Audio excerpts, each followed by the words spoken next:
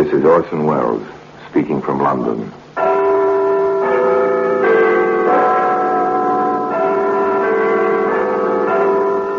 From the Black Museum, a repository of death. Yes, here in a grim stone structure on the Thames, which houses Scotland Yard, is a warehouse of homicide. Here, everyday objects, a silk scarf, a length of twine, a child's toy, all are touched by murder.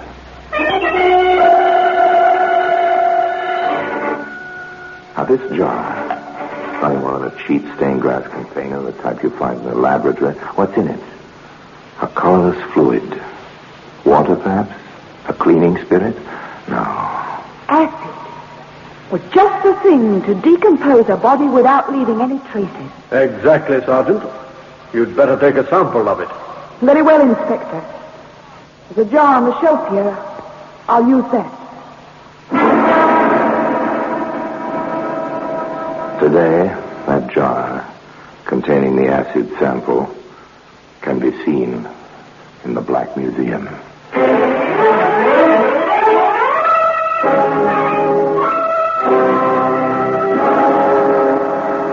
From the annals of the Criminal Investigation Department of the London Police, we bring you the dramatic stories of the crimes recorded by the objects in Scotland Yard's Gallery of Death, the Black Museum.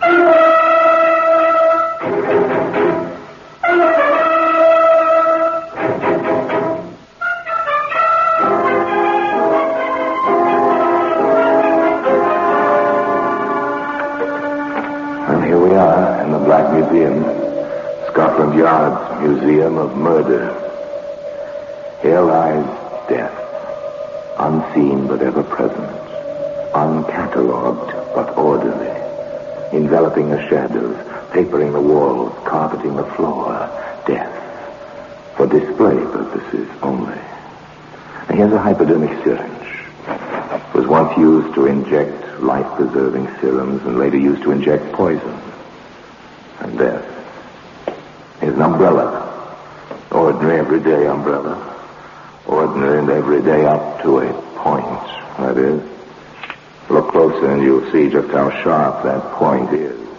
Just how lethal a sword stick can be as a weapon of murder. Here we are. Here's the acid jar, sealed and somber looking in its place on the shelf.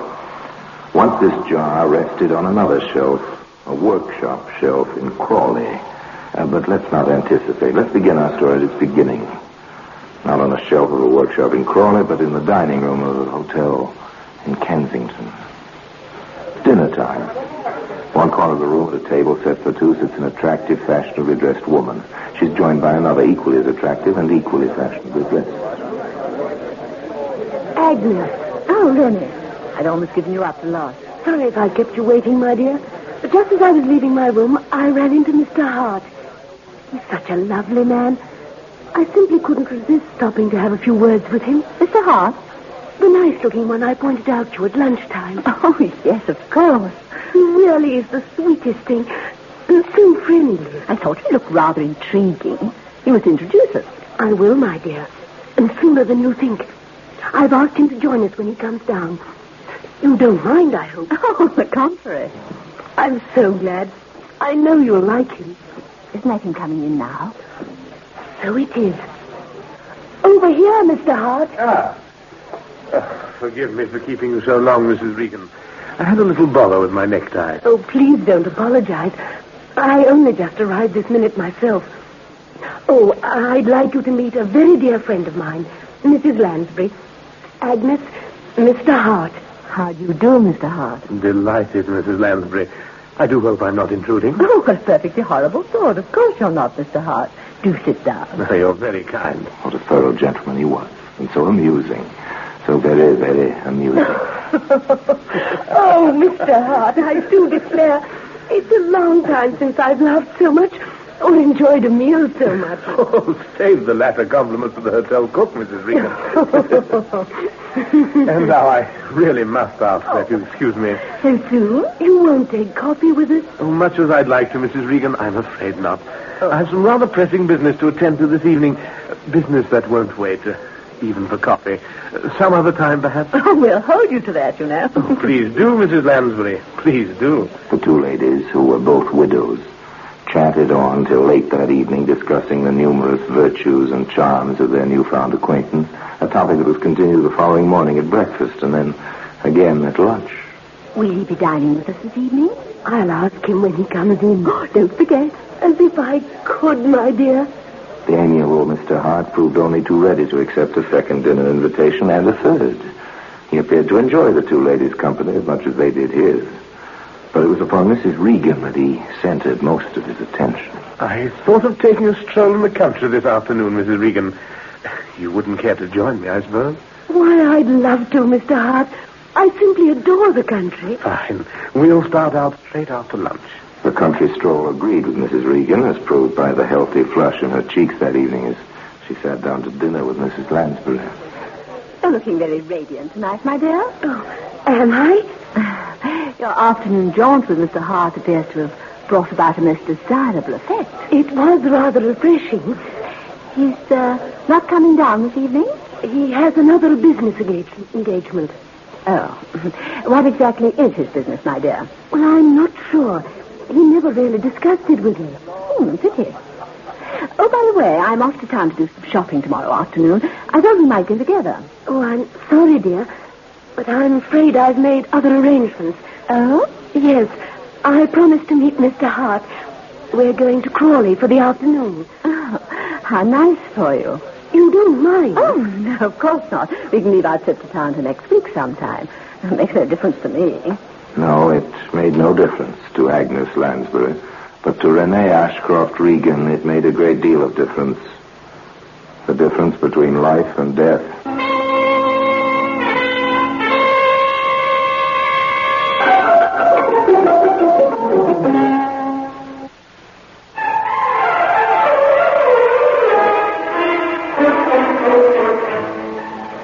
Mrs. Regan did not appear for dinner the next evening, or did Mr. Hart.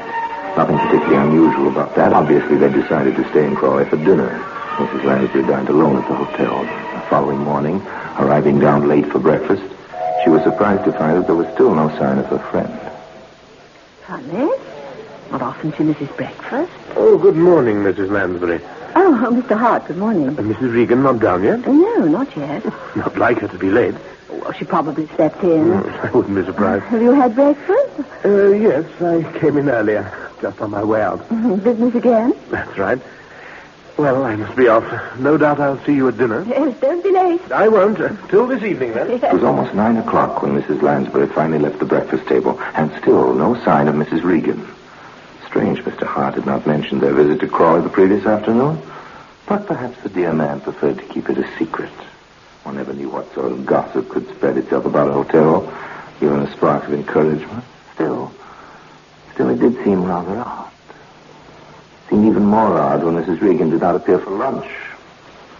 A feeling of uneasiness crept over Mrs. Lansbury. Perhaps her friend was ill. She would make some inquiries. Oh, boy. Yes, madam? Have you seen Mrs. Regan about it all this morning? Mrs. Regan? No, madam. Not that I can remember. Well, perhaps you'd better take me to her room. Very good, madam. This way. The bellhop looked pretty in his blue uniform with a red braid and brass buttons. Such a fresh young face. So unspoiled looking and clean. With a quick, toothy smile. Not as engaging a smile as Mr. Hart's, perhaps, but nevertheless quite attractive in its way. Here we are, madam. Oh, thank you. Oh, here. Thank you, madam. Anything else you might be wanting? Well, I'm not sure yet. Just a moment. Must have stepped out for a bit. Oh, try the door. Locked. Renee? Renee? Are you in there? Nothing wrong, is there, madam? I don't know. I think Mrs. Regan may be ill. You better go and call the manager. Tell him to bring a pass key. Very good, madam. Won't be a dip. The hotel manager arrived in due course, asked a few rather pointless questions, fiddled with his large key ring, and finally opened the door to Mrs. Regan's room. It was empty. It looks as though your flowers were groundless, Mrs. Lansbury. She must have gone into town for the day. But that still doesn't explain why she didn't come down to breakfast this morning. Oh, perhaps she didn't feel like it. Still, I'll have a word with the room maid. She may have noticed something when she came in to tidy up. The room maid was duly summoned and questioned. No, Mrs. Regan had not been in her room when she came in to clean up. Yes, she'd noticed something unusual, something most unusual, as a matter of fact. Mrs. Regan's bed had not been slept in on the previous night. That settles it. Something's happened to her. I can feel it. She's met with some kind of accident and... Pray calm yourself, Mrs. Lansbury. I'm sure there's... Well, how can I calm myself when my closest friend has disappeared into thin But, air? my darling... The police must be informed at once. Oh, come now, Mrs. Lansbury. Let's not be too hasty. Please don't argue with me, Mr. Stewart. I want them contacted immediately. Very well, if you insist. But I would ask you to refrain from mentioning the matter to any of the other guests, at least until we have something definite. At the hotel manager's request, Mrs. Lansbury agreed to keep silent. But being a woman, she could not keep entirely silent. She had to confide in someone. Naturally enough, the someone she confided in was the benign Mr. James Gerald Hart. His concern was touching. Dear me, this is most upsetting, Mrs. Lansbury. When was the last time you saw Mrs. Regan? Just after lunch yesterday. She was on her way out. Did she by any chance say where she was going? Well, Mr. Hart, as a matter of fact, yes, she did. Oh? Yes, she said she was going to meet you in town, that you were going down to Crawley together. Did she meet you, Mr. Hart? Well, no, she didn't. That's just what I was about to tell you. I'd arranged to meet her outside the Army and Navy stores in Victoria Street at 2 o'clock. I was there on time, and I waited over an hour, but she didn't show up. Oh. Have the police been contacted? Well, yes, the hotel manager, Mr. Stewart, gave them a ring shortly after lunch. They haven't been here? Well, not that I know of. You know, I rather think it might be an idea if we went round to the station and had a word with them ourselves. We may be able to give them some lead or other. What do you think? Oh, I think it's an excellent idea, Mr. Hart. As a matter of fact, I was hoping you'd suggest it. Good. We can go straight away. I'll get my hat and coat and join you in the lobby in 10 minutes. And so it was that the disappearance of Mrs. Renee Ashcroft Regan was confirmed. Mr. Hart repeated his story of the proposed Crawley visit to the police, and that story was accepted. At that time, there was no reason at all why it should not have been. Well, today evidence to the contrary can be seen in the Black Museum.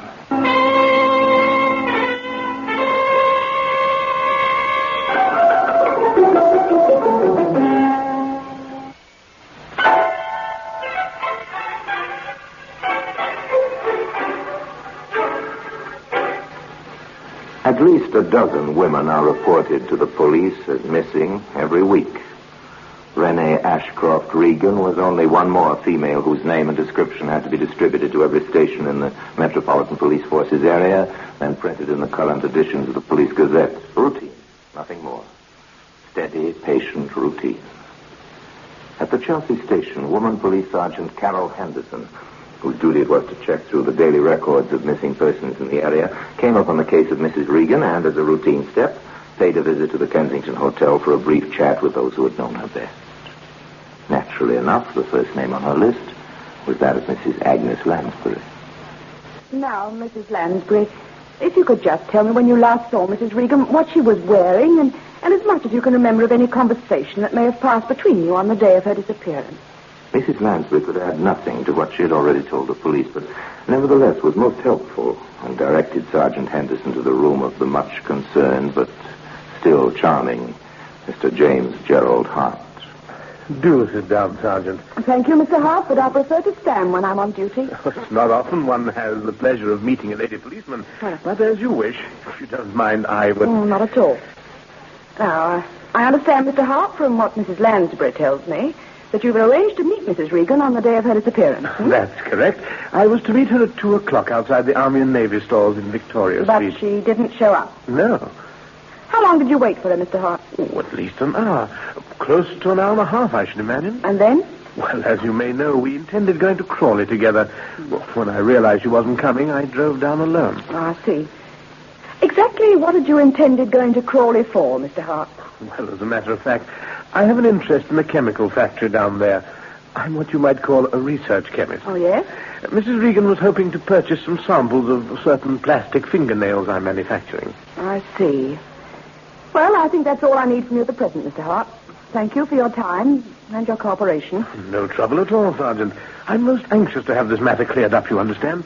Mrs. Regan and I were close friends, and I hate to think that anything may have happened to her. Quite. If I can help you in any way, I'll only be too pleased. That's very kind of you, Mr. Hart, but I think we'll be able to manage. If we need any further information from you can rest assured we'll get in touch with you. Sergeant Henderson returned to the Chelsea police station. She had listened to what had seemed a straightforward story, but there was a doubt nagging at her. Hart's manner had been very obliging and polite, but there had been something about him she didn't like, something that didn't ring true. That something took her to the office of Divisional Inspector Russell White, to whom she expressed her doubts.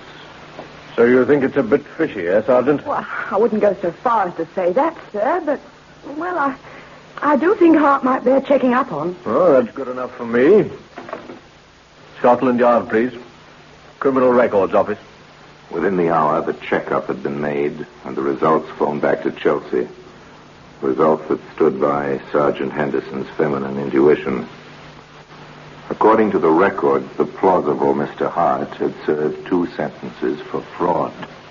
Well, there you have it, Sergeant. It appears he's been up twice in the past 10 years. I can't say it surprises me. Perhaps not, but I wouldn't let it influence you too much. Just because a man has a record, it doesn't say he knows anything about Mrs. Regan's disappearance. That's true. I think at this stage, the best thing we can do is to forget about Hart for a while and concentrate on Mrs. Regan herself. Give the newspapers a full description of her and the clothes she was last seen wearing. The usual thing. All right, I'll get onto it straight away. Thus did the story of Mrs. Renee Ashcroft Regan's disappearance receive its first coverage in the London newspapers. A close-up photograph, and underneath it, a full description of the missing woman as she was last seen by Mrs. Lansbury prior to her leaving the hotel for her proposed meeting with James Hart. Ah, that should bring results, Sergeant. Let's hope so, Inspector. The jewelry's the thing. Mrs. Lansbury is quite sure she was wearing it when she left the hotel. She was most emphatic about it. Good. Every jeweler and hock store proprietor in London's been alerted. If a legitimate sale is attempted, we'll hear of it. 2 days passed. No information was received by the police. Then, on the 3rd day, word came through that a Persian lamb coat very similar to the one worn by Mrs. Regan at the time of the disappearance had been found in a cleaner's shop near Crawley. It was later identified by Agnes Lansbury and then brought to the Chelsea police station for analysis. Laboratory tests, however, failed to uncover any further leads.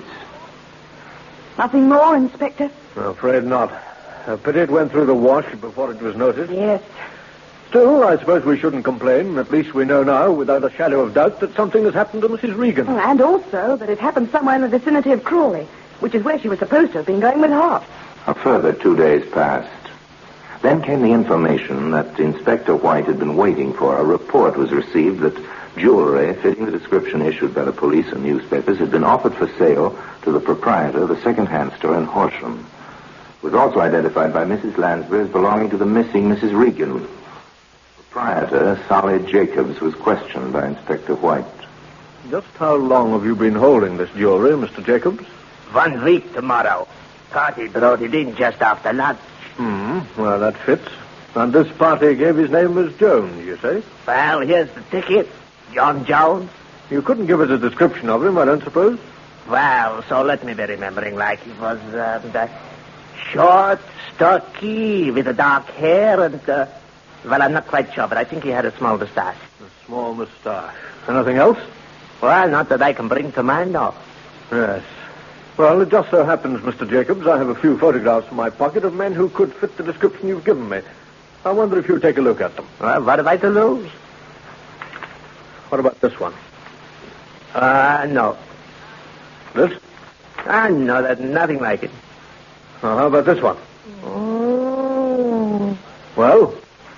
Aye, that's it. You're sure of that? As sure as I'm standing here. I never forget a fight. Thank you, Mr. Jacobs. You've been very helpful. Returning to the Chelsea police station, Inspector White summoned Sergeant Henderson to his office. Bringing her up to date on his visit to Horsham, he produced the photograph that had been recognized by Jacobs. James Gerald Hart. As he was when arrested in 1939 for fraud. Hasn't changed much. Fortunately for us. Going to pull him in? All in good time. If he's done away with Mrs. Regan, as facts seem to indicate, he must have deposited her body somewhere. His chemical factory. Well, that's as good a place to start looking as any. Tell Peters and Cunningham to stand by. We'll pick up Hart on the way down. 20 minutes later, Inspector White, accompanied by Sergeant Henderson, arrived at the Kensington Hotel and asked for Mr. Hart. That smiling gentleman, as smooth and suave as ever, came downstairs immediately, greeting the sergeant with an airy wave of his hand. Good afternoon, Sergeant. I was hoping you'd call again. Oh? Yes. I've been rather anxious to hear what progress has been made in the search for Mrs. Regan. Perhaps you better ask Inspector White here that question. He's taken over the handling of the case. Oh? How do you do, Inspector? Mr. Hart. Before I answer your questions, Mr. Hart, I've a few I'd like you to answer for me. By all means, fire away. Sergeant Henderson tells me that you have an interest in a certain chemical factory at Crawley. That's correct. And that you arranged to take Mrs. Regan there on the afternoon of her disappearance. Yes. We'd rather like to look over this factory if it can be managed. Just routine, you understand? Of course. Any time, Inspector. Will tomorrow morning suit you? Hardly, Mr. Hart. It'll have to be this afternoon. Well, I'm not sure that would be convenient, Inspector. You see, I have a business appointment in Chelsea at 3, and then... I'm afraid your business appointment will have to wait, Mr. Hart. But, Inspector... Let's be on our way, shall we? I've a car waiting outside. For a fleeting second, the ever-present smile almost faded from the lips of James Hart. Then it broadened, and his perfect white teeth flashed in the sunlight streaming through a lobby window. Lead on, Inspector. Little was said during the trip down to Crawley. In the back seat of the police car on either side of Hart, Inspector White and Sergeant Henderson interested themselves in the swiftly passing countryside, and in the front, Constable Rex Peters sat grimly at the wheel, and beside him, equally as grim-faced, sat Sergeant Dennis Cunningham. The silence appeared to amuse Mr. Hart, who chuckled audibly to himself more than once before remarking casually, Lovely spot, Crawley, don't you agree, Inspector? Huh? Oh, yes, indeed. I've often thought how very pleasant it would be to live down here. Oh, next turning to the right, Constable. A few minutes later, the police car came to a standstill outside the Hart Chemical Factory, which proved to be little more than a glorified workshop fitted up as a laboratory. Hart remained in the car under the watchful eyes of Peters and Cunningham while the inspector and Sergeant Henderson entered the wooden building. Well, plenty of experimental equipment lying about. Nothing much else as far as I can see. No. Certainly no corpus delicti. Hold on. What's in those drums over there? Looks like some kind of oil. Yes. Oil be hanged. It's acid. Drums of acid in a laboratory. Nothing very odd about that, unless that acid happens to contain the undissolved remains of a human body. Acid. It's just the thing to decompose a corpse without leaving any trace. Exactly, Sergeant. But in this case, I think it may have left traces. Look, floating on the surface.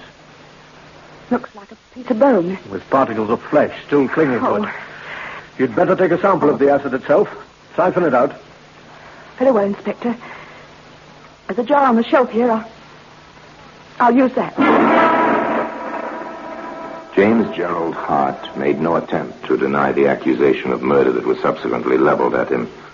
On the contrary, knowing the game was up, he admitted his guilt freely, stating that he had first shot Mrs. Regan and deprived her of her clothing and jewelry, then deposited her body in the drum of acid, a sample of which today occupies this position of honor in the Black Museum.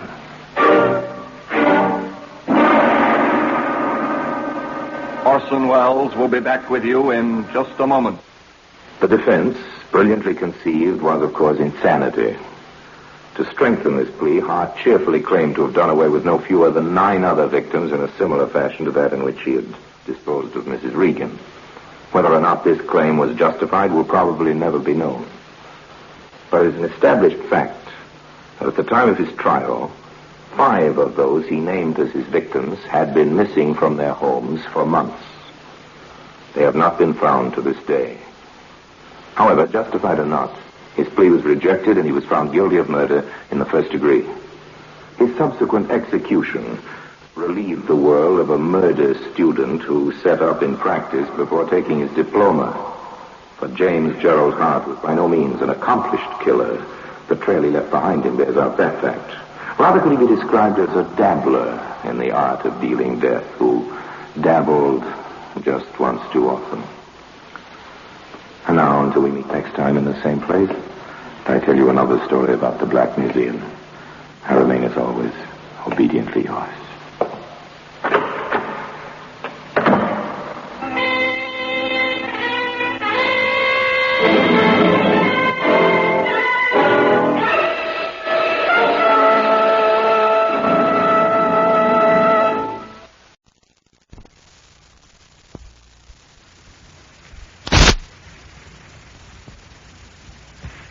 This is Orson Welles, speaking from London.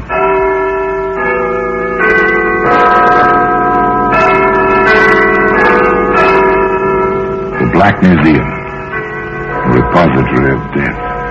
Here in the grim stone structure on the Thames, which houses Scotland Yard, is a warehouse of homicide, where everyday objects, a piece of wire, a chemist's flask, a silver shilling, all are touched by murder.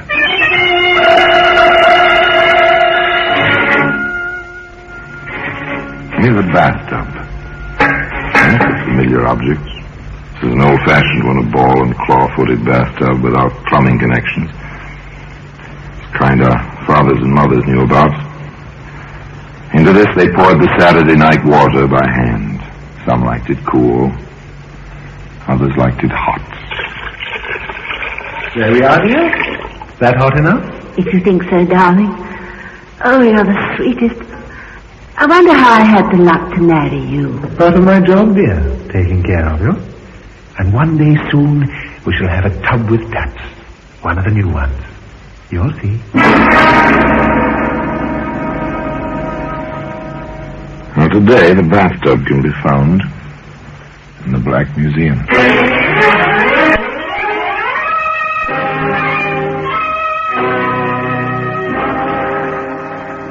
From the annals of the Criminal Investigation Department of the London Police, we bring you the dramatic stories of the crimes recorded by the objects in Scotland Yard's Gallery of Death, the Black Museum.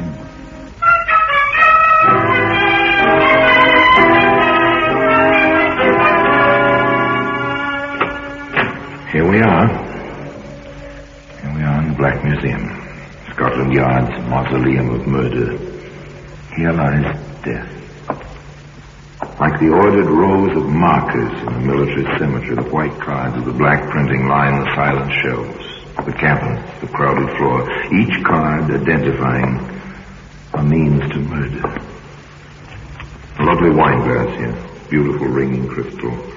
Yet in that sound was terror. In this glass was poison and horrible writhing death. Now, here we are. Here's the bathtub. So innocent, even comical.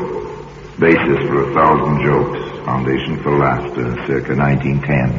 No plumbing attached, of course. One poured the water in from buckets and pitchers. Truly an effort, the use of such a tub as this.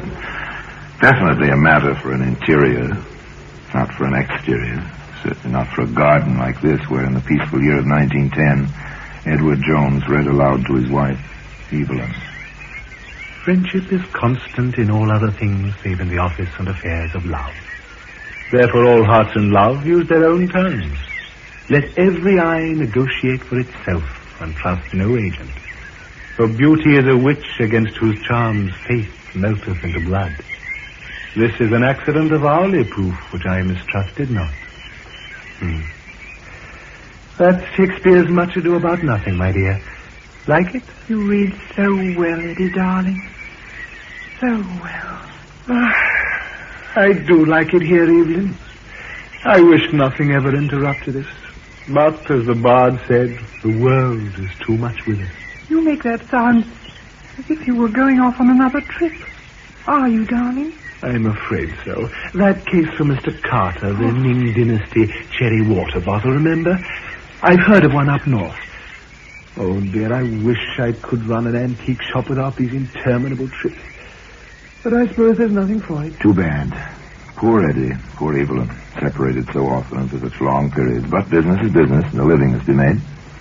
Eddie bids his wife a fond farewell and proceeds on his way. to a middle-sized city.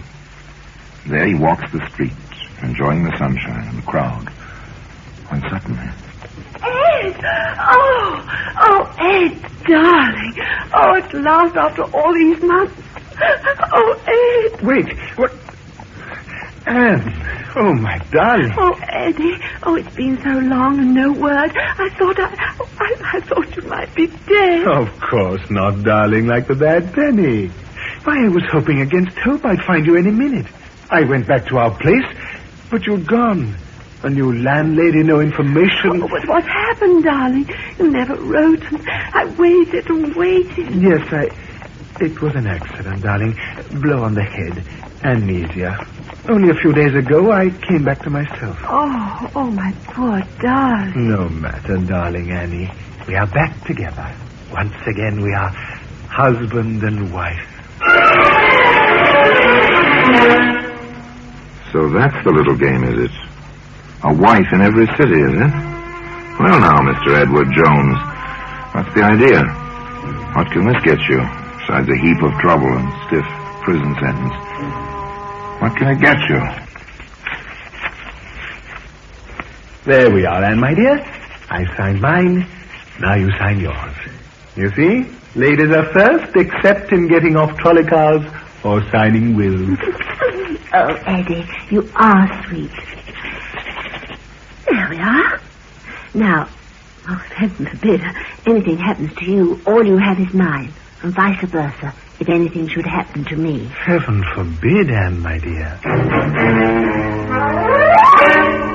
Well, apparently it can get you plenty.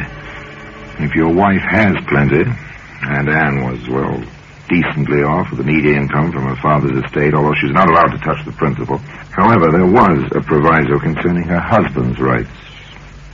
If and when. I'm horribly upset about it, Doctor. Here she is, apparently in perfect health. She has an awful fit, and all she remembers about it is a slight headache. She's my wife, Doctor. These things happen, Mr. Jameson, I can assure you. Oh. So Eddie Jones is Eddie Jemison hereabouts. It's interesting. Nothing. I found absolutely nothing physiologically wrong with Mrs. Jameson. She's in perfect physical health. Now then. But how can I be, Doctor, when I have these terrible fits? There are such things even we doctors don't know yet, my dear. Such as the reaction of the human mind to great stress. And you've been through such stress with Mr. Jameson missing so long. But what can we do about it, Dr. Margetson? Oh, just rest, relaxation, quiet, peace. Most important, relaxation. Now I'll prescribe a mild sedative each night before sleeping. So simple, so easy, so diabolical, and so considerate. No, Anne, darling, you mustn't even fetch your own bathwater. There we are, almost full, and nice and warm. Just right to relax in, just as the doctor ordered. Oh, Eddie, I don't know why you do all this for me. I don't do half as much for you. You do, darling, just by being. You know that, don't you? No, I say it 100 times a day. Eddie, you're sweet. All right, my dear. Now step in. I'll help you. Take care. The water may be hot, and the tub may be slippery. There we are, dear. Is that hot enough? If you think so, darling. Oh, you're the sweetest.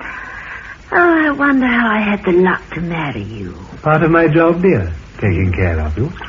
And one day soon we shall have a tub with taps. One of the new ones. You'll see. Ready to sit down, darling? Mm-hmm.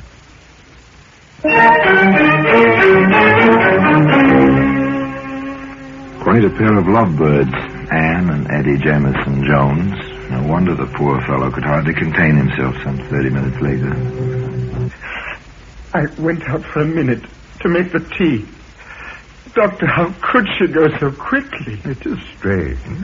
Well, certainly an accident. I barely turned my back, just put some water on in the tea kettle. And when I returned, there she was, floating face down in the water. Doctor, can't you help her? Calm yourself, my boy. Your wife is past help now.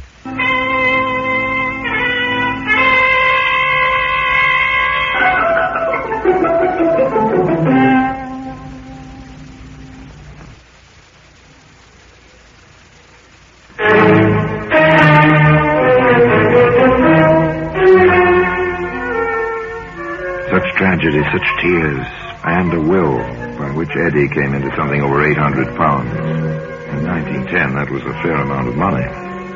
Enough for a man to live on with his wife for quite some time, while he read Shakespeare aloud in a quiet garden.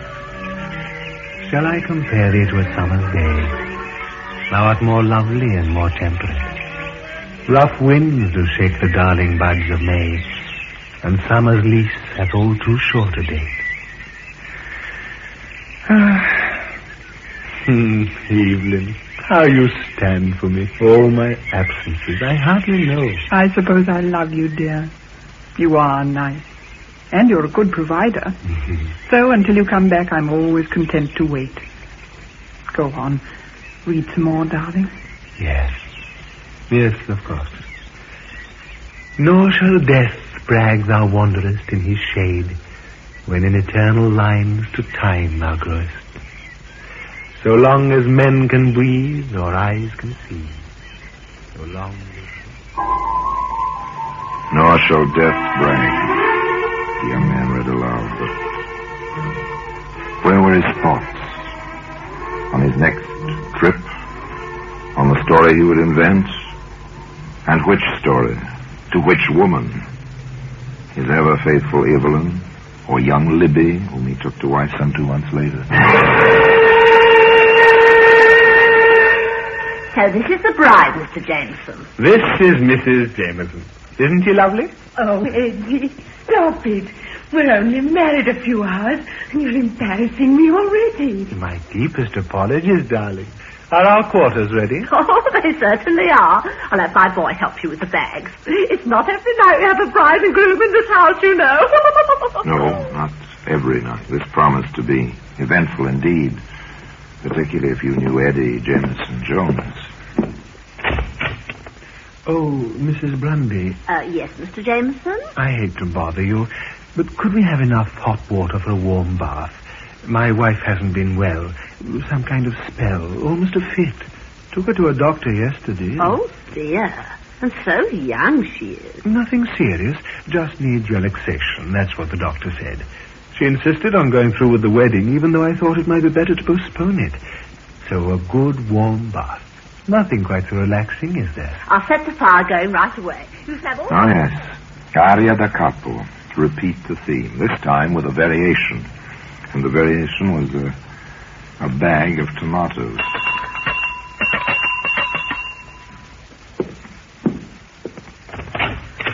Oh, Mr. Jameson, I didn't hear you go out.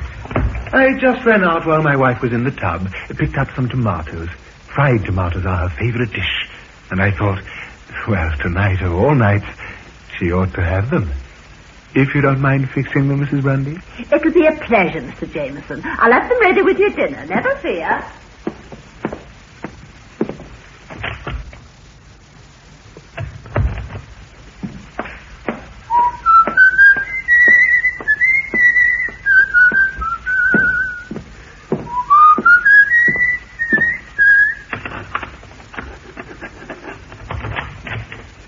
It's me, Libby, darling. I'm back.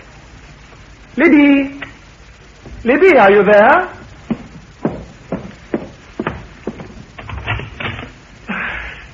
Good heavens. Mrs. Bundy, help!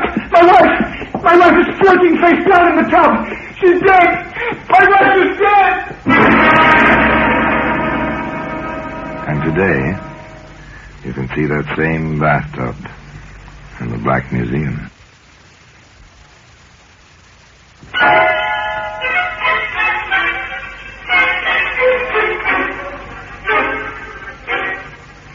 Yes, the girl was dead, floating in the bathtub, face down, just as Anne before her. And Eddie, he was stricken, heartbroken, as a bridegroom ought to be. My poor Libby, to die alone like that on her wedding night. So good, so sweet, so eager for life, and so in love with me. Even insured her life for me just before we married, as if she had a premonition almost. £750 insurance is a comfortable sum. Man and his wife can live in their garden quite decently with a sum like that for quite a few months in 1910. But it seems one can grow a trifle bored, even with a garden and Shakespeare. How do you feel now, dear? A slight headache, that's all. It'll go away. Evelyn, you've got to go back to the doctor or find a new doctor. A slight headache, that's how your fit started yesterday. No, he's not trying the same thing again. But he seems to be. Of course, he's had two quite successfully accidental deaths in his life so far. Perhaps a third? But that's not possible. Or is it? Almost ready, Evelyn? In a minute, dear. Better come while the water's hot. You know what the doctor said about relaxing? Hurry now, darling. It's steaming, but not too hot. All ready, dear? All right, dear. There's not that much hurry. Oh, dear. Who's that now? Wait for me, darling. I'll help you get in. The tub may be slippery. One day we'll have a modern tub with taps and hot and cold running water. You'll see. Now, don't try to get in without me. All right, dear. I'll wait for you.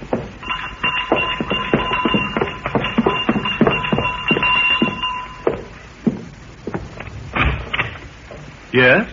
Are you Edward Jones? I am. We're police officers from Scotland Yard. We have a warrant for your arrest. The charge is murder.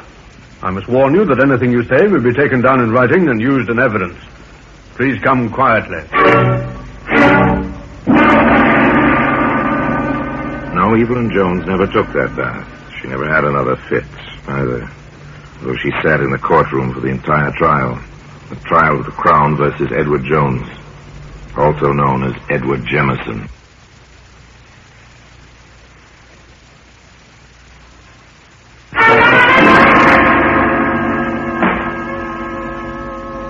May it please your lordship, gentlemen of the jury, this is a peculiar case. No one saw this man commit the crime of which he stands accused. Yet every circumstance, every bit of evidence points to the fact that this man stands justly accused and deserves proper punishment. Now, in the course of this trial, you will hear many things about love, about coincidence, about accidental... Oh, yes, they heard many things, that jury, sitting so stiff and serious-minded in its box. Not the least was the opening of the famous defense counsel who held a brief for Edward Jones, also known as Jemison. Nor will we deny that this man may have married bigamously, but he did love these poor women, and it was a far, far better thing he did in marrying them than to lead them astray and then leave them alone with remorse, as so many men have done before him. We deny that my client killed these poor women. We claim only that he was the victim of a set of circumstances and the interference of a busybody. Yes, a male busybody. A male busybody? Well, perhaps. But how could a policeman, in the proper course of his duty, fail to check on so obvious a coincidence? Yes, sir. We had a letter at Scotland Yard from a Mr. John Curtis. What were the contents of that letter, Sergeant? Mr. Curtis had noticed a brief announcement in the newspapers regarding the death of a young woman, a bride, by drowning in the bathtub. He wished to call our attention to a similar accident some time before. In both cases, the name was Jemison. You saw this letter yourself? I did. Is this the same letter? It is, sir. I offer this letter in evidence, your lordship, as Crown Exhibit A. It went on like that, slowly, carefully, plugging all the holes as they went along. The details of a routine police investigation which suddenly had become a little more than routine. Sergeant Mason, when you visited the scene of the first drowning, what did you learn? That the man known as Jemison had mentioned two wills. One by himself in favor of his wife, one by his wife in favor of himself. We checked the files of the probate court. The latter had been probated. We called on the lawyer involved. He had a copy of the other will. The man known as Jemison had no property to bequeath. The deceased had quite a bit. And when you visited the scene of the second drowning, Sergeant? We learned that the man known as Jemison had mentioned an insurance policy in his own favor. We inquired of all the insurance companies and found the records. He had received some £750 following the death of the young... The first point established. Motive. Money. Over $800 from Anne. $750 from Libby. Almost £2,000 in all. That's a substantial motive. The questioning of Sergeant Mason went on. Now, in the matter of tracing this man Jameson, what did you do? Just routine, sir. We checked the mailing address at the insurance company and found it to be the same as the house where the second woman had died. There, we discovered a forwarding address, a postal box. We covered that box. I watched it myself, sir. And when this man known as Jameson came to open it, I followed him. He went first to an antique shop, then to his home. Having located him, I made some quiet inquiries and learned that he was known as Edward Jones. Now, that evening, having communicated with Inspector Wilson at the yard and having received a proper warrant, we placed him under arrest. Very good, Sergeant. Now then, when you called upon Edward Jones, what did you find? The woman who claimed to be his proper wife was waiting upstairs, sir, for him to help her into a hot bath. One further question, Sergeant. Is the man you arrested in this courtroom now? Yes, sir. He is the prisoner in the dock, sir. Thank you, Sergeant. Thank you very much. Oh, they've been very thorough, all right. They had almost everything. They called Dr. Margetson, for instance. Dr. Margetson, when you first saw Anne Jameson, what was her complaint? That she'd been having fits and not remembering them. Did she tell you this herself? No, her husband did. He was quite insistent on it. Did you find any symptoms of illness, sir? I examined the woman very thoroughly. I found nothing. But that situation is not uncommon in certain types of epilepsy. Now then, Doctor, when you were called to the house on the evening of June the 3rd last, what did you find? The woman I had examined was floating face down in the warm bath and quite dead. The husband was extremely hysterical. I treated him for shock. Did you sign this death certificate? Yes, that's my signature. What is certified as the cause of death? Accidental drowning. We offer this certificate in evidence as Crown... They had the landlady who knew Libby Jemison, too. She testified, simply. Oh, yes, sir. He moaned about the insurance policy. Cried all night, he did. Bit by bit, piece by piece, motive, opportunity, proof of death by drowning, medical evidence. But one great piece of the puzzle remained, as the distinguished counsel for the defense asked. Where, my lad, is the proof that these two regrettable deaths were anything more than coincidental accidents? Where, my lad, is the witness who saw my client hold these poor women under the water, or administer sedatives which caused them to faint in the water, or in any way contribute directly to their miserable death? There was no witness. But there was a Scotland Yard inspector with a demonstrable theory.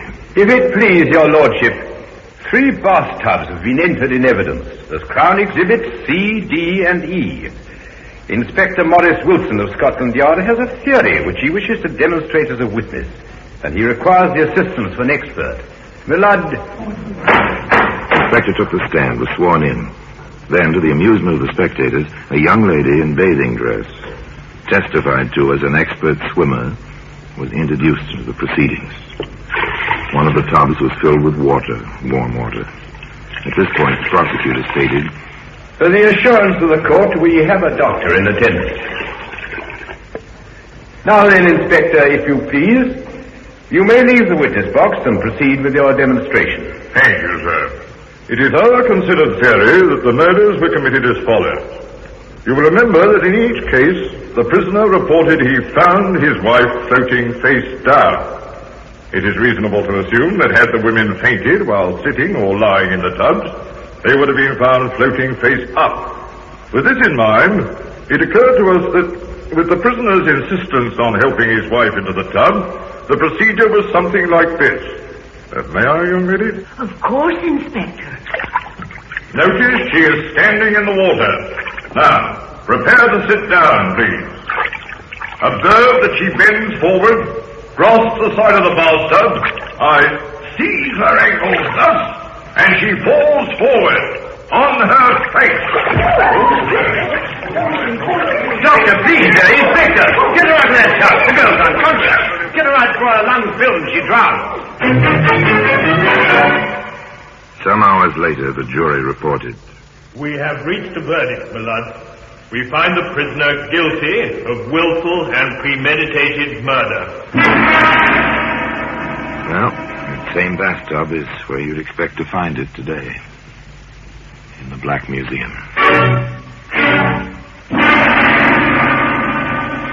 Orson Welles will be back with you in just a moment. Eddie Eddie Jones, in spite of his common name, was an uncommon man. Some said he was quite mad.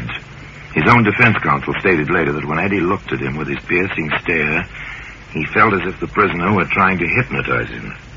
This, of course, we'll never know. We can only wonder if those poor women were truly hypnotized by Eddie's eyes or merely by his charm and personality. In any case, one woman did not succumb to that charm for long. She was Eddie's real wife, the predecessor of Evelyn. This woman was swindled by Eddie, but found him out and sent him to prison for 2 years. Eddie swore to kill her. She fled to Canada when Eddie left prison that time. But she came back to England and was in the courts the day Eddie Jones was sentenced to hang. And now, until we meet next time, till we meet in the same place and I tell you another story about the Black Museum, I remain, as always, obediently yours.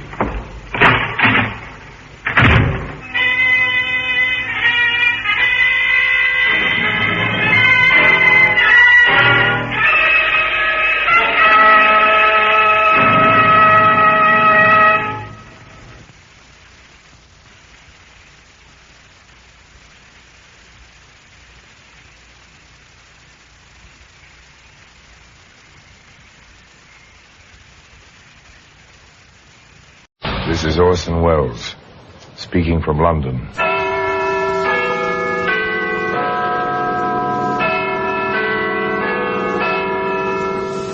The Black Museum.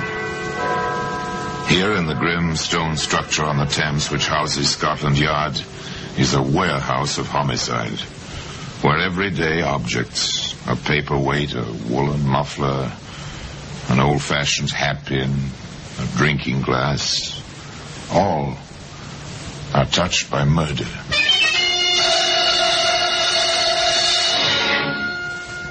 Here's a bit of frosted glass. It's a familiar object. You've seen such glass before in the upper panels of the doors of older houses, and perhaps the one in which you live. Lets in more light, the owner used to say. One man climbing to his old-fashioned apartment said to his son, "Hello, what's this? Glass on the landing?" "From the door, Dad. It looks like the frosted panel fell out." "Yes, and pretty jaggedly. Be careful, son. Those shards are sharp." Well, today the glass shards can be seen in the Black Museum.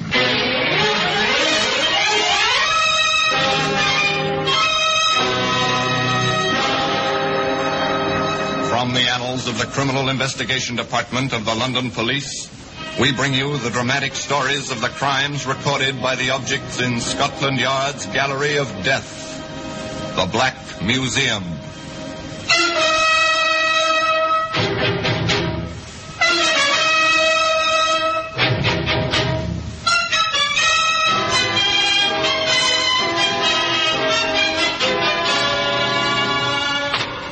Now here we are, in the Black Museum. Scotland Yard's Museum of Murder. Yes, here lies death. Here's a pacifier. It's a nippled end, ivory ring. This in the Black Museum? Yes. Because it seems there was a will. And where there's a will, there's a way. Even to infanticide. Here's a pair of andirons. Brass, graceful in pattern, clean in execution. Observe the shining brass of this one, the ugly blotch on the other. A woman is pushed violently. Her head strikes with malice aforethought. This was murder. Nice, here we are, the glass shards. They're sharp, pointed. Dangerous to life and limb, even in themselves. Here they are, glistening, gleaming in their whitely frosted danger. Once they were part of a whole. The glass panel, as I told you, of an apartment door. But we'll come to that. Let's begin this tale with the ringing of a doorbell.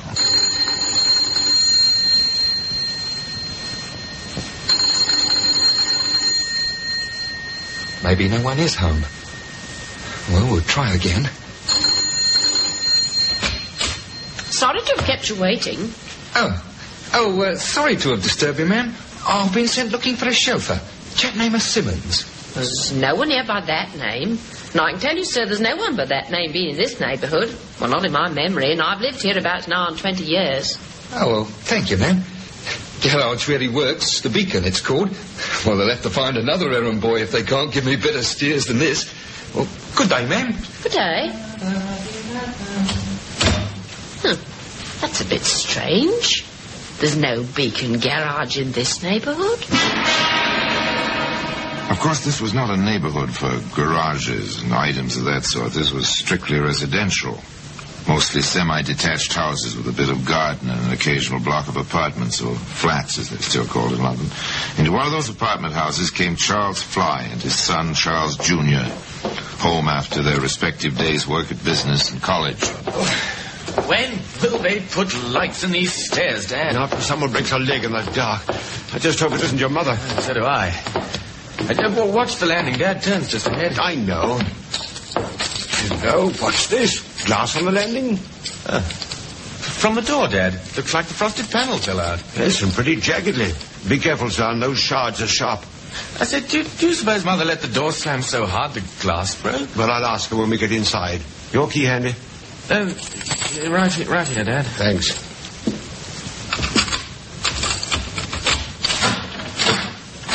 Funny, I've never known your mother to use the chain on the door in her life. Oh, with the glass broken like that? What good's the chain? I can reach in and clip off the chain from here through the broken glass. Dad, there's someone in there. Oh, your mother, probably.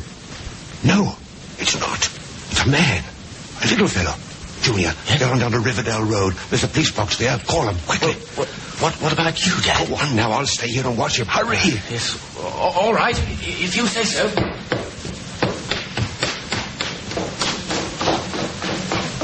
Chain's off now. Why not? He's only a little fellow. Here now, what are you putting in my suitcase? You shouldn't have come in, Governor. It won't do you a bit of good. I'm leaving with your suitcase and what I've packed in it. Drop it bag. I can handle you.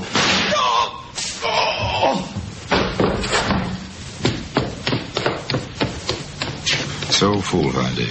Mr. Fly should have stayed outside. He might have stayed alive. As it was, when the police did arrive with Charles Fly Jr., Senior was very dead.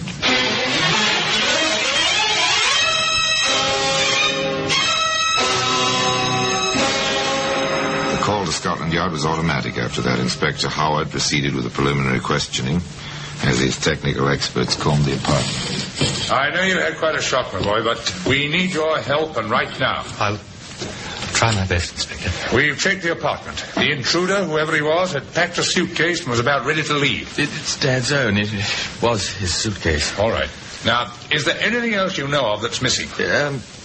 Mother said something before she collapsed about her bracelet. I looked. It's missing. Can you describe it in detail? On items like that, we publish it in the Yard's Daily Gazette. It's circularized to every station, jeweller, and pawn shop in England. Well, it was gold, about an inch wide, engraved with a kind of floral design, and there were 25 diamonds, small ones, in the pattern. Dad gave it to Mother on their 25th anniversary. I see. Very good. Now, you've been an excellent help, and you're certain he was a short man. Well, I saw him through the broken pane. He was just about 5 feet tall. Quite a little fellow. I guess that's why Dad went in after him. Dad didn't know he had a gun. Housebreakers try to stay away from guns in England. The penalties are too severe. Yes, Sergeant? No M.O., sir. Just the broken pane of glass. Thank you. Anything beyond that first shell? Not a thing. One shot was fired, that's all. No M.O., sir? Means of operation. Anything that's recognizable. Most of these people have a kind of trademark. Completely subconscious, but it helps us to find them. Too bad there's nothing, then. We'll do our best. All right, Sergeant. I want the neighborhood canvassed. Did anyone notice a small man sounding the drum? Did anyone see a small man leaving the premises? And check every carnival, fair, and circus for a small fellow who's a sharpshooter. 1 cartridge, 1 shot, and bullseye. Got that, Sergeant? Aye, sir. We can make a start anyway, and here's hoping... Police routine. Sounding the drum. It's a new term. What does it mean? Listen to the sergeant as he canvasses the neighborhood. Tell me, ma'am, in the past day or so, has anyone rung your bell and asked for someone who doesn't live here and left in a hurry? Do you follow the term now? It's what Americans would call casing the joint. Find out if anyone's home by ringing the bell. If there is, make an excuse and get away fast. If there isn't, find a way to break in and steal whatever may be lying about within easy reach. It's simple, effective, very professional. But the police are professionals, too.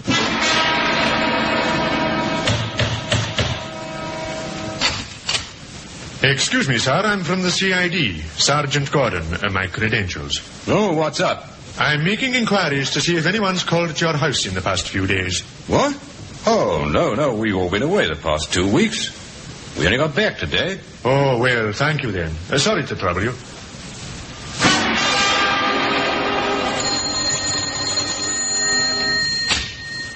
Yes? Forgive me for troubling you, ma'am.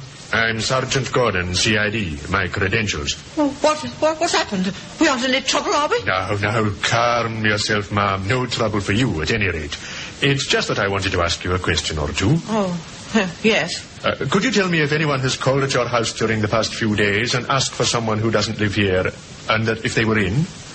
What a silly question. No, ma'am, it's a very serious question. So, will you put your mind to it? Well, no. I'm absolutely sure. Nobody.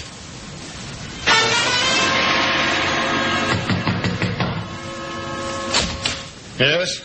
Sergeant Gordon, CID. My credentials. Yes? Has anyone rung your bell in the past few days and asked for someone who doesn't live here? No. Thank you.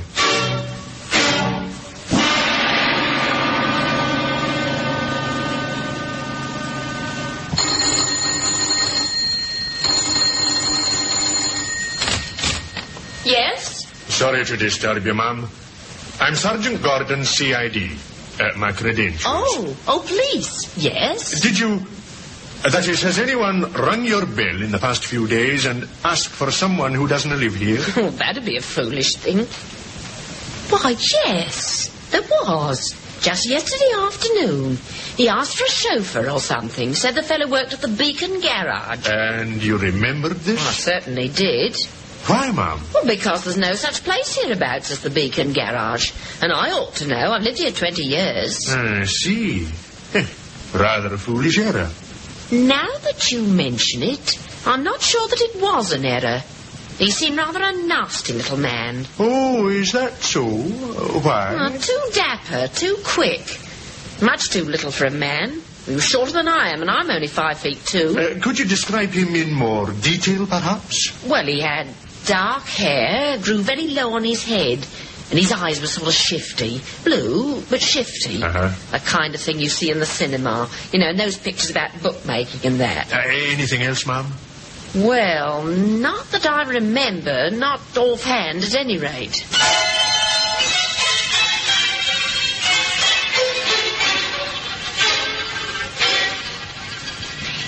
Now, 2 people still living have seen this little man, the dead man's son, and the woman at whose door he sounded the drum.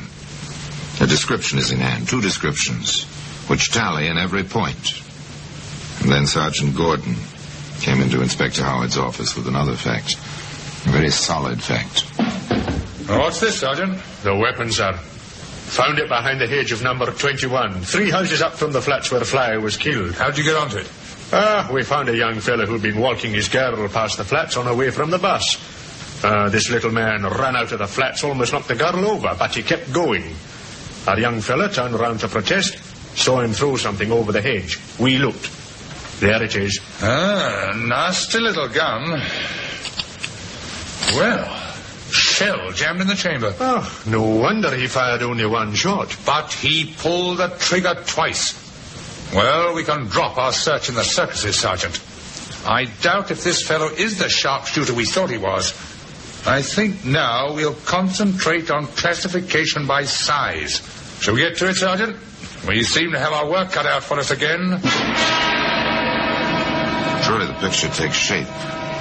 Dim at first, as if seen through frosted glass. Like the glass shards to be seen today in the Black Museum.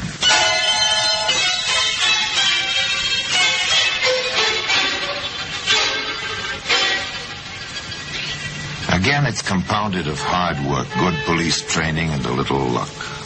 They start with nothing, this time with a wrong theory that their man is a sharpshooter.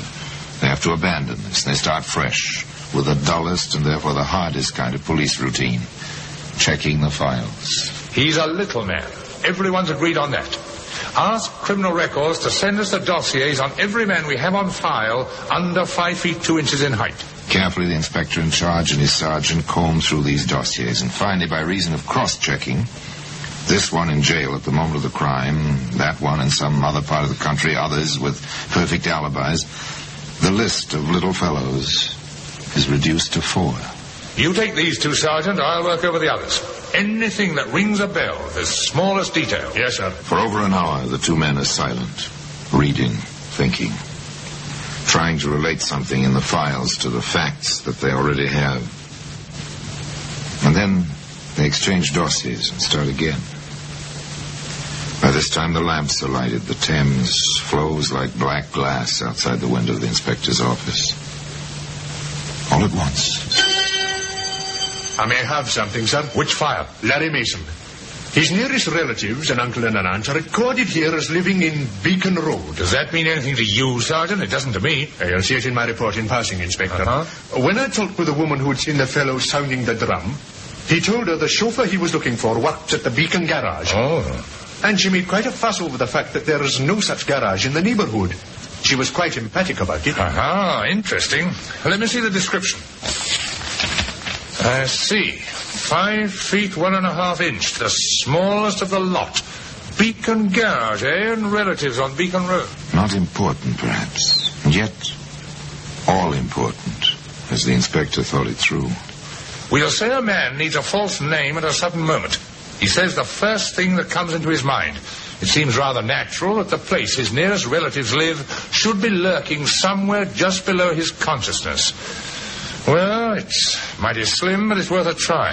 And having decided it was worth a try, Inspector Howard and Sergeant Gordon set out to trace their prime, if tiny, suspect. Mason? Yes, he lived here. Oh, lived? You mean he's left? He didn't leave. What then, Mum? Did he die? He could have, for all I care. I threw him out. Didn't pay his rent for 3 weeks. I can't afford deadheads, I can't. Have you any idea where he's gone? No. What's more, I don't care. Next point of inquiry was the Beacon Road address and Larry Mason's uncle. About your nephew, Mr. Mason. What about him? Have you any idea of his whereabouts? Who wants to know? My name is Howard, Inspector, Scotland Yard. In trouble, is he again? We're not certain yet. He may be. We'd like to talk to him. Well, if you find him, I'd like to talk to him too. Long enough to tell him not to come round for me for help. Sergeant Gordon visited the pubs and hangouts where Larry Mason had been known to spend his time. In one of them, he found a friend of Mason's. Larry? I ain't seen him in a long time. Not since he was sent away for breaking and entering. He hasn't been round at all. And I can't say I'm sorry. No? Why not, friend? He worked for me when I had my licence and was making a book legitimate. He was my clerk, see? Then one day he walks off, just like that, with 10 quid. I don't expect to see him again. He knows that little job cost me my licence, and he knows what'll happen to him if he shows his face in here again.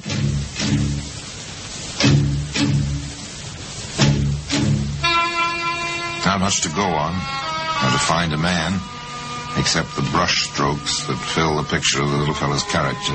Unreliable, a thief, untrustworthy even where his friends are concerned. Now, think back a minute. Remember the Daily Gazette, the Yard publishes with descriptions of stolen goods, missing persons, and so on. Teletype from the Lancashire Police Inspector, huh? They've got the bracelet in the fly case. A pawnbroker turned it up. Good. It was offered to him by a tall, heavy-set fellow with a peculiar circular scar on his right cheek. That sounds like Dick Lowry. Let's have Mr. Lowry in here, shall we? Mr. Lowry was quite glad to oblige. He wasn't in hiding or anything like that, not Dick Lowry. Where'd you get it, Lowry? The inspector wants to know. Where'd I get what? The bracelet you pawned in Bolton. I found it. You found it, did you? That's what I said. Anything wrong in that? If you found it, no. We think you bought it. Well, now, what would I buy a bracelet with sparklers in it for? My girls don't go for that sort of thing. You sold it, didn't you? Oh, of course. Why not? Fella can do with a spot of cash. Larry. Yes, Inspector? You may want to know that bracelet is involved in a killing. A killing, is it? Why, the dirty little... Oh? Go on, Larry. Start talking, Lowry. Accessory after the fact in a murder can be very nasty, you know. All right. I bought it. I paid a good price, too. From whom? Lowry, from whom? Larry Mason. Well, at last. Where'd you see him, Larry? Oh, the usual place. Dog track. With him, it's horses or dogs when the nags aren't running. Finally, the patience was bringing results, as it almost always does.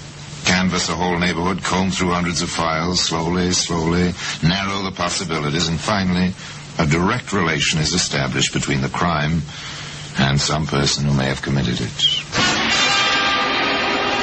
After that, find the person. In this case, it was the dog tracks. South End. He's not here, Sergeant. The White City Raceway. Not a sign, Inspector. Wembley. They know him here, but he hasn't been around in weeks. And back to South End. No luck again, sir. No luck is right. Tell me, Sergeant, do you suppose a pint of ale will help our patients any? Aye.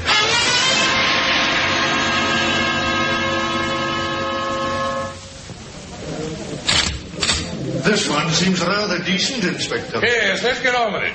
Oh, excuse me. Oh, I'm sorry, sir. I didn't mean to come against you. That's all right. No harm done. Hold it, young fella. I think I know you. Do you? Where from? You're Larry Mason. Not me. My name's Leonard Martinson. Sorry, you'll have to prove your identity. We're from Scotland Yard.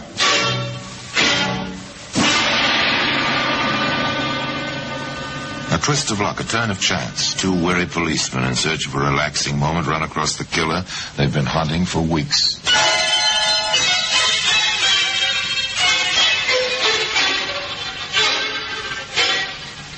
At the yard, Larry Mason was not having a particularly relaxing time of it. Do you insist on denying you're Larry Mason? I do.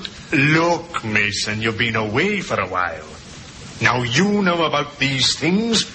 Your fingerprints are the prints on Mason's record. Dick Lowry swears he bought the bracelet from you. Your landlady and your former bookmaking associate have identified you. Now let's have no more nonsense. I ain't giving you a thing. Just because I'm small don't mean you can push me around. You'd better tell us the whole story, Mason, and stop this nonsensical denial. You'll go to trial anyway, you know. And the more you lie now, the harder it'll be on you later. Now speak up, Mason. You know, they get stubborn streaks sometimes. They read somewhere somehow that the best defense is to admit nothing, not even their own identities. So they firmly shut their mouths and refuse to talk about anything except the weather. The sergeant knew they had a case, a good case. Inspector Howard came in to help. I look at it this way, Mason. You can't do yourself any harm. We've got the evidence, we've got the gun. We're in the process of tracing it to you right now. The woman you spoke to will identify you in court. You had the bracelet. You've no alibi worth mentioning. You'll hang on what we've got, Mason, unless you've something which makes it manslaughter in place of murder. All right. It was an accident. I never used a gun before. Never even had one. The first time is always one too many when it comes to guns. Now keep talking. How was it an accident? I broke the glass, see? After nobody answered the bell. I stuck my hand in. It was a cinch to open the door. I worked fast, but this fella come home early or something. I tried to make the back door. No luck. It was locked with a key. So you had to come to the front. He was a lot bigger than me. I pulled the gun because I wanted to scare him, that's all. He jumped me, hit me with something. I blacked out. That's it. I blacked out. Didn't even hear the gun go off. And when you came to, Mason? He was dead on the floor. I got out of there as fast as I could get. It was an accident. I'll swear it was an accident. What's your opinion, Sergeant? It's a good story, but it won't wash. Why not? That's what happened. Why not? It's very simple, Mason. You blacked out as you pulled the trigger. Therefore, you fired only once. Yes, sir. Only once? Sorry, Mason. You pulled that trigger twice. There was a shell jammed in the firing chamber. You pulled the trigger at least twice. That's no accident, Mason. That's murder. Yes, the case was complete. Each part in its correct place. And those glass shards I told you about, those two are in their correct place. In the Black Museum. The jury quite agreed with Inspector Howard. That was no accident. And so in due course, little Larry Mason, the bookie's clerk who made the fatal error of carrying a pistol, went the way of most murderers at 8 o'clock one summer morning. Larry Mason's luck had run out, or had it. It was reported, you see, that as he walked to the scaffold with its 13 steps and waiting rope, Mason murmured to his guards, they had to do this now on June 6th. Derby Day. And me with a few shillings riding on Armstrong in the big race. Curiously, although Mason wasn't available to collect on his bet, Armstrong was the winning horse at 53-1. And now until we meet next time, till we meet in the same place and I tell you another story about the Black Museum, I remain as always, obediently yours.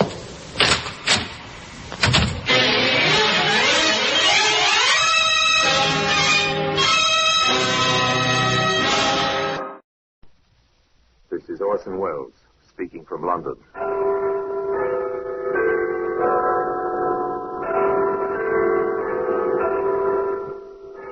The Black Museum. Here in the grim stone structure on the Thames, which houses Scotland Yard, is a warehouse of homicide. A museum of everyday objects. Cigarette boxes, appointment books, a hat rack. All are touched by murder.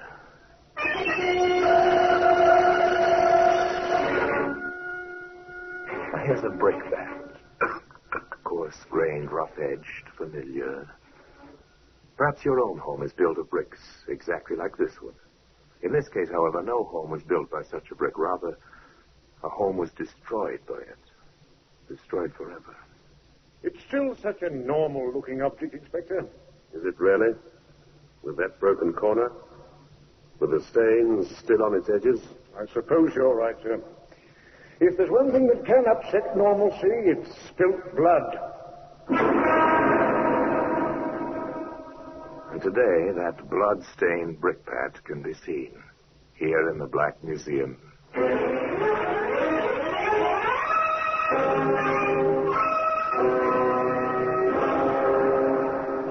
From the annals of the Criminal Investigation Department of the London Police, we bring you the dramatic stories of the crimes recorded by the objects in Scotland Yard's Gallery of Death, the Black Museum.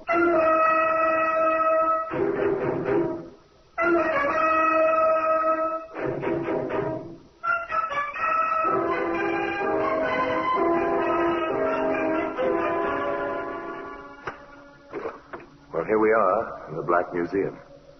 Scotland Yard's Museum of Murder.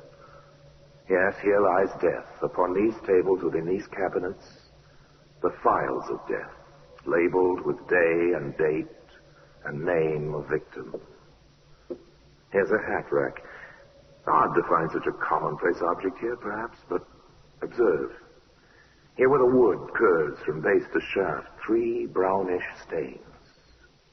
Blood dripped here from a weapon concealed within the lining of an overcoat. 3 stains, which placed a murder at the scene of crime. Broken alibi. That's another story. Here's our brickbat. Of such bricks are garden walls built. Later the ivy or some such creeping vine grows over them, hiding the sharp edges, softening the 4 square contours. This brick, too, was meant for such bucolic purposes. But as it happened, things didn't work out that way.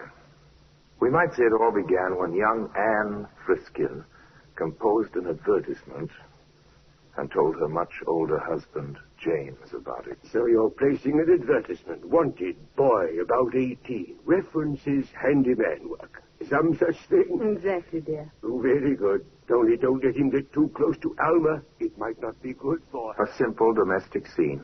Wife cooperating with husband, or the other way around, if you prefer. Some small mention of the husband's cousin who stays with them. That's all. The advertisement appears in the usual help wanted columns. Several young men apply. One is Dick Terry.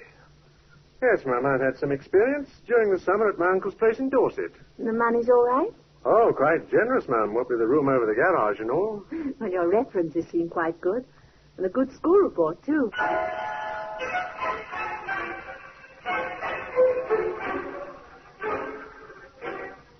The boy settled into his job and worked out well. The gravel driveway was soon in good condition. The lawns were well mowed. The bricks were ordered for the repair job on the garden wall. Yes, the bricks were ordered. And in the household, all was well and quite normal. One more hand, ladies? If you wish, James. Aren't you satisfied with beating us again, dear? I suppose I should be. But it must be somewhat dull for you, Anne, dear, night after night with just Alma and me. In the household, as we've said, all was well and quite normal. Undercurrents? If you look for them, perhaps otherwise a retired, well-to-do gentleman in a suburban London home, living quite happily with his lovely young wife and his cousin Alma. Still, one never knows, does one?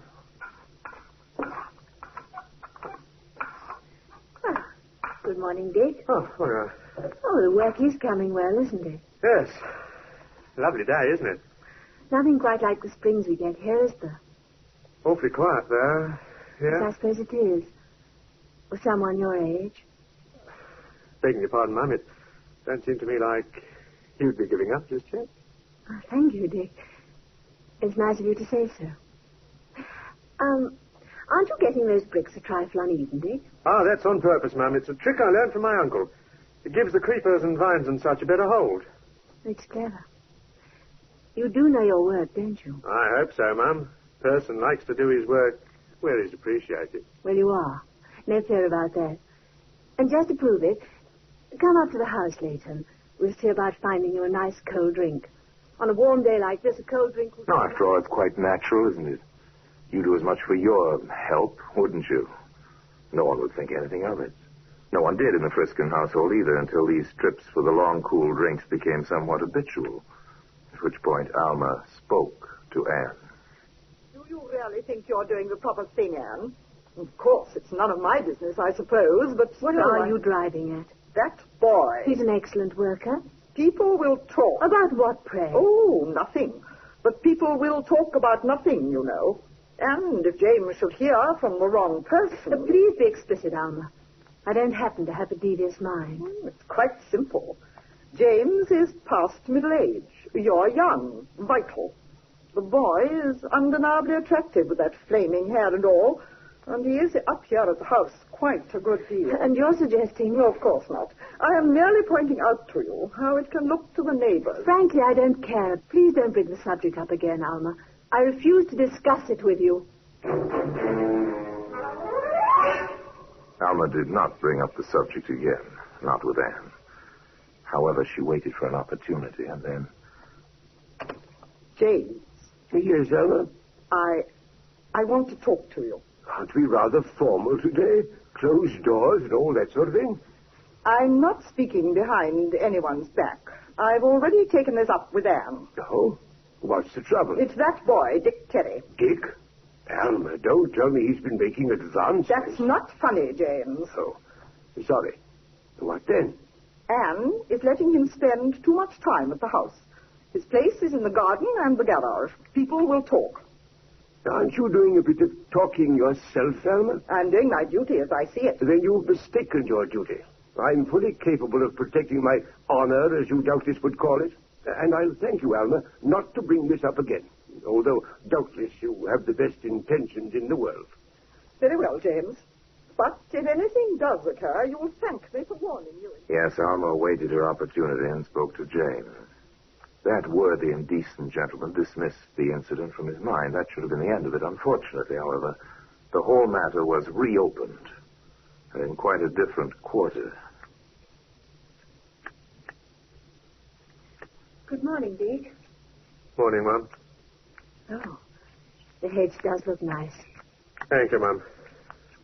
Is anything wrong, Dick? Matter of fact, I'm giving notice. Why, Dick, but why? I'm giving notice. But what's wrong? Have I done something?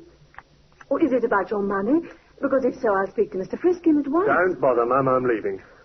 Call it wanderlust. Call it anything you like. Dick, look at me. Oh, do stop clipping that hedge and look at me.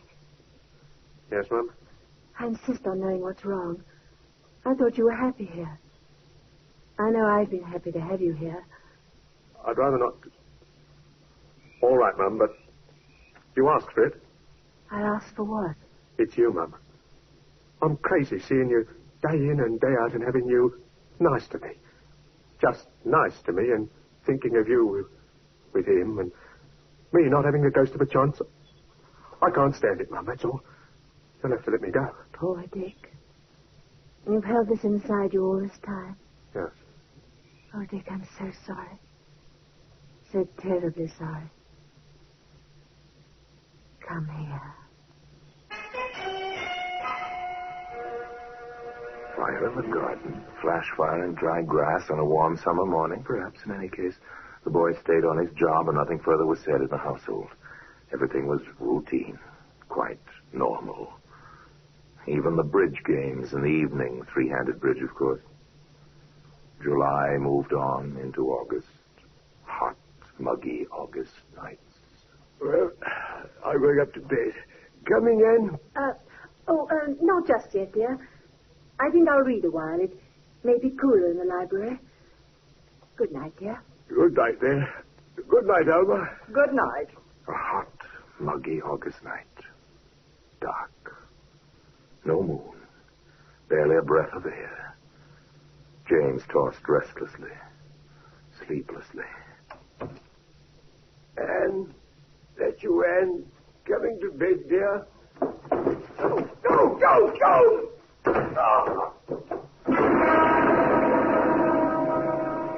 Well, today, that brickbat can be seen here in the Black Museum.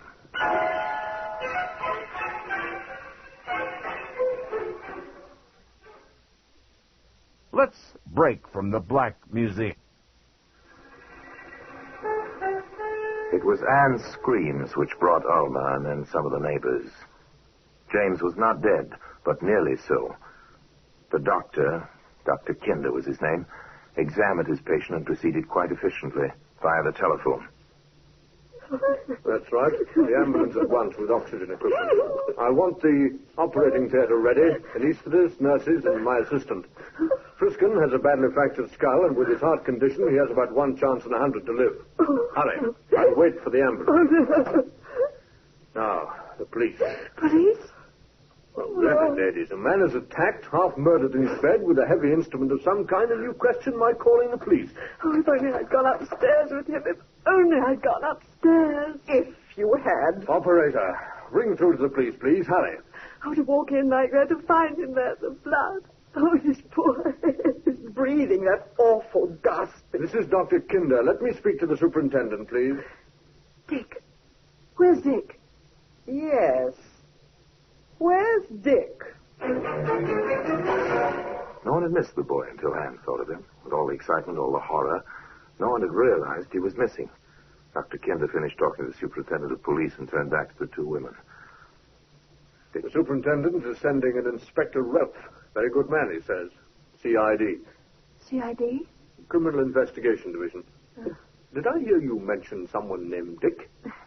Yes, Dick Terry. He's the hired man. Well, more of a boy than a man. He has a room over the garage. And he isn't in the house? He hasn't been here? No. The neighbors came, but not Dick. Perhaps I'd better fetch him. No, stay here. The police will find him. The police will find him. They did find him, but in his room over the garage. Where was he, Sergeant? In the attic, Inspector, hiding in a corner. All right, son, speak up. Why? I got scared. That's it, scared. What of? I heard Mrs. Friskin screaming, and I ran over from the garage, and when I got up to the room where the lights were on, Miss Galpin was carrying on, and Mrs. Friskin was just standing there screaming, and he was on the bed, and I just ran. You didn't offer to help. Why not? I couldn't think. Nothing. Why? I guess I didn't want to be blamed for doing it. Who would blame you? Oh, somebody. Anybody. Did you do it? No. I never touched him. Never. All right, Sergeant. Hold him in the kitchen. I'll talk to the Galpin woman now. What is she, a companion or something? Cousin of the victim, sir. Lives here. All right, send her in. Alma Galpin knew nothing except the discovery of her cousin in the bedroom. But the inspector was curious. The hired boy says he was scared. Have you any idea why? Well, he's been making sheep's eyes at my cousin's wife. Oh? People were talking. He's a good-looking boy. She's so much younger than poor James. You know how an ignorant mind works sometimes. The inspector knew. Also, he was a considerate man. He implied as much to Anne Friskin. I know you've had a terrible shock tonight, Mrs. Friskin, but I have to ask you a few questions. Of course, Inspector. Did your husband have any enemies? Anyone who might want him out of the way? Oh, no. No one. Everyone liked James. Even the boy, Dick Terry? Dick? Oh, no. No, you don't think that Dick... I don't know yet, but we'll have to hold him, Mrs. Friskin. He seems to have something of a motive. At least, there seems to have been some talk. They held Dick Terry on an open charge pending developments at the hospital. There, James Friskin hung on the fringe of death, barely breathing, completely unconscious. At the house, Alma faced Anne. The police. What do they know? I don't understand. They're holding the boy. They're not even looking for the weapon. And meanwhile, whoever did it could be miles away. Then you don't think Dick did it? It's too pat. Of course not. Why would he? Even... You never gave him any encouragement, did you, Alma? Did you? You're hysterical. I know exactly what I'm saying. And I don't believe that boy raised a finger against James. Then why did he hide? Wouldn't you, in his position? The police, arrest the most obvious person. That's all they know. Someone ought to teach them their business. Obviously, they don't. Well, there are those who would like to teach the police their business. Quite a few people would. Alma Galpin set out to try. And it was with that idea in mind that she appeared in Inspector Ralph's office at the local station house. Well, Miss Galpin, sit down, won't you? Thank you. What can I do for you? How far have you got in this case, Inspector? We're still holding the boy. The only charge at the moment is assault. If your cousin dies, well, that'll be another matter. Then you've done nothing. For the moment. I see. I brought you this. No? Why don't you open it? As you wish. I see. A brickbat with stains on it. Don't you want to have it checked for fingerprints? Rough surfaces like this don't hold prints. Why? It's the weapon. Oh? How do you know? I found it. It was in the little pile of leftover bricks at the foot of the garden. James was going to ask the boy to build a barbecue pit with them. I see. How do you know so surely this is the weapon? That's blood on it, isn't it? It might be. Aren't you going to have it tested? Probably. Miss Galpin, do you realize that this brick might be the piece of evidence to hang that boy? It might be. It might hang someone else, too. Is this a charge, Miss Galpin? Who stands to gain most? Who would have her freedom? Who would get James' money? Have you thought of that, Inspector? Who wanted the brick wall repaired? Who spent altogether too much time in the garden?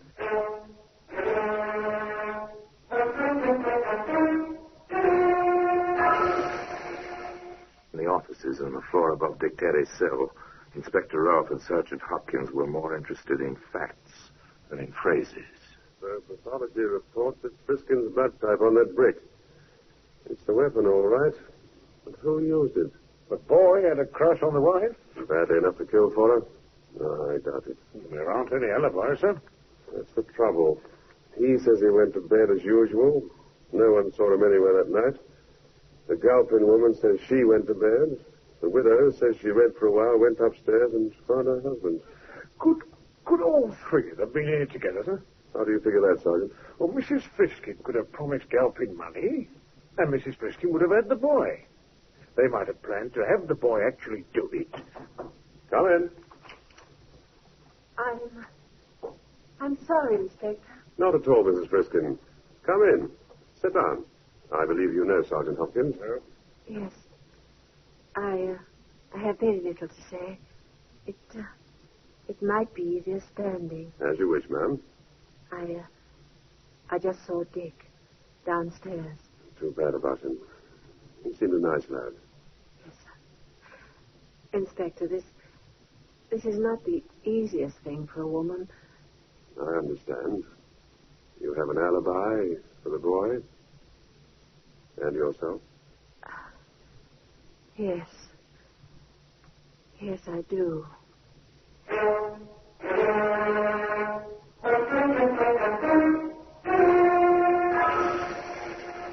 The inspector was an understanding gentleman. He offered no comment. He merely recorded a fact and let Anne Friskin leave his office with her own thoughts for company.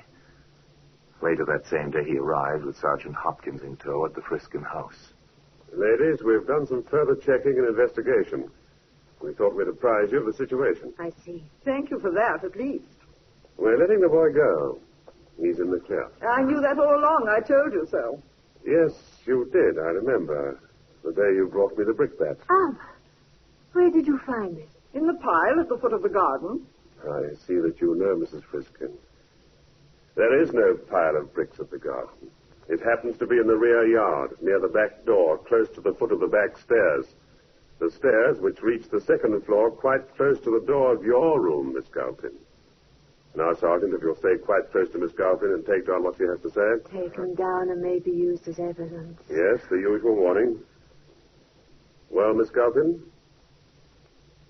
Why did you kill your cousin, Miss Galpin? She had everything. Even the boy with his sheep's eyes. I had nothing. I thought if I got rid of James, who was too dull to care, she'd be blamed. After her, I'm next of kin. I'd have everything. I saw the little pile of bricks. I meant to put them in the garden later. A brick is heavy. It hits hard. Today, the brickbat can be seen here in the Black Museum. They put Alma Galpin safely away, where she could harm neither others nor herself. Dick Terry left that pleasant suburb of London and dropped into the anonymity one can find only in a great city. Anne Friskin sold the house and went far from London to start over, perhaps, but to carry with her always the memory of tragedy on a hot, muggy night, and the memory of a mistake made through loneliness and mistaken kindness. Now, until we meet next time, in the same place, with another story about the Black Museum, I remain, as always, obediently yours.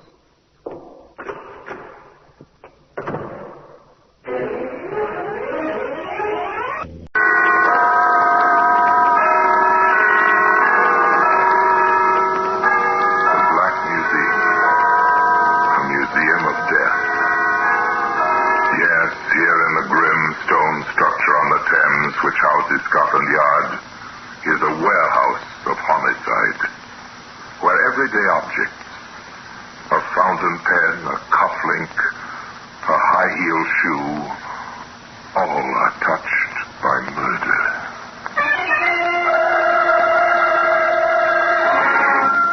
Here's a scarf, torn and ragged, the faded tartan, a cheap reproduction of the honorable colors of the Stuarts. crossings and a double-over check of white and yellow.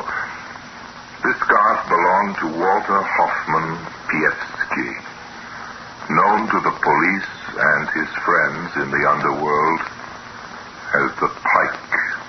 There's no doubt about the scarf being his property, Superintendent. He was wearing it when he was sent to Dartmoor 10 years ago. The description tallies, does it? Exactly. It's all written down in the prison property book, even to the patch on it. So the Pike's our man. Right. Well, get him. And get him they did. And all because of a scarf, appropriately known in Cockney circles as a choker. The Pike applied his choker to a human throat. The throat of the driver of a post office van. The Pike pulled the choker too hard.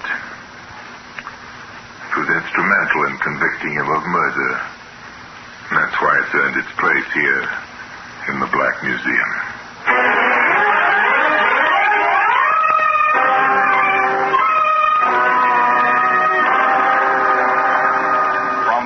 Of the Criminal Investigation Department of the London Police, we bring you the dramatic stories of the crimes recorded by the objects in Scotland Yard's Gallery of Death, the Black Museum.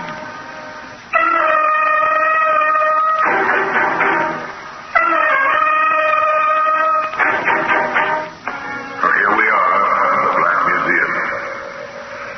Beyond these gray walls, the mighty roar of London never stops.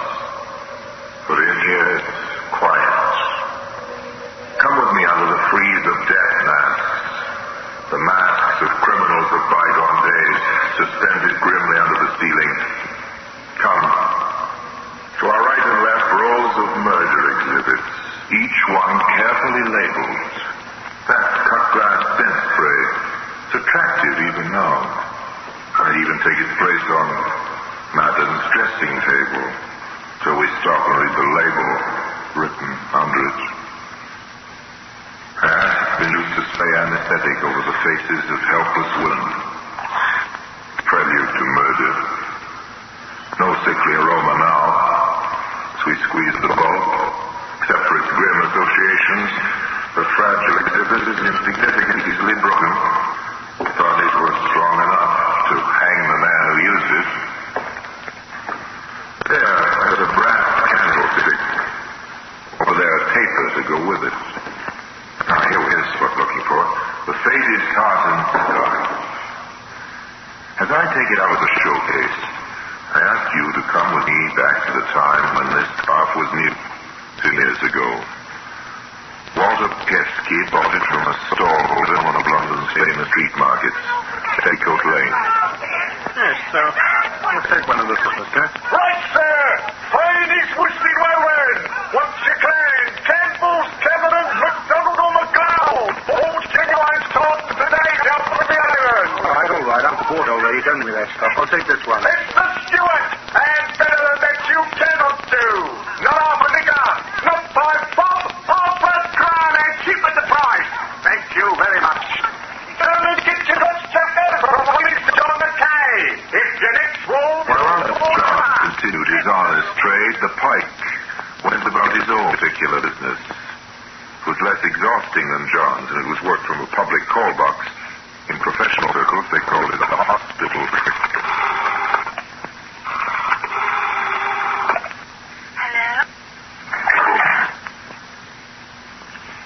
Is that Mrs. Peterson speaking? Yes, who's that? The London Hospital here, Mrs. Peterson. Hospital? Why, what happened? Oh, there's no need for immediate alarm, but I'm sorry to say that your husband is met with a serious accident. Oh, Bill? Is he hurt? Oh, no, what happened? He was knocked down by a bus in the Whitechapel Road about half an hour ago. A mean, crude trick. But more often not, it worked. A stricken woman hurried to the hospital to find the husband, who of course was not hurt at all. The Pike would visit her house. The coast clearly helped himself to whatever he could lay his hands on and get out before the bewildered woman returned. And you notice Pike could almost camouflage that accent he had. This gift gave him a confidence which was almost his undoing. One time when he and some friends were removing the entire contents of a house while the owners were away on holiday. What about the piano, Pike? Do we take that? course we take everything. Who'd think of moving house and leaving the piano behind, eh? I'm going to slip it back to you, Will. Okay, boys, piano then. Oh, crikey, the phone. Here, what do we do about that? Did it ring, I suppose? No. Maybe someone's sitting in the van outside and checking up. I'd better answer. Yeah, how easy. Don't worry, Ed. I know my job, don't I? Oh, yeah. Hello? Is that Mr. Wilson? No, I'm awfully sorry. He won't be back until about 7 o'clock. I'm his brother-in-law. There. Oh, Julie's just gone out for half an hour. Can I take a message? Yes, I think you can. I'm your brother. Who needs it? Quick, boys. Let's get out of here.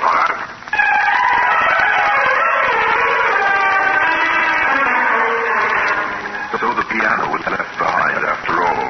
But Pike got away to the household belongings and observed not only were his operations becoming bolder, but he had planned his action carefully.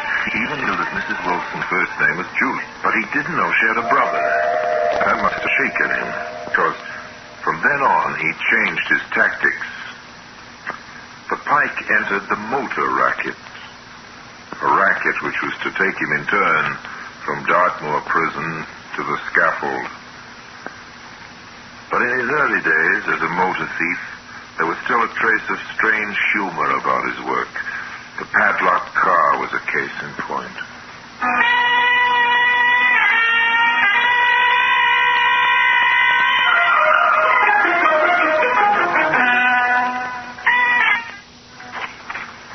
Who's that? Okay, Eddie, it's only me. You wouldn't go reaching for a gun when Parky walks in on you. Oh, sorry, Pike. It's me nerves. Well, relax. Now, listen to me. I've got a job for you. Nah. I'm laying off for a bit. Okay, well, who pays the rent? Oh, I'm only going in for the small stuff. Well, this is a small job I'm offering you. What is it, busting into the Bank of England today? No. It's a simple matter of knocking off a nice new motor. Well, what's the dough? And it's this way. The car belongs to a fellow named Lambert who lives at 14 Blaisdike Crescent. See? He took it the garage beside the house on account of it being too big. Why didn't the man measure it before he bought it? Well, that's not our concern. He locked the car up at night, and I've obtained a duplicate set of keys. Oh, nice word, nice word. Here, what do you want me in on the job for? You can do it yourself. Oh, there is a little complication. Oh, I thought there would be. This fellow now, there's like a mother with a child over this car. He fixes it to a lamppost, you know, put two big padlocks and a double chain. When we put a nappy on it, too. Well, what do we do? Take the lamppost as well as the car? And before I tell you, are you in with me? All right, Pike. I'm in. Then listen to what I tell you. In the early hours of the following morning, Pike and his assistant went along to Blaisdike Crescent, and there, sure enough, chained to the lamppost outside number 14, was a fine new motor car, its cellulose and chromium work glinting invitingly under the lamplight. Smash out of here. What did I tell you? We can clean up 450 on this, and all we've got to do is to remove the back wheel, which is chained to the lamppost. We put on the spare and we're away. Okay, Pike. Let's get cracking. The offending wheel was removed from the axle and left, still chained, to the lamppost. And by the light of the helpful rays from above, the spare wheel was bolted on, the tools were replaced in the boot, and the two men climbed into the car. I hope that ignition key of yours works, Pike. Of course it works. I tried it out last night. Ah, good for you. And here we go.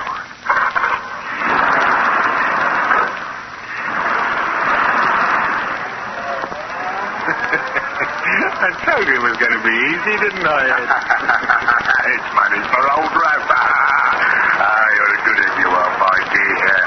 Just let me know when you need any more help. I'm your man. Walter Pievsky pulled his tartan scarf snugly around his throat and agreed that he would certainly keep his assistant in mind. The car itself was taken to a garage, where its numbers and appearance were carefully changed and, in due course, found its way by devious routes back to the open market. The Pike, of course, had to split the profits which hurt him, so on his next job, he decided to work alone. And it was the next job which put him on the long, long walk which was to finish on the scaffold. Now, what's the number of that garage? Here it is, I've got it.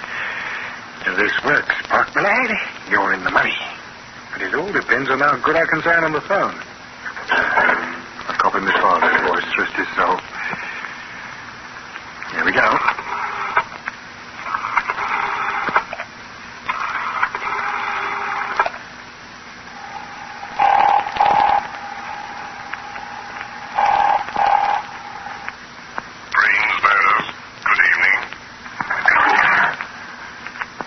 Hello? Brins? Yes, sir. Can I help you? My name is Maurice Bluet of 17 Granford Court. Oh, yes, sir. I know. The big block of flats in Colleton Drive. That's right.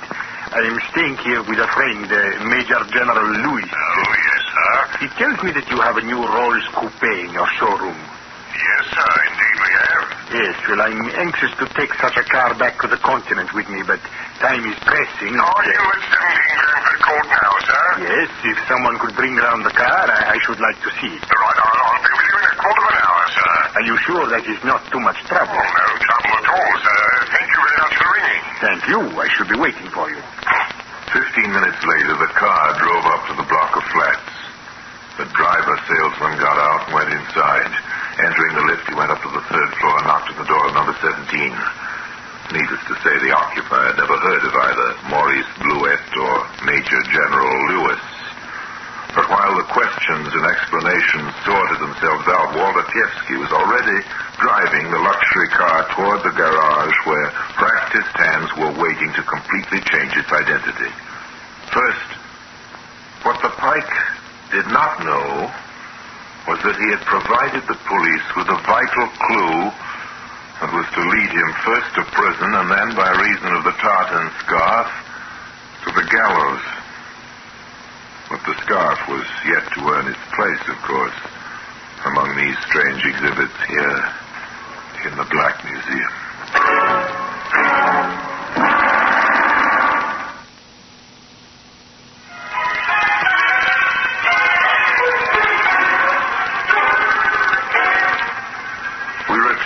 To Walter Pievsky, known as the Pike, elated at the success of his confidence car trick. He made a handsome profit on the rolls, and despite the fact that the police subsequently traced it, they never traced the theft back to the Pike, not until he tried the same operation again. Certainly he changed the district, but, as is so often the case with a regular criminal, he develops regular habits, and the routine served up to the local garage was almost exactly as before. Yes, I'm staying with Sir Leslie, and he tells me you've got that straight 8 in the showroom. I'm most anxious to take a car back to the continent with me, but time is pressing, and... I'll be delighted to bring the car round to you right away, sir. That's convenient. If you're sure that it's not too much trouble. No trouble at all, sir. I'll be with you in 10 minutes. Oh, that is most kind. Thank you. Excellent. But you wouldn't think it was so excellent from your point of view if you knew what was happening at the garage, Pike.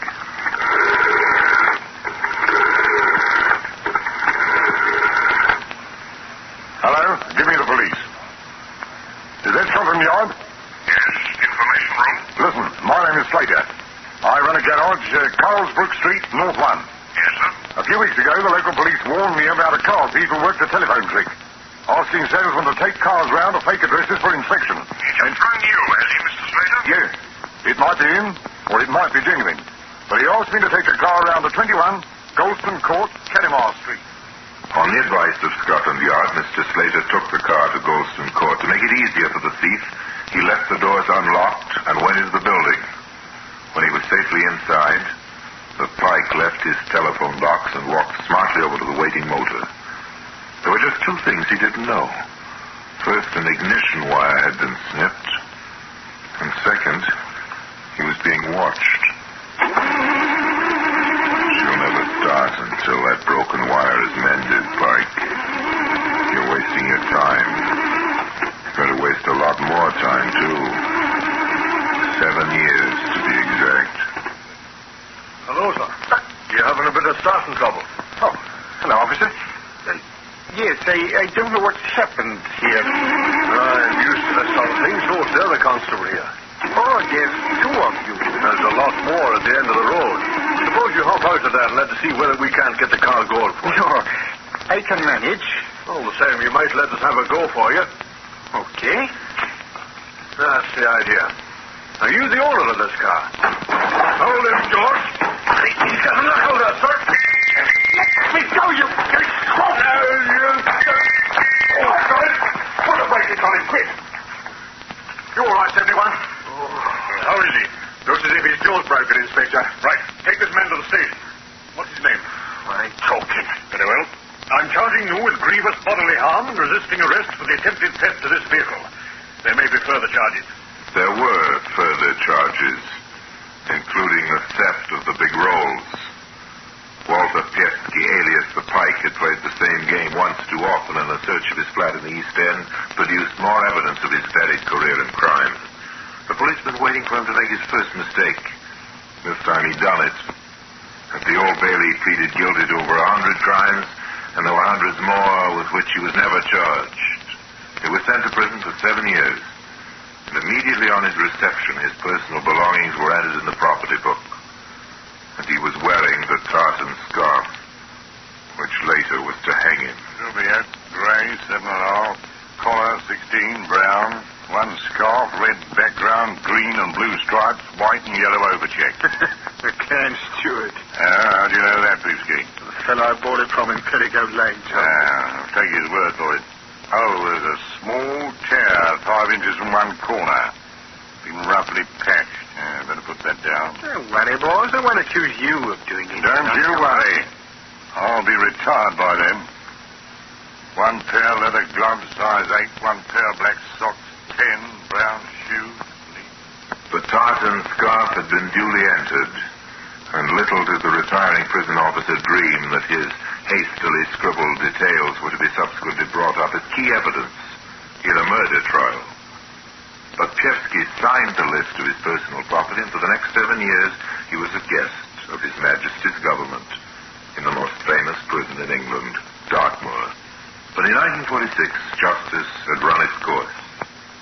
The Pike was given back his personal property, which included the tartan scarf, of course, all duly signed for. So he was released upon a battle-scarred London.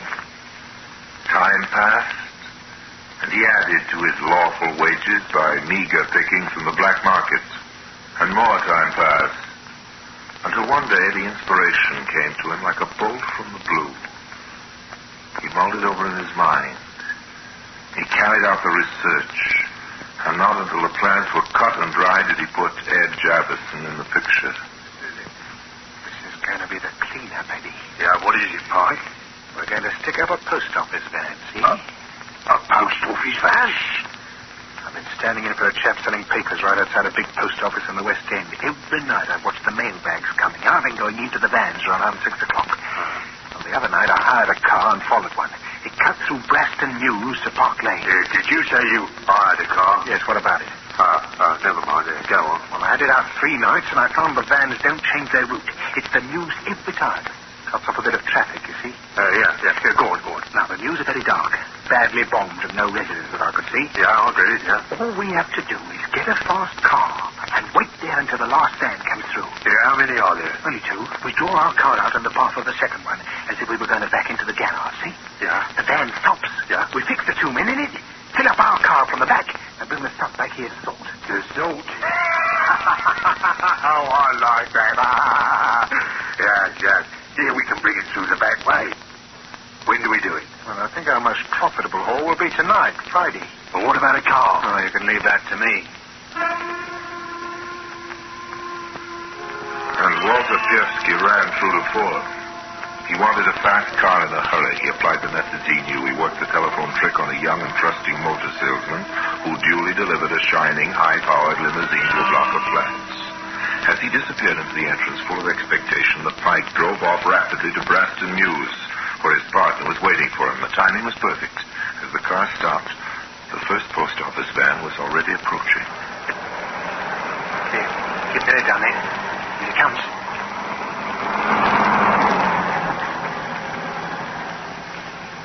The second one won't be more than a minute or so behind. We must turn the car broadside onto it. Where did you get this, Barra? I'll tell you later. It's hand-picked, see? Plenty of room in the back for the luggage. There we are. Nothing can get by now. What happens if something tries to get through before the van arrives? We make way for it and come back another night if necessary. Hey, what's this? It's the van. We're going to be all right. Nobody about it. Couldn't be better. Now, get out. Yeah? Keep your chin tucked into your scarf like me. All right. Pretend to be pushing the car. All right. What's up? Calm down. Afraid so. Yes. Could you give us a push? Sorry, mustn't leave the van. Well, look, in that case, one of you like to earn yourselves 10 bob, eh? If you could ring this number for us when you get to your own destination, it's my garage. I'd log him to send a breakdown for you, eh? That's the idea. Oh, I don't mind doing that for you. I'll do it for nothing. Oh, thanks, Tom. You're very kind. If you got a pencil, I'll jot down the name. It's rather a difficult one. Here, here's a pencil.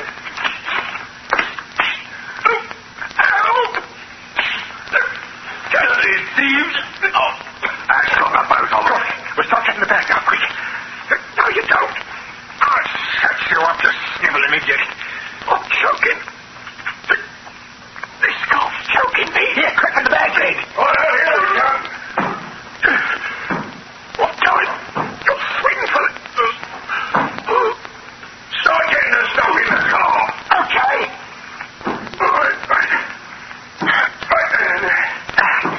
Oh, I reckon it's about as much as we can take.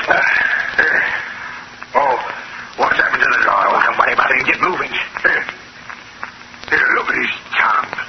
His eyes. You killed him. Stop talking. Get on with the job. There's a car coming. They've got us in their headlights. It's the cops. Well, let's get out of here. Oh, straight on the corner. Watch the traffic lights, there is! Something's coming!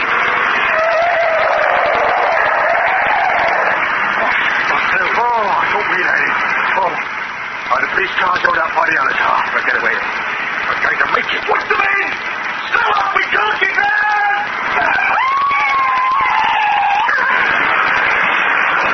They had jabbed at the headman, so mutilated that his body could not be identified. By some miracle, the pike escaped and staggered away into the shadows. But his tartan scarf was still round the throat of his victim, lying in the mews. Now let Superintendent Brandreth take up the story of the hunt. Well, the hunt was soon over. In fact, as soon as the car was reported stolen, I had a call from one of my inspectors. I thought you'd like to see this. What is it, Harrison? Oh, stolen car. Well? Well, I checked with criminal records, sir. And there was something familiar about the method. Calling up a garage and getting the salesman to deliver the car to a block of flats. Now, here's a list of men who practiced that. Now, these two are inside at present. Yes. This one's going straight. Well, he's out of London anyway. That leaves this one, Walter Pietsky. Yes, sir. The Pike.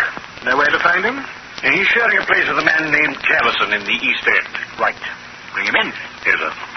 But before the pike was picked up for questioning about the car, his scarf was found in Branston Mews. It was immediately recognized as the one which we believe Pietsky had stolen. So, in theory, the evidence against him was already piling up. If he was the car thief, he was probably the murderer as well. But I needed that extra piece of evidence. I called for everything that was known about him, including the list of his personal property which he had signed in prison. It was a shot in the dark, but it yielded results. There's no doubt about the scarf being his property, Superintendent, even to the patch on it. Within 24 hours, the pike was caught. Still dazed by the car crash, he offered no resistance. In due course, he was convicted of the murder of William Price, the driver of the post office van. And at 8 o'clock, one cold morning in February, he was hanged. All because of this tartan scarf, which has earned its place today in the Black Museum. Under English law, there are no degrees of murder, and the death sentence has to be pronounced on a man or woman convicted of the crime. Recommendations to mercy by the jury are always carefully considered. But in the case of Walter H. Pietsky, no such recommendation was made. The evidence against him was unshakable, and on the eve of his execution he reproached himself bitterly, not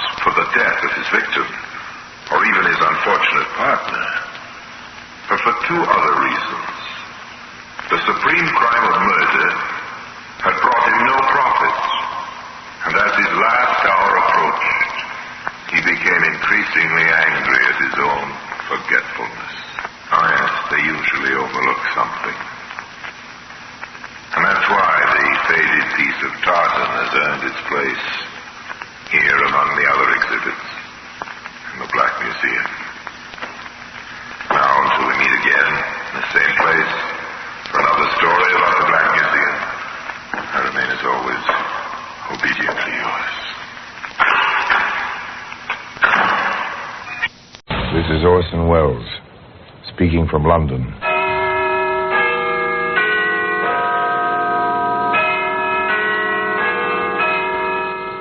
The Black Museum. Here, in a grim stone structure on the Thames, which houses Scotland Yard, there's a warehouse of homicide, where everyday objects, a simple glass, a piece of rope, a woman's handkerchief, all are touched by murder.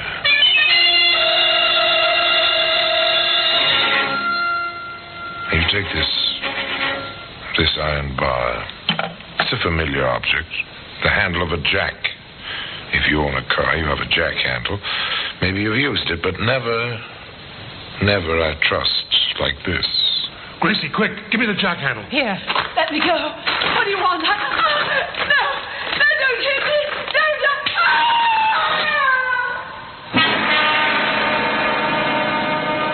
Today, you'll find that jack handle in the Black Museum.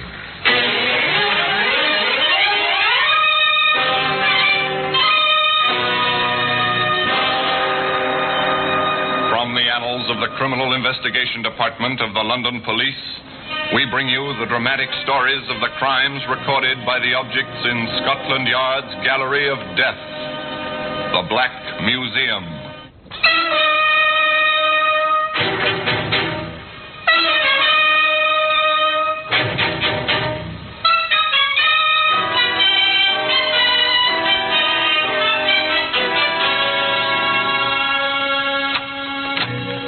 Here we are, the Black Museum. A few yards from here, the Thames laps at the riverside of Scotland Yard. But you never know it in here. Not in this long, dim, stone-arched room. It's a kind of Mecca, a goal to be reached by students of crime and criminology the whole world over.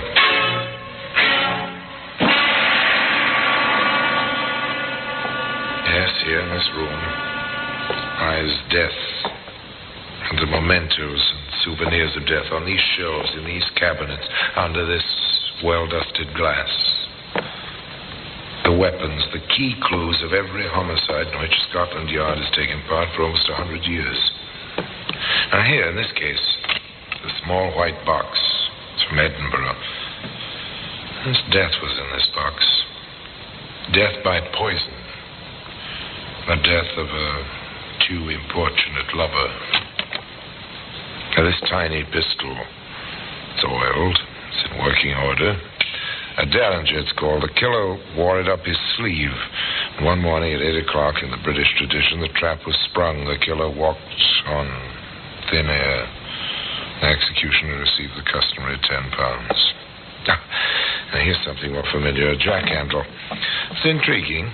Once, according to the case book, yes, that's the story, a tale which begins innocently enough when London lived in the blackout, and many American men found their after-dark amusement in tiny, hole-in-the-wall cafes. Think of me always, though we're far apart. Keep a tender memory within. Well, look around. Small tables crowded together, not much light. Pretty stuffy. Blackout curtains, the double blackout door don't help the ventilation much. The girl singing is pretty in a tawdry sort of way, provocative in the manner of a cheap pin-up, but the two young men in the American uniforms don't seem to mind. How's about it, Tom? Not bad for a dive? Not too bad. If I will get you 10, it's out of bounds. Yeah, not yet, son. Just opened. The MPs haven't cased the joint yet. Oh, good deal. Oh, nothing to worry about, kid. Well, who's worried?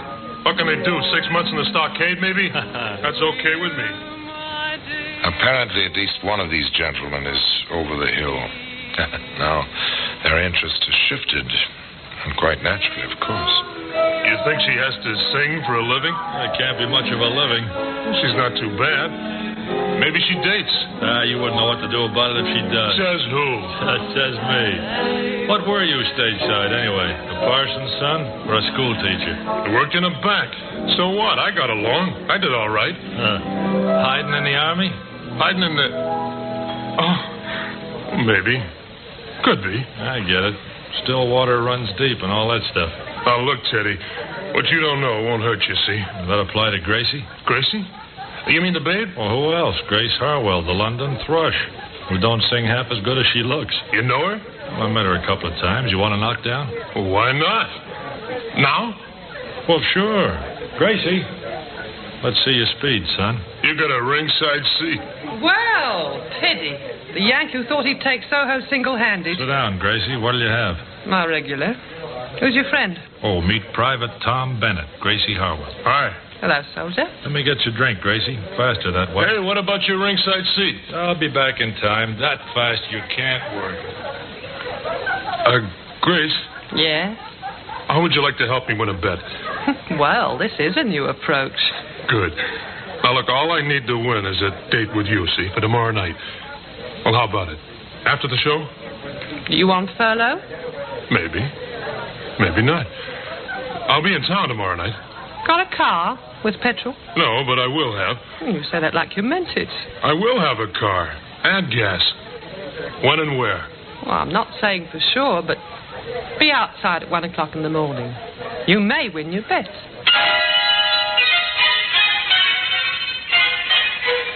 So, they met. That was the beginning. Next morning, Tom was at the appointed place, complete with jeep and fuel. Hi, Gracie. Hello, soldier. Come on, climb aboard. Where'd you get it? Let's say I borrowed it. Shall we go? Why not? A boy, a girl, a jeep. In the London blackout without benefit of cherry planes and bombs. A time to relax, to make an impression on the girl. The former bank clerk made his play to the girl who sang club dates on the seamy side of London. It's too bad. No moon tonight. The moon means bombers. At this point, that's not too bad. Well, that's silly. Oh, look, bombers mean there's a war on. No war, I wouldn't be here. Well, what's good about that, being here? I could itemize. 1, I met you. Let's leave it at that. You start early. That's the States. Don't waste time. You didn't waste time borrowing the Jeep. What's one Jeep, more or less? I worked in the carpool. I know my way around. You must. You went back to get the car. What are you getting at, sister? The car? It's out without a pass. So are you. Smart girl. I know my way around. Want to sell the Jeep? I know a fellow will give you a good price. No, I need it. What for? Business. What kind of... Look out! That bike! Gee, thanks. Oh. That's no place for a bike this time of night. Nor the girl on it. What kind of business? I have a small problem. Being out without a pass, I don't get paid. Oh. Money's necessary even in wartime. I had my ways back in L.A., Los Angeles to you. But I need a car. You get it, Gracie? Now, if you'd like a small demonstration, we can begin. You know, a man boasts to a girl and decides to make good the boast. This very modern variation on that theme consisted of stopping the Jeep at the side of the road, cutting the engine, waiting. Half amused, half interested, the girl sat quietly as the soldier climbed out of the car and stationed himself in the shadows. Along the road came the bicycle. The girl on it pedaling swiftly, her thoughts 1,000 miles away. She drew alongside the parked, half-hidden Jeep. Okay, sister, I'll take that bike. What's the idea? I've got to get home. I want that bike, do you hear? I won't give it. Shut up. You want one across the mouth? Oh, no. You leave me alone. You leave me alone. You leave me alone. How was that, Gracie? And she left her bag. There ought to be enough left in it for a couple of beers. So that's the way you do it in L.A.? Yeah. You're all right, Tommy. Only next time, let's crack it for more than the price of a couple of beers.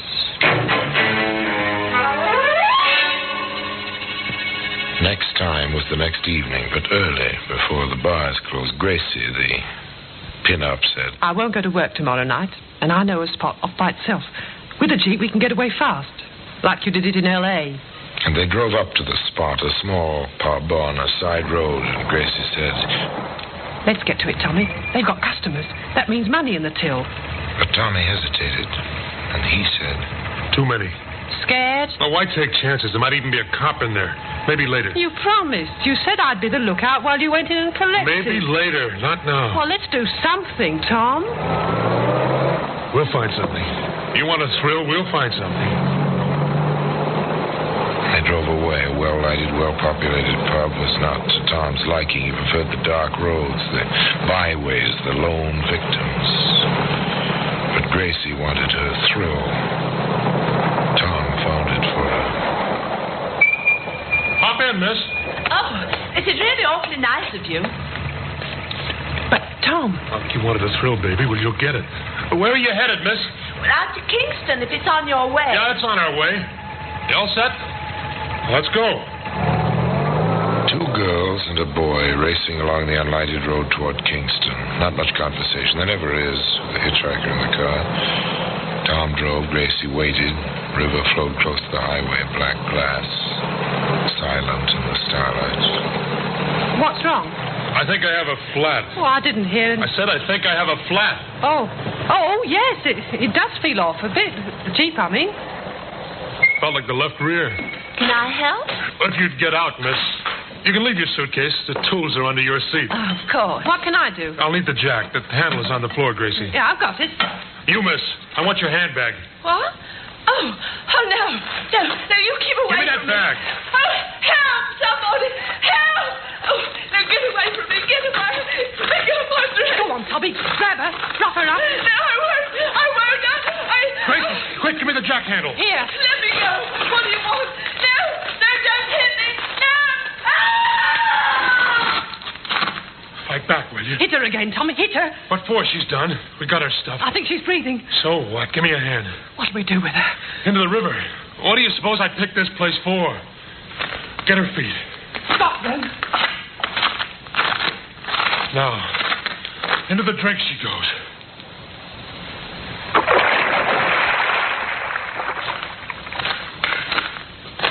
Oh, Tom. Well, did you get a thrill out of that, baby? That's the way we do it in L.A. Knock them over and dump them someplace where they won't be found. Okay, let's get going, Gracie. We got places to go and things to do tonight. Nice, clean fun. At the end of that night's work was a jack handle. A jack handle. It lies today in the Black Museum. In just a moment, we will continue with The Black Museum, starring Orson Welles.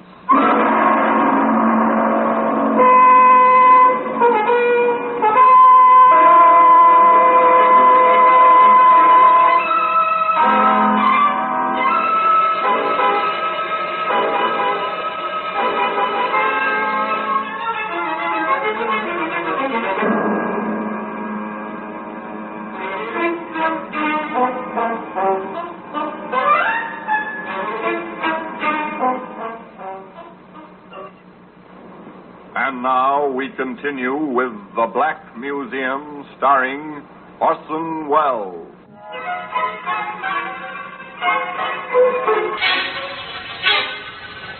It was to be some time before the jack handle came to rest in the Black Museum. A trail of blood and misadventure was yet to be blazed through wartime London. Tom and Grace were amateurs at crime like this, but they knew enough to cover their tracks. They ditched the Jeep, parking it in a rubbed street. They took cover during daylight, but night and the blackout were their cloak as they prowled for further victims.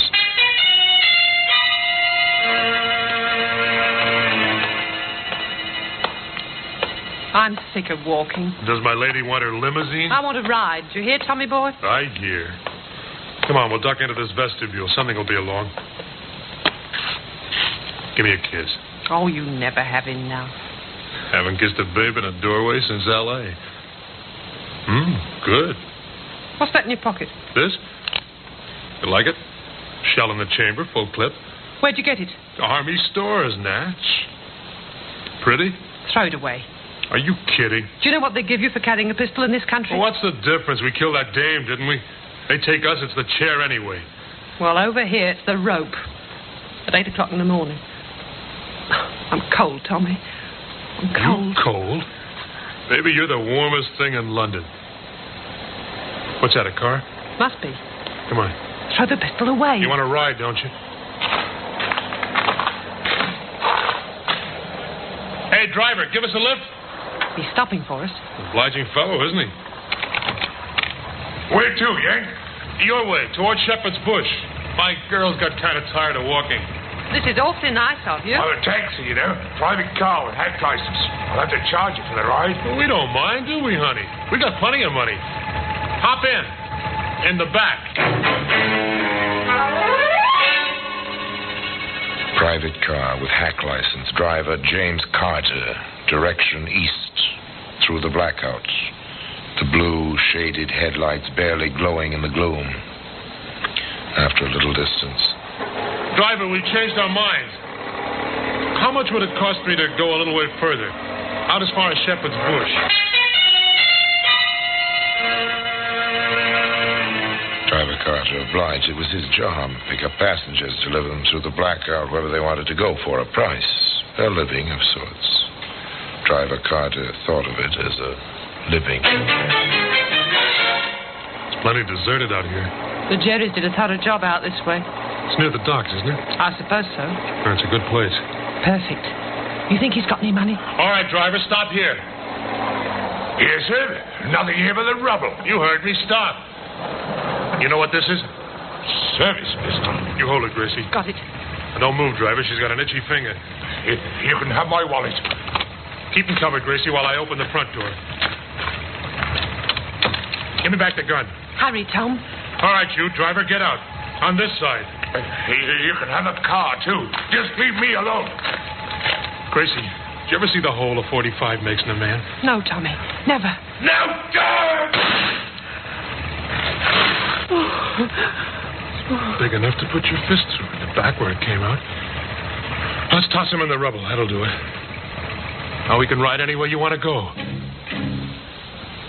It doesn't take much to kill a man. You pull the trigger. The firing pin strikes the cartridge. The powder explodes. And the bit of lead tears into the man. That's all. Nothing left but a few chemicals, which once were living flesh. A few rags of clothing. Toss it into the rubble. Dust to dust.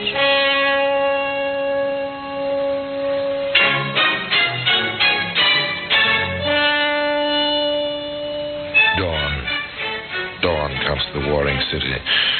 The sun touches the rubble. The sun moves warmly over the cold rubble, over the dead.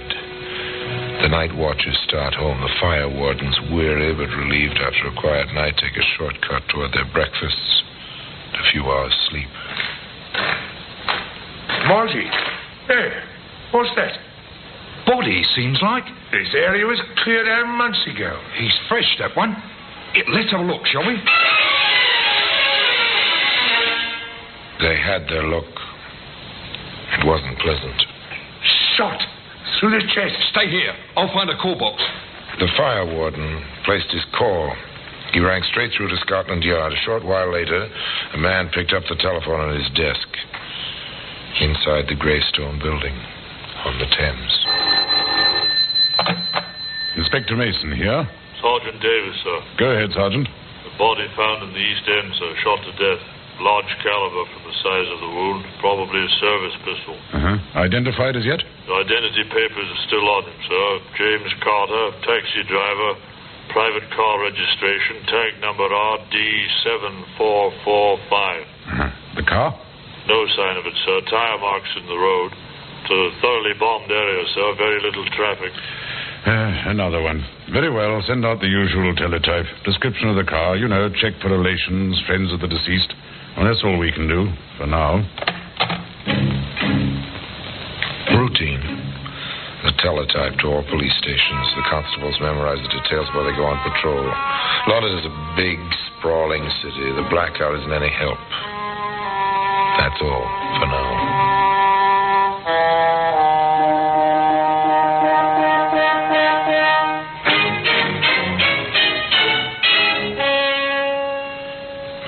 wheels had begun to turn.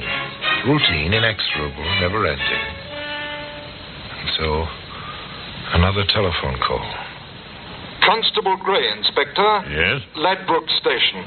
I believe I have the car that was posted this morning. Uh-huh. RD 7445. Black sedan. It's parked in Bush Mews. Yeah? That's a dead end, sir. It's facing out. Oh, very good, Gray. Stand by. We'll be along shortly. A sharp-eyed constable on the blackout, the parked car. Routine. Inexorable. Inevitable. Cut your engine, Sergeant. This'll do it. Yes, sir. Usual routine. If there's an attempt to drive out, turn on your headlights. The driver will be blinded. Very good, sir. Gray. Constable Gray. Yes, sir. Inspector Mason, CID. Anything yet? No, sir, not yet. There's a pinhole in the blackout curtain, second-story window of the house behind the car. There was a light up there. Mm-hmm. Nothing now. It went out a moment ago, sir. Take post behind the car, Gray. Accost anyone who approaches it. The area's covered. There'll be no escape. Yes, sir. The constable's footsteps fade and stop. Silence. Darkness. The trap is set. They wait. No movement, no sound. Not even the glow of a cigarette. Just darker shadows in the darkness. In the depths of the little mews, a door opens and closes. Footsteps briefly. 2 pairs of footsteps. The car door opens. Then Constable Gray calls out, Don't start the engine there. You're under arrest. Sergeant, your lights. Tommy, the coppers. They got us boxed. Gray, you won't take me. Hold him, Gray. Got him, son. You got nothing on me. Never mind that. It's my duty to inform you that you're under arrest. You'll be charged with murder.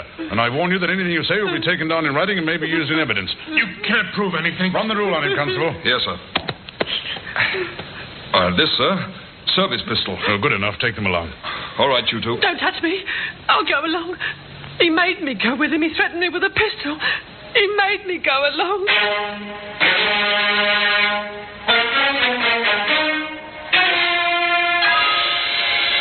That was her cry. All through the trial, which followed swiftly. That was the plea of the tawdry little pin-up from the seamy side of London. He made me do it. He hit me, showed me his pistol. He made me do it. What of the robberies, the cheap, shilling-sized robberies? Yes, I took that girl's purse. I went through the driver's wallet before we left his body, but he made me do it. You've got to believe me. He made me do it. There were other, far less hysterical witnesses, men who spoke with a calm certainty of truth. There was the ballistics expert.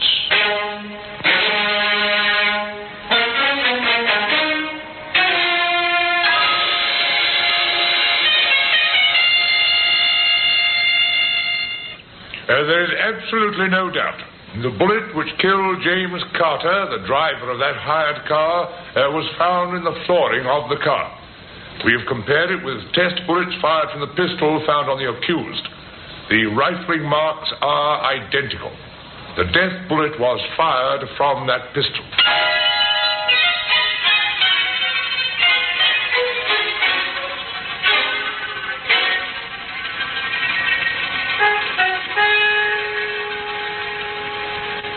Tom Bennett, accused of murder, wanted for desertion by the United States Army, former bank clerk. He played his role defiantly. I tell you, she's framing me. This whole deal was her idea. You should have seen the bang she got when she watched what was going on. Now she's trying to pass the buck to me. And with customary thoroughness, Scotland Yard turned up a surprise witness. Yes, those are the two. She gave him the jack handle and he hit me with it. They threw me in the river. The lorry driver found me. I know them anywhere. He made me go along. He made me. I'll prove it. I'll show you where we left the Jeep. The jack handle's still in it.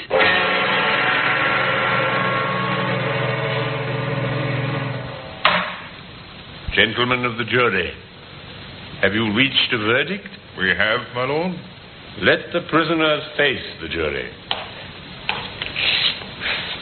What is your verdict? We find both defendants guilty of murder and add a recommendation of mercy for the female prisoner.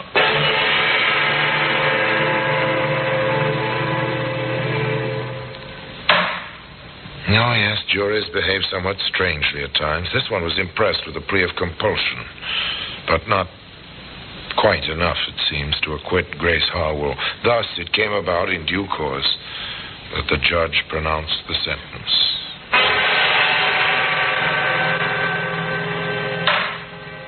Thomas Bennett, you have been found guilty of murder.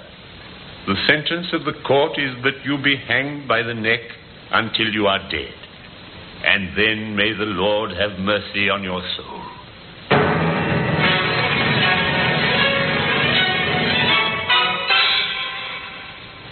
On Grace Harwell, the judge pronounced the same terrible sentence.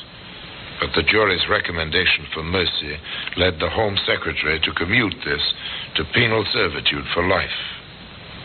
A lifetime for Grace Harwell to remember. He made me go along.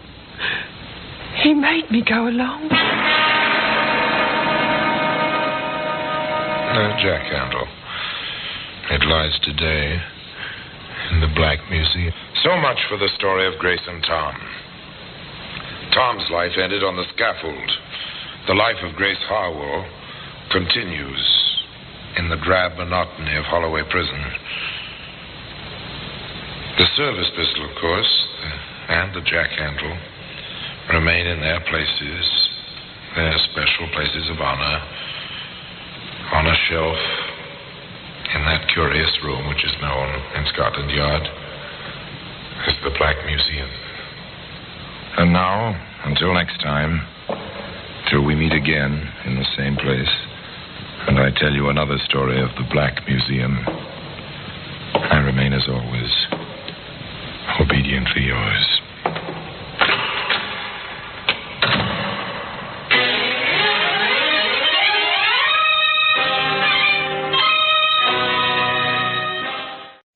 This is Orson Welles, speaking from London.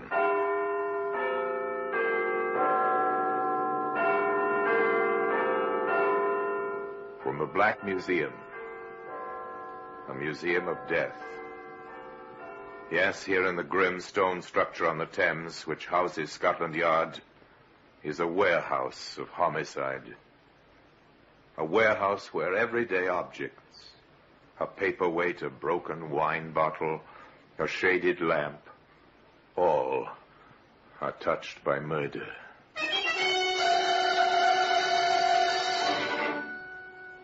You take this jacket, woolen, hand-knitted, a baby's garment, dusty with age, and only half completed. Sleeves are missing, Inspector, and it still has to be stitched up. Yes. Looks rather pathetic, doesn't it, Sergeant? It does, sir. Yes. Better put it back in the attaché case. Probably been needing it before long. Today, that jacket, sleeveless and unstitched, can be seen in the Black Museum.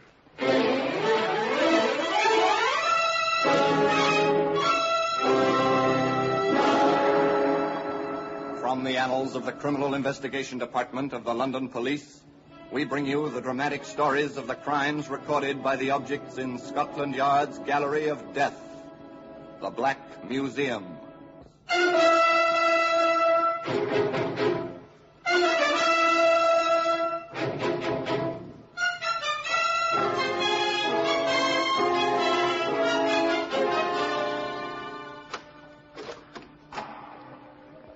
Well, here we are in the Black Museum. Scotland Yard's Museum of Murder. Here lies death, dressed in its Sunday best. Here, for example, is a nail file. It was once used by a manicurist to trim the dainty fingernails of a beautiful woman. Later used by an insane killer. Here's a length of cord, weighted with lead at either end. Harmless enough to look at, but lethal in its effect as a weapon of murder. Here we are. Here's the jacket. Mottled and dusty, somewhat inconspicuous in its place on the shelf. A tragic relic of passion and violence. I'm going to take you back quite a few years to a warm Sunday morning in June of the year 1921. We're outside a small chapel in the London suburb of Kensal Rise. The service is not long ended, and the congregation files slowly from within out into the brilliant sunshine. A young girl emerges, waves to a few friends gathered near the entrance, and turns along the dusty yellow road in the direction of the township.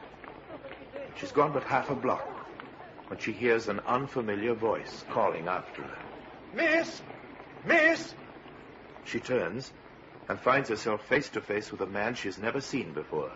A stocky, broad-shouldered young man with a round face and black, penetrating eyes.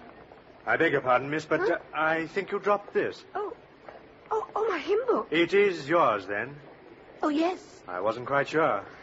Thank you ever so much. Oh, that's all right. I don't know what I'd have done if I'd lost it.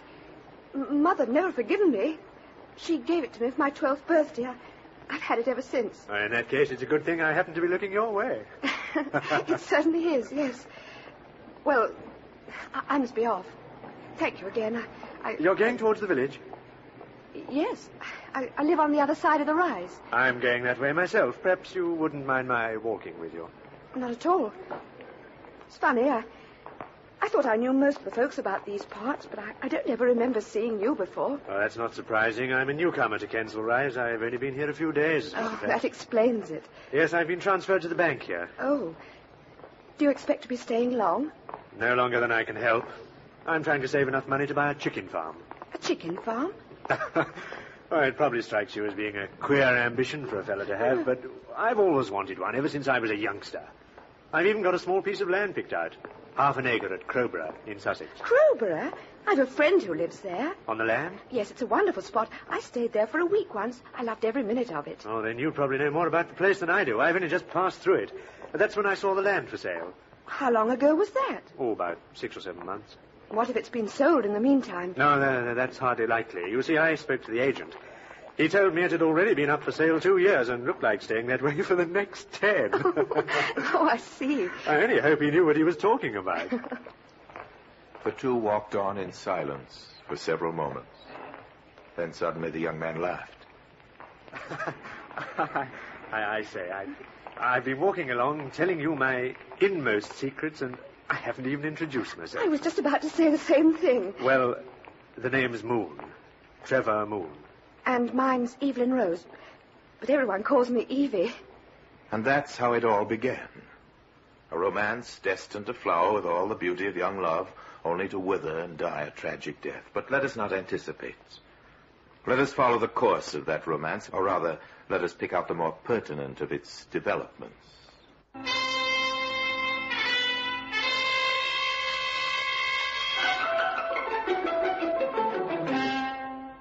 After their first meeting, Trevor Moon and Evie Rose spent most of their time in each other's company. For 12 months, they were rarely seen apart. And then, one evening, while strolling in the moonlight, Moon asked Evie to marry him.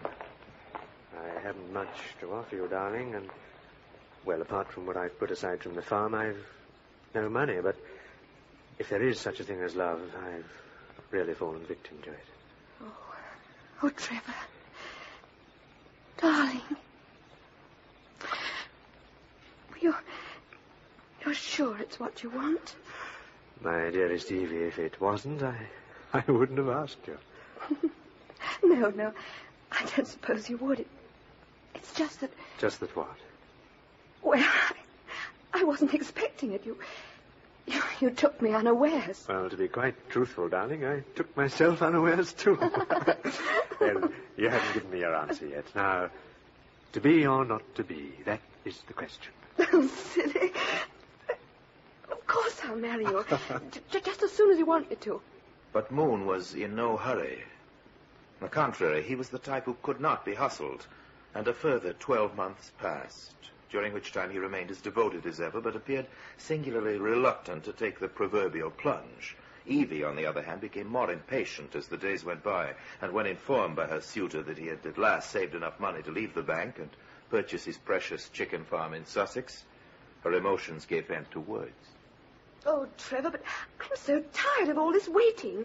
How much longer must we go on like this? Just a few months, darling, till I get the farm straightened out and ready for business. But why can't we be married right away? Then I could help you straighten things out. You can help me most, darling, by being just a little more patient.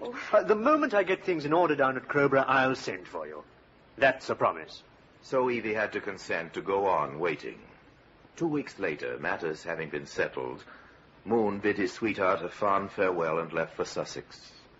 A month passed, and no word from him. Evie had done her best to be patient, as he had asked, but this was too much. Packing a bag, she took a train for Crowborough, and upon reaching her destination, checked in at the local inn, where she made inquiries as to the location of the Moon property. Within the hour, she was knocking at the door of a small shack on the outskirts of the village. Evie. Trevor, darling, please don't be angry with me, but I had to see you. How did you get here? By train. I had to come, darling. If I'd waited another day, I'd have gone out of my mind. It's been... You can't stay here, you realize that. Well, I thought I'd stay at the hotel. No. Trevor, please. You're catching the next train back home. But, darling... I'll walk with you to the station.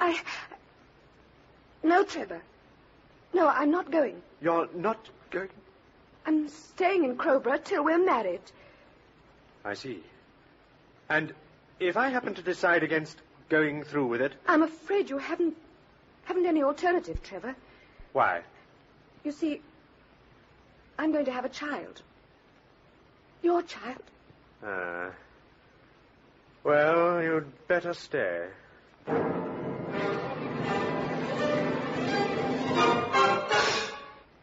The scene changes. It is 3 months later. We're in the office of the Crowborough police station. Constables Harris and Vernon are playing checkers. Oh, didn't see that one coming. Been playing for that all along. Puts me in a bit of a spot. Hey, does that all right, right enough. I'll get it.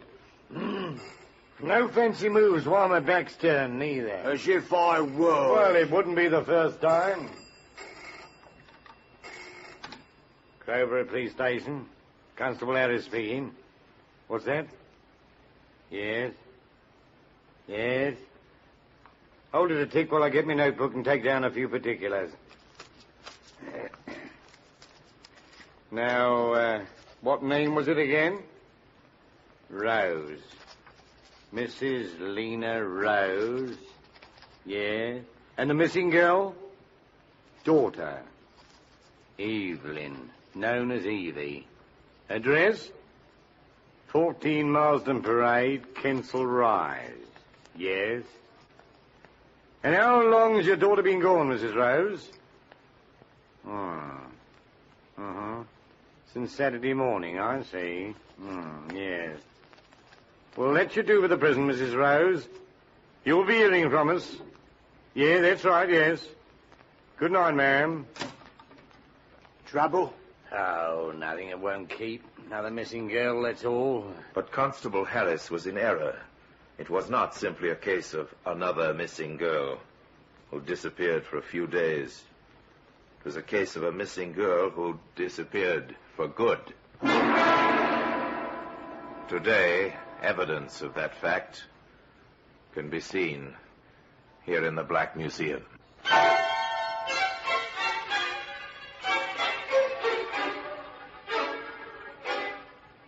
Just another missing girl. Yes, that's how the reported disappearance of Evie Rose was first described. Nothing particularly unusual about such a report. Almost every day of the week, someone or other vanishes without any apparent reason or cause, to show up again in due course with a perfectly simple explanation for the supposedly mysterious absence. But, of course, there's always the exception, which is why the police waste as little time as possible in checking up on such matters. So it was that the following day, Mrs. Lena Rose received a visit from Sergeant Cross of the Crowborough Police Station. Now then, Mrs. Rose, let's get the facts straight, shall we? According to this report, your daughter left home early on Saturday morning. That's right, Sergeant, 2 days ago. She told me she was going down to Crowborough for the day. Crowborough? Yes, to visit her fiancé. He has a chicken farm there. Not a very big one, I understand. He only bought it a few months ago, but he's doing very well. You've been in touch with them, I take it? Oh, yes, he said he was expecting Evie for lunch on Saturday, but she didn't arrive. Was she in the habit of visiting him often? No. Several weeks ago, she went down to see how he was getting along, and that was the only time. She returned the same day? Just in time for tea. Now, I come to think of it, it was just about that time that she changed so. Changed? Yes. She used to be such a happy sort of girl, you know, always laughing and joking, and then suddenly she became moody, sullen, as though something was worrying her, something she couldn't speak of, even to me. You've no idea what it could have been, I suppose? Well, perhaps I shouldn't tell you this, but I had a feeling it was something to do with Trevor. Trevor? Trevor Moon, her fiancé. Oh. What kind of something, Mrs. Rose? Well, that's what had me puzzled. I just can't imagine. Trevor was such a nice boy and so fond of Evie. I'm quite sure he wouldn't have done or said anything to hurt her. Well, not intentionally, that is. How long have they been keeping company? Oh, about 2.5 years. As long as that, eh? And when were they to be married? Well, I'm not sure, Sergeant. As far as I know, they haven't actually set a date. I see. Well, I think I might pop down to Crowborough and have a chat with Mr. Moon. He may be able to tell me something. Thanks for your help, Mrs. Rose. And don't worry. We'll find your daughter. You'll probably be hearing from me again in a day or two. With an encouraging smile, Sergeant Cross took his leave of the anxious mother and set out for the railway station, a thoughtful expression clouding his wrinkled brow. That same expression was still present when he stepped from the train onto the platform at Crowborough and headed along the lonely lane that led to the Moon Chicken Farm. The gate was open, and seeing no one about, he made his way up to the front door of the shack and knocked.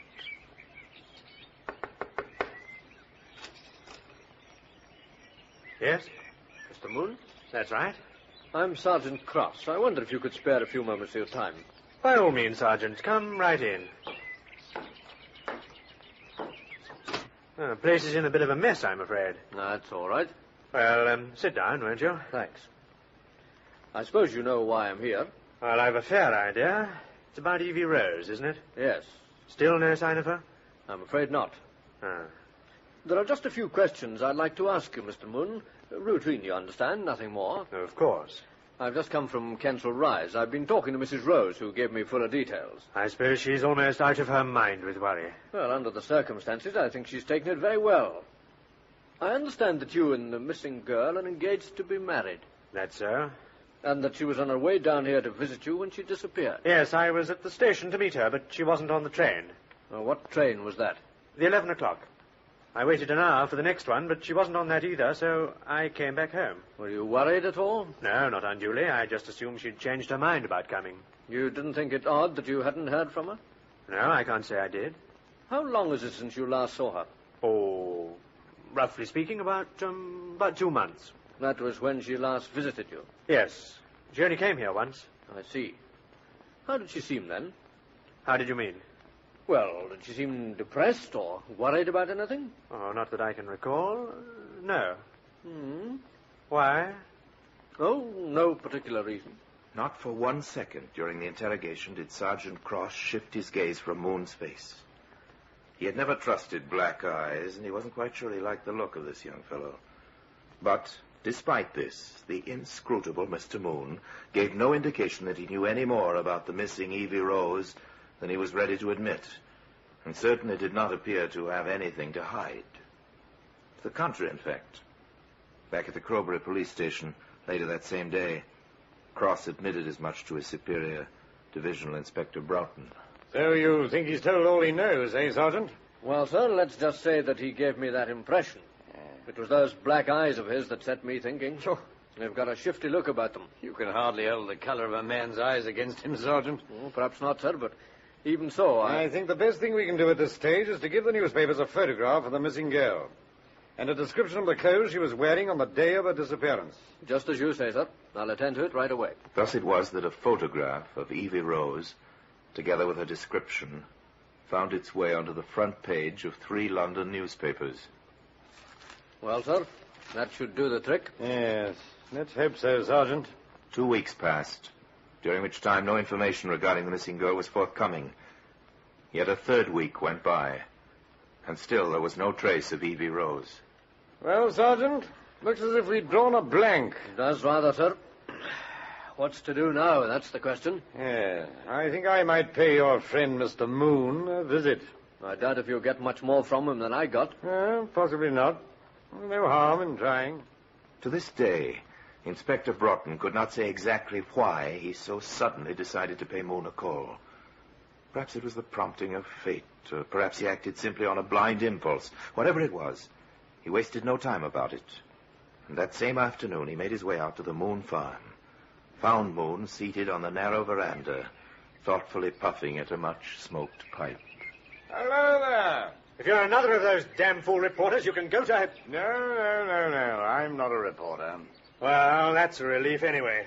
They've been showing up here in a steady stream for the past 3 weeks. Oh, is that a fact? Yes.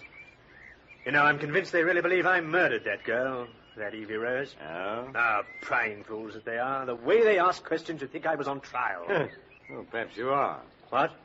I mean, perhaps they think you know more than you're telling. Now, why should they think that? Well, she was supposed to be on her way to visit you when she disappeared. Well, it doesn't mean I murdered her. No. I mean, anyone could have done it. Done what? Murdered her. Who said she was murdered? Why, no one. Not in so many words, but that's what they're inferring. Who? Those wretched reporters. You sure you're not imagining it? Of course I'm not imagining it. Why should I imagine it? Well, why should you indeed? You're sure you're not a reporter? Quite sure. Who are you, then? Well, matter of fact, I'm a detective. Detective? Inspector Broughton's the name. Oh. Well, I'm glad you stopped by, Inspector. What brought you here? Oh, I just wanted to have a look about the place. Why? Curiosity. I suppose you wanted to question me, too. Well, frankly, I did want to, but I don't want to anymore. I think you've given me all the answers I need. With a nod, the inspector turned and walked back down the path. He didn't look back, but he could feel Moon's eyes staring after him. The eyes that had told him so much, so convincingly. It was just like that. Almost like the sort of stuff one reads in a cheap detective fiction magazine. Well, this was cheap. But it wasn't fiction. It was life. Life in its birthday suit. That was quick, Inspector. How'd you make out? He's a killer, Sergeant. Moon? Yes, I'm sure of that as I am of the fact that we'll see the end of the Evie Rose case tonight. You think he killed her? Well, if he didn't, I'm going to be out of a job in the very near future. But, because I'm banking everything on the hunch that he did, my reputation included. And don't ask me why. If I told you, you'd say I was mad. We're wasting valuable time. Go on, get a squad together. We got work to do. Work? We're off back to Moon's place, and we're going to search every inch of it.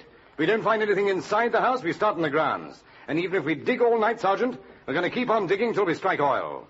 So, less than an hour later, Inspector Broughton was back at the chicken farm, and with him were Sergeant Cross and 4 constables.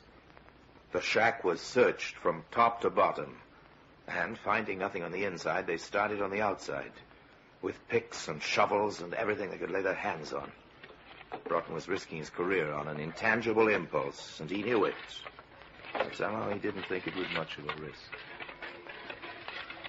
There's nothing so far, Inspector. Yeah, we've got a lot of ground to cover yet, old chap. I hope you're not making a mistake, sir. So do I. But if I am, you won't suffer for it. I can promise you that. I wasn't thinking of myself. Don't worry about me. My shoulders are broad enough. The digging continued. When it was too dark to see, lanterns were lit. 4 hours slipped by, and even Broughton was ready to throw in the towel when, shortly after 1 p.m. Inspector. What is it, Sergeant? Just look what Hanson has dug up. An attaché case. You can get an eyeful of the initials on it.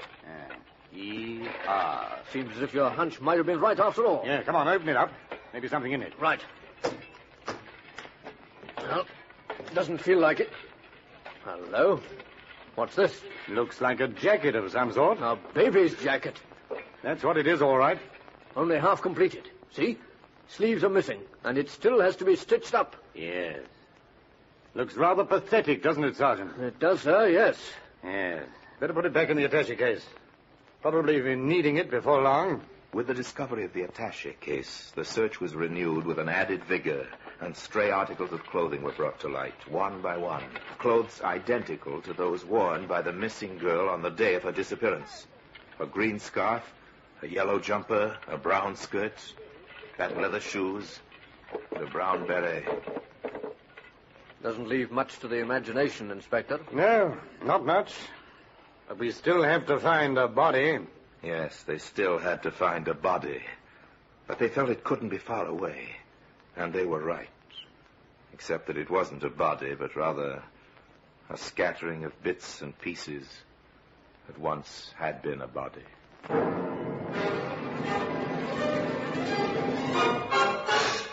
Confronted with the evidence, Trevor Moon made no attempt to deny the charge of murder that was subsequently leveled at him. He seemed, in fact, somewhat relieved to relate his gruesome story of how he had sent for Evie Rose and, knowing that she was soon to bear his child, strangled her, later dismembering her body and burying it, together with her clothing and the attaché case, the contents of which today occupies its place in the Black Museum. Moon's defense, if it could be called a defense, was a great letdown to the hundreds who kicked and shoved their way into the Old Bailey to witness his trial. For Mr. Moon pleaded guilty. There wasn't much more to it than that. Oh, yes, he had an excuse. Plenty of excuses. There are no excuses for murder. The jury's verdict was never in doubt. Trevor Moon was found guilty of murder in the first degree, and 2 months later to the day, he was hanged. So there you have it. And now until we meet next time in the same place, and I tell you another story about the Black Museum, I remain, as always, obediently yours.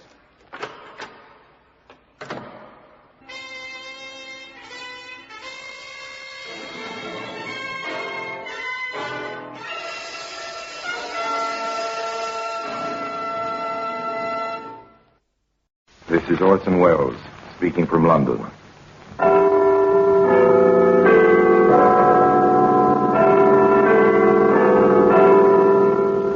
The Black Museum. A museum of death. Yes, here in the grim stone structure on the Thames which houses Scotland Yard is a warehouse of homicide, where everyday objects, a cotton reel, a tobacco pouch, a bootlace, all are touched by murder.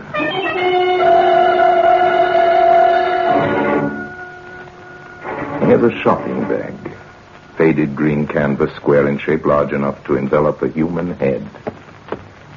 There you are, sir. Would Madame like to take it? No? Nothing inside now. These wisps of blonde hair were found inside by the experts in the police laboratory, but that was a long time ago. Who did the hair belong to? Well, there was no doubt about that. This is Vera Dawson's hair, Inspector. Victim number 5, eh? Yes. She's been in the habit of bleaching her hair for years. That's why it probably came out fairly easily. And the pathetic blonde hairs proved that the canvas shopping bag had been used to suffocate their owner, victim number 5. That is why the bag has earned its place today in the Black Museum.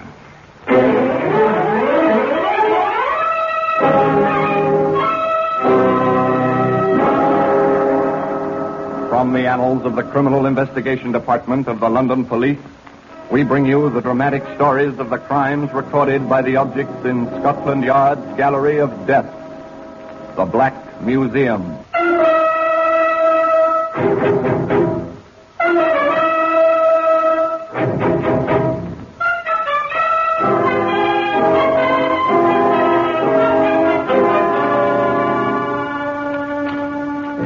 And here we are in the Black Museum. Beyond these stone walls, London throbs and is alive. But within these closely guarded precincts, all is silence, death. It's quiet, very quiet. Come with me under the frieze of death masks. The masks of criminals of bygone days, suspended grimly below the ceiling. They were collected at a time when the forensic theorists believed that a composite face made up of the dominant characteristics of hundreds of criminal features would resolve into a picture of the typical criminal. But in 1913, the experts decided that the masks presented nothing different from your face or mine, the average law-abiding citizen. Did you say something? Up there, you know that face. Yes, it's Heinrich Himmler, the German Gestapo chief. That mask was taken a few hours after he bit into a phial of potassium cyanide as he stood before his British captors at Lüneburg. And perhaps you may feel easier if you keep your eyes lowered as we pass along the rows of inanimate objects, each one marked with the names of the killer and the killed. Some of the exhibits are labeled with more than 2 names. Here we are. We've arrived at the shopping bag. One killer, Stanley Haynes. 5 victims, including his wife, who is his second on the list. Here's the bag, insignificant in itself, but terrifying when considered in relation to its history. And its history is bound up with the story of the man who used it. Stanley Hames, one-time bank clerk, petty thief, junk merchant, murderer, hanged by his shopping bag. But let's go back to join him in his junk shop. It's located in Wildron Street, North London. The place belonged to his wife's first husband. The district is poor, the shop is dusty, crammed with litter. Mrs. Edith Hames, a semi-invalid, is confined to a bed in the living quarters upstairs. Hames himself just lighted the gas lamp in the shop. The feeble yellow rays are reflected back from the November fog which presses darkly against the windows. The light is dim, but to a young girl, Patricia Wilson, is a beacon to which she turns for guidance. Oh, my word, what a night. I wonder if you can help me. Well, if I can. I'm a stranger here, and I'm looking for 71 Wildron Street. I can't see the numbers on the doors. My torch has given out. This is number 22. You'll find 71 to the left on the other side of the road. Oh, tell. Fog's getting thicker, isn't it? Yeah, I'm afraid it is. You'll have a job to find the house you're looking for. Oh, no. I promised to go and see my girlfriend there. I wish I hadn't. It was quite clear when I left home. Have you come far? Only from Vauxhall, and I don't know. Perhaps I can fix your torch for you. Oh, I'll be ever so glad. If you do happen to have a spare bulb, that'd do it. Here's the torch. Yes. There. Let go my arm. What's your name? Here, let me go. I'll hit you again if you don't take your hands off me. You would you? You come here. Help! Quiet, you little idiot. Oh, you're choking me. Edith, how did you get down here?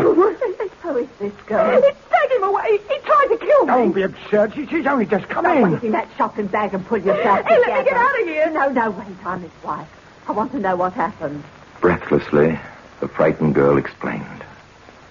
Hames stood silent. His wife listened, horrified. The girl finished her story. What did you do, Sam? I've nothing to say except I'm sorry. So I should think. But you're not getting away with this. I'm going to report it to the police. But you're not safe. Oh, please. Now, please, for my sake, don't take it any further. I think it would kill me if the police came. She's fainting. Hold her up. Take it easy, Edith. I've got you. I'm all right. Oh, she's ill. You ought to be ashamed of yourself. Go and get a doctor. Oh, no, I don't want anybody. Oh, please tell me you won't make trouble. Well, for your sake, then, I won't tell anyone. Thank you. Hope it didn't hurt you too much. No, I'm feeling better now. More shocked than anything else. Had you won't say anything? Not a word.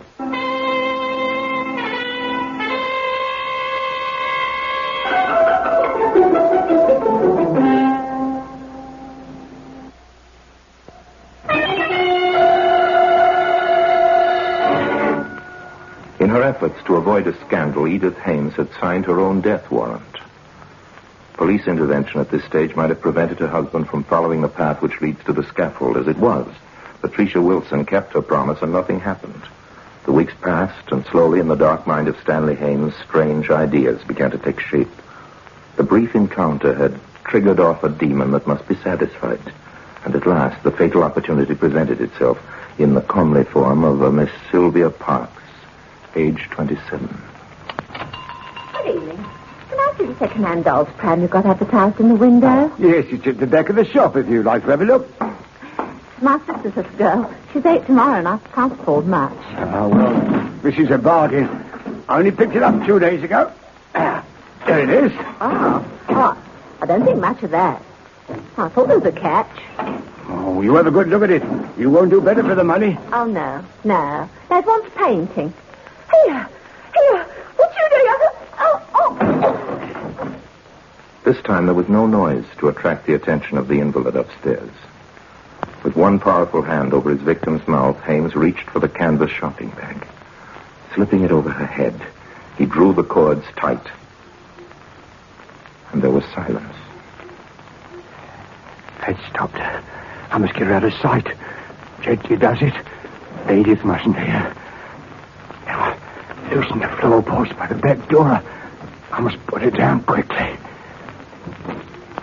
Sylvia Parks disappeared into the 4-foot cavity between the foundations of the building and the floorboards above the ground floor. But although Mrs. Hames may have heard nothing upstairs, she must have sensed the horror below. Quite suddenly, before her husband could replace the boards, she appeared at the door, leaning heavily on her stick for support.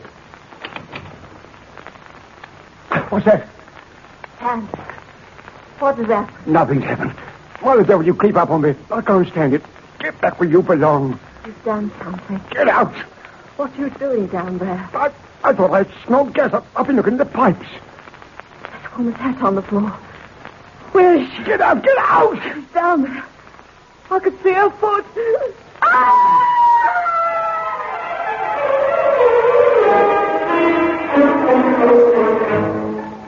Edith Hames lay silent in death beside the body of Sylvia Parks.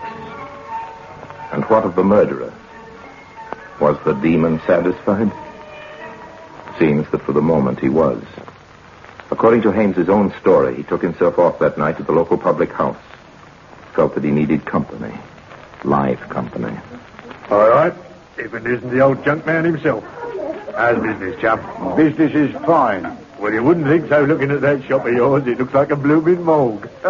Why don't you give it a good clear out, If you'll look after your own affairs, I'll attend to mine. All right, I was only kidding. Here, have a drink. Now. Yes, I will. I'll have a large scotch. Oh, getting your own back, eh? All right, I asked for it.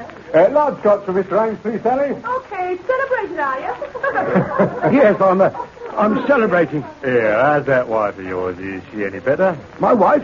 Oh, yes, she's much better now. Oh, I'm glad about that. She used to be a regular in here when she was married to... Well, I've known her a long time, of course. Yes, longer than I have. Well, tell her Joe was looking after her, will you? Me and the missus have promised to come round and see her one night. Oh, well, didn't you know she's going to stay with her married sister in Birmingham? Has she? I never knew she had a sister up there. Oh, yes. Oh, well, here's your drink. Bottoms up. Now I see why you're out on the loose. Oh, cheerio. Yes, I needed that. Whoa, it's not much fun living on your own, is it? Oh, I'm as miserable as sin when one missus pops over to see her mother. Still, it's better than having the old ma popping round to see us. Oh, not that I don't like it. It's not much fun living on your own. Hames discovered that in spite of the fact that he was not exactly alone in his dark little shop. There were too many shadows. The mice playing amongst his shabby merchandise would startle him. But without money, there was no escape. So he decided to let the back bedroom, and he advertised it discreetly in a small journal which was not circulated in his home district. His lodger would have to be a complete stranger, and so he turned out to be. But he couldn't escape from the faded canvas shopping bag, which has earned its place so well in the Black Museum.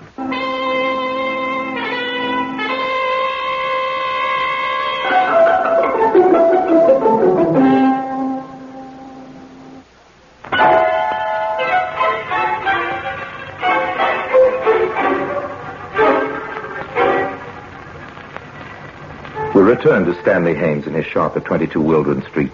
The advertisement for a room to let has produced its result, and the back bedroom is occupied by a short, middle-aged man with square shoulders and wary eyes. He calls himself George Smith, which is as good as any other name, but Hames is suspicious. The lodger never ventures out except for brief moments during the hours of darkness. He behaves like a man who has something to hide. And Stanley Hames, now desperately short of money, decides to cash in on his opportunity. Who's there? Only me. Want to speak to you. What do you want? Oh, I hope you find the room comfortable. Suits me. Yes, it's well tucked away, isn't it? Nobody would look for you here. What are you getting at? Nothing. But I'm afraid I've got to increase your rent. It's like that, is it? Yes, it is. I'm no fool. You dirty little runt, I could break you in half. Think so? I've got strong hands, you know. And if I did happen to disappear, things would become even more complicated for you, wouldn't they? I don't know what the devil you're talking about. Well, I'm increasing your rent from £1 a week to £5 a week. Oh, and you thieving If you don't like it, you can get out. I see. All right. I'll give you £3. That's my limit. It's 5 all out. For 5, you get food and protection. So you found out who I am, eh? Yes. Okay. I'll take your term. Here's your first father. The bluff has worked. Hames had no idea that his lodger was, in point of fact, Gary Saunders, a wanted man. His partner had squealed on him following a vicious case of robbery with violence. Now every policeman in the country was on the lookout for him. But how infinitely safer he would have been in jail. As it was, his hush money restored Hames to his old self, and once again, the demon started working. Toward the end of January, the murderer met a painted lady who agreed to visit his home. It was during the night that Smith, alias Saunders, was awakened sharply from an uneasy slumber. He jumped from his bed, crossed the narrow landing, and burst into the room which he knew Hames occupied. It was a pretty clear case of murder.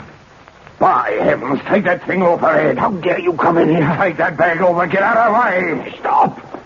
Stop. You paper. She's dead. You've killed her. Yes. She's dead, isn't she? But who did it? You or me? What do you mean, you murdering devil? I happen to have a clean record. My word will carry more weight than yours, I imagine. Oh, you'd frame me, would you? You're not fit to live, Ames. Why, Thunder, I'm going to get the police. I'll take what's coming to me. But you're going to swing for this? I don't think so. Drop that knife. I'm not going to swing for you or anybody else. Nobody knows she was here and nobody knows you're here. Get back. No, don't do it. I told you I had strong hands.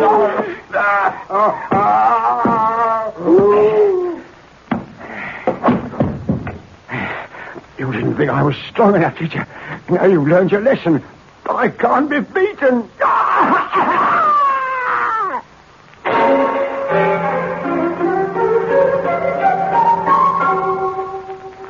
Sylvia Parks, Edith Hames, the unknown lady who was subsequently identified as a Mrs. Doris Luke, and Gary Saunders. 4 victims. And to avoid the trouble of dragging the last 2 down the stairs to the burial ground under the shop floor, Hames shut them away in a cupboard in the bathroom. After that, he cleaned up and discovered nearly 2,000 pounds in notes which Saunders had hidden away in his back bedroom. This decided him to take what he considered to be a well-earned holiday. But before he went, he added yet another victim to his list, Vera Dawson, of the bleached hair.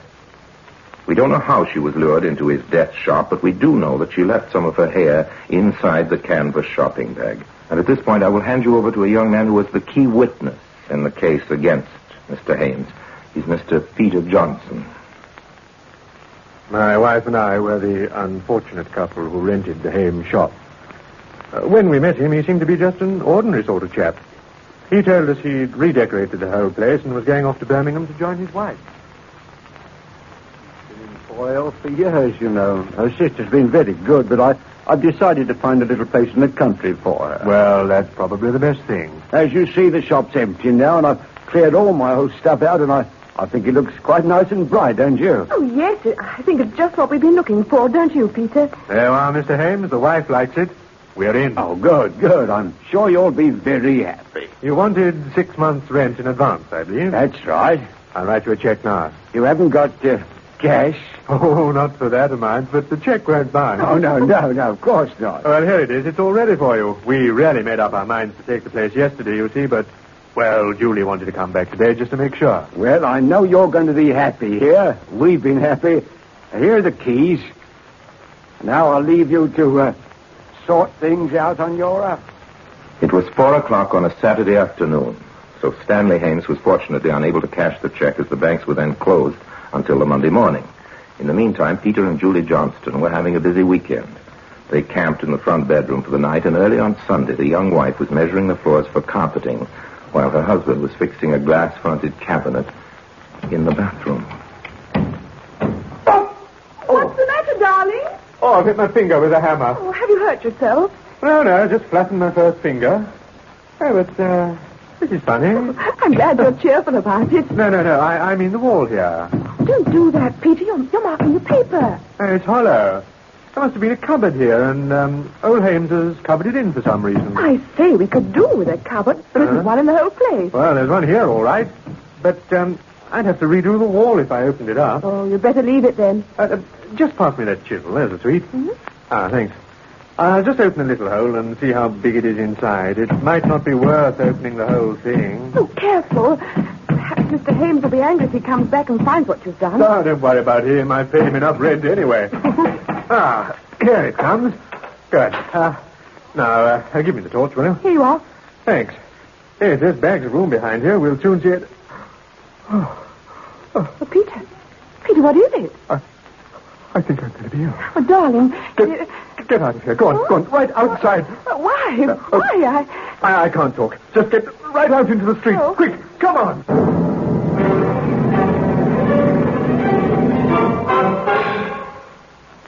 The police were on the spot within a matter of minutes. As their cars roared into Wildren Street in answer to Peter Johnston's call, curtains fluttered in front windows, and a growing crowd appeared quickly outside number 22. Are you Mr. Johnston, sir? Yes, that's right. This is my wife. I'm Inspector Denton. Perhaps the lady had better stay out here while you show us the way up. Yes, sir, of course. I gather you took possession yesterday. Yes, I only wish we'd never seen the place. This is the bathroom. Have a look through that little hole in the wall. Right. Give me your torch, Robert. Yes, sir. Let's see. Ooh. Well, I've seen a few things in my time, Mr. Johnston, but this is about my lot. I understand why you're so upset. This is the works, is it, sir? I'll say it is. There's 3 of them in here. A man and 2 women. You better go down to your wife while we take the whole wall down, Mr. Johnson. We haven't seen the half of it yet. In point of fact, the inspector had seen rather more than half of it. The bodies of Sylvia Parks and Edith Hames were discovered under the shop floor a few hours later. By that time, the whole building was being methodically opened up. Floors were lifted, chimneys explored, the foundations and a small patch of garden were being dug, and the word went out to get Stanley Hames. We managed to obtain a photograph of him from one of his neighbors, but we were dealing with a wily customer. Even before he knew the chase was on, he'd shaved the top of his head, which gave the impression of baldness. And he put on horn-rimmed spectacles, which completely changed his appearance. He heard on the radio that the balloon had gone up sooner than he expected, and by then he was well away from London. Those notes which Jerry Saunders got on his last job, Superintendent, I've got the numbers. Good. And there's no possibility of the money being hidden away in 22 Wildren Street? No, sir. Hames got it all right, and it won't be long before he starts passing some of it. Yes, we better notify every area in the country. As soon as one of those notes is traced, we'll be on the Hames trail. He might be in disguise, or he might be lying low.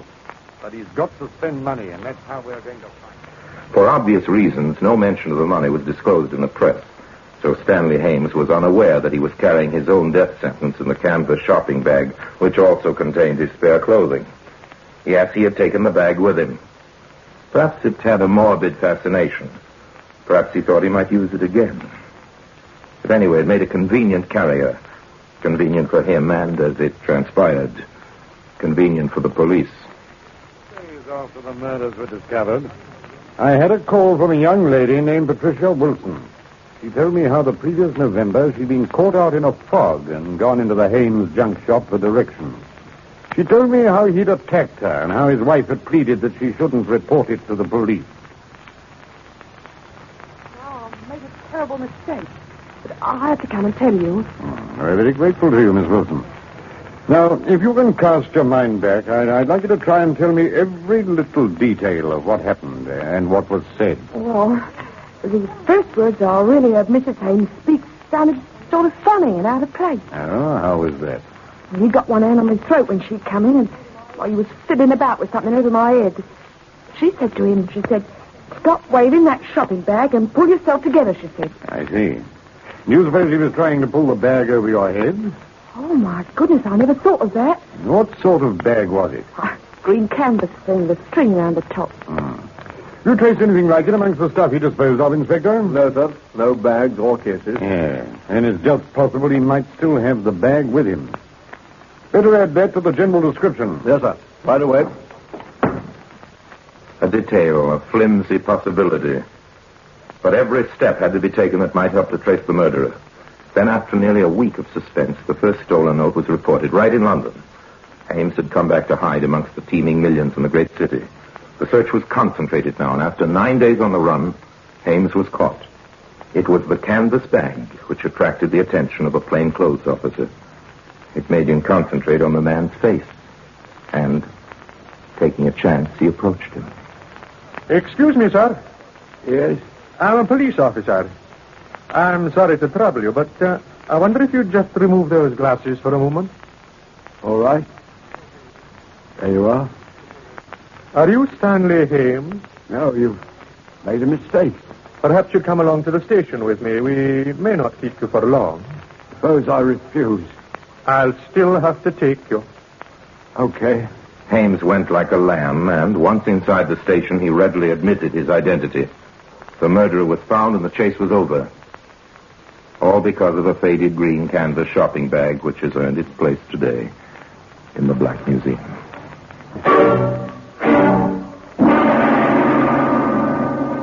Orson Welles will be back with you in just a moment. Hames was a killer because it was his desire to kill. Except in the case of his one male victim, he killed coldly and ruthlessly. He had no pity. In fact, as we know, he would celebrate his murders. At his trial, he was obviously pleased to be the center of attraction, and for some reason he confessed to every detail relating to his first 4 murders. But with regard to his 5th victim, Vera Dawson, he would say nothing. But the evidence was in the bag. This is Vera Dawson's hair, Inspector. Victim number 5, eh? Yes. She's been in the habit of bleaching her hair for years. That's probably why it came out fairly easily.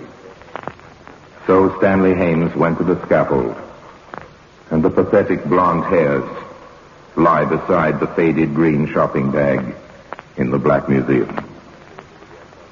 Now, until we meet again sometime in the same place, I tell you another story about the Black Museum. I remain, as always, obedient to you.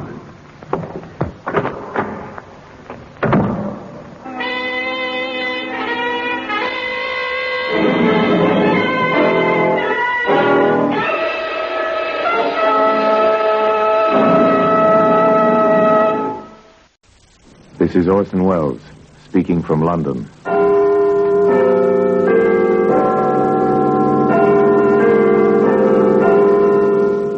The Black Museum. Here in the grim stone structure on the Thames, which houses Scotland Yard, is a warehouse of homicide, where everyday objects, a pocketbook, a rag doll, a paperweight, all are touched by murder. Look, here under the glass case. We'll open it up and, with the permission of the curator, we'll take out 2 small objects that speak directly of violence and sudden death. In the palm of my hand, I'm holding 2 bullets. Each has claimed a life, an innocent life. And these twin messengers of death have a common origin, although 3 years passed before the first was followed on its fatal mission by the second. When the bullets were rotated, groove by groove, under a comparison microscope, points of similarity in the scoring were evident. It is established beyond doubt that the bullets were fired from the same weapon, a Service Enfield 45, as issued to the fighting forces of Britain. But these bullets were never fired against the enemies of Britain. That is why they can be seen today in the Black Museum.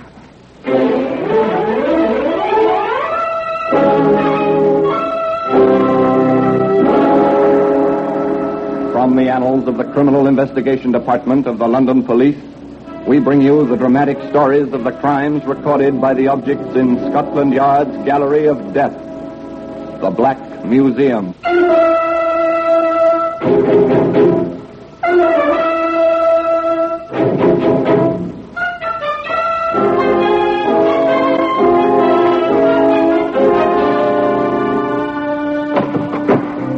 So here we are in the Black Museum, Scotland Yard Museum of Murder.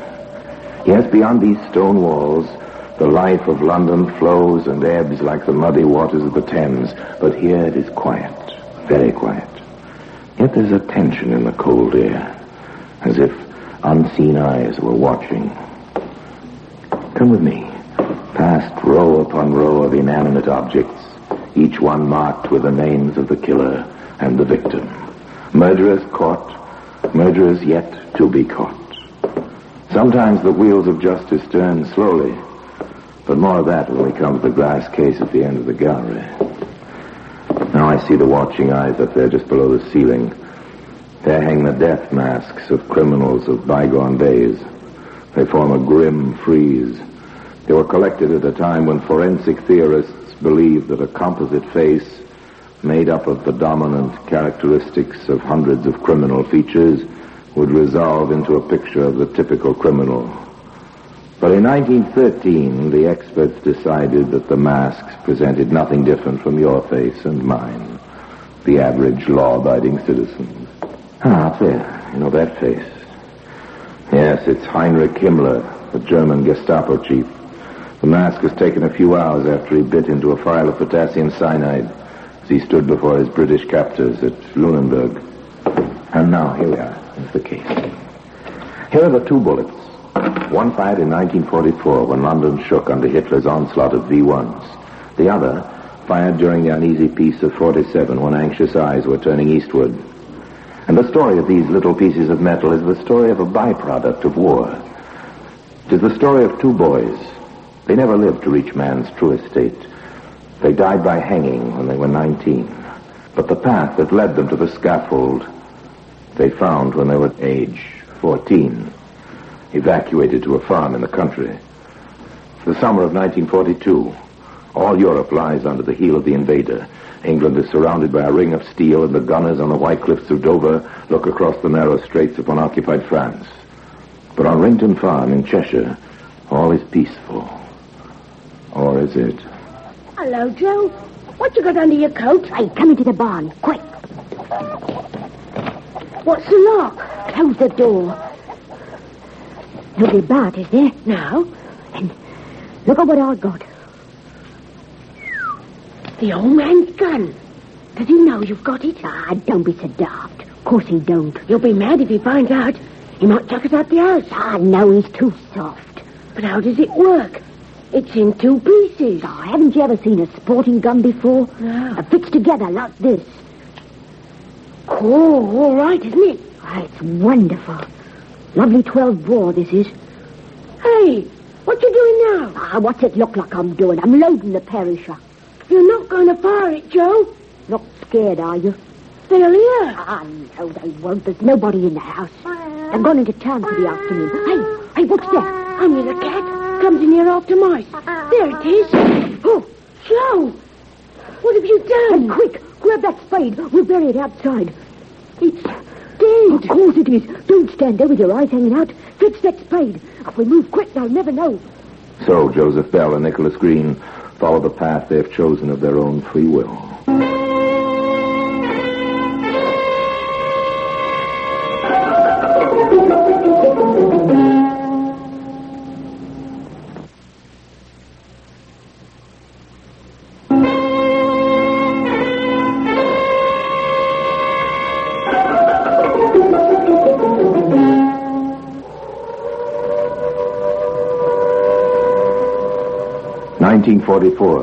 Springtime.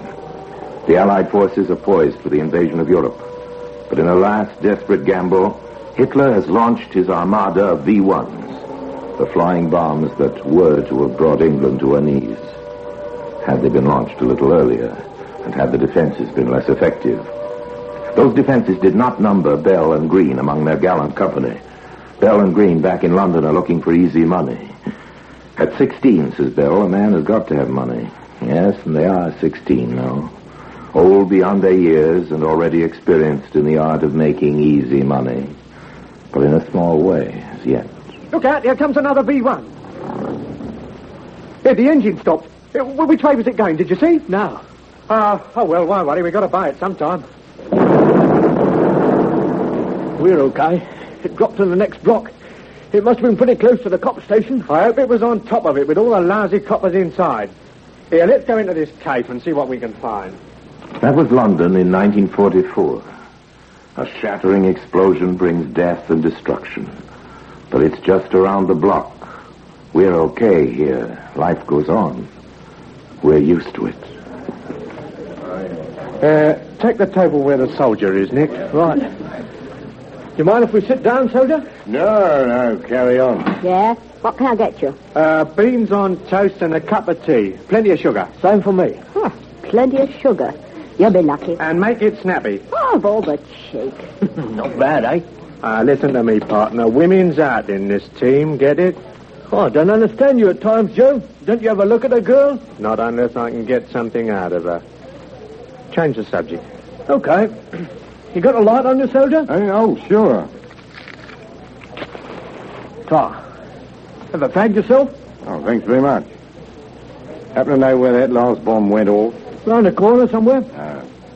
Hope it wasn't too bad for the poor devils who stopped it. Rotten things, them buzz bombs. Yes.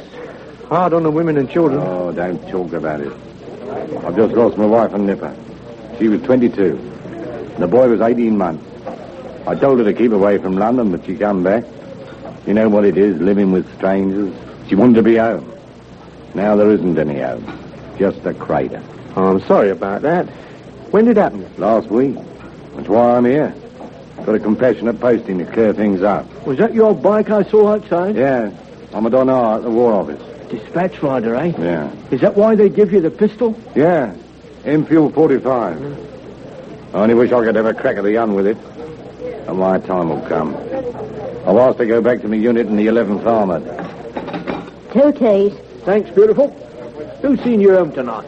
Ah, look, what do you take me for, a cradle snatcher? I'm bringing the beans.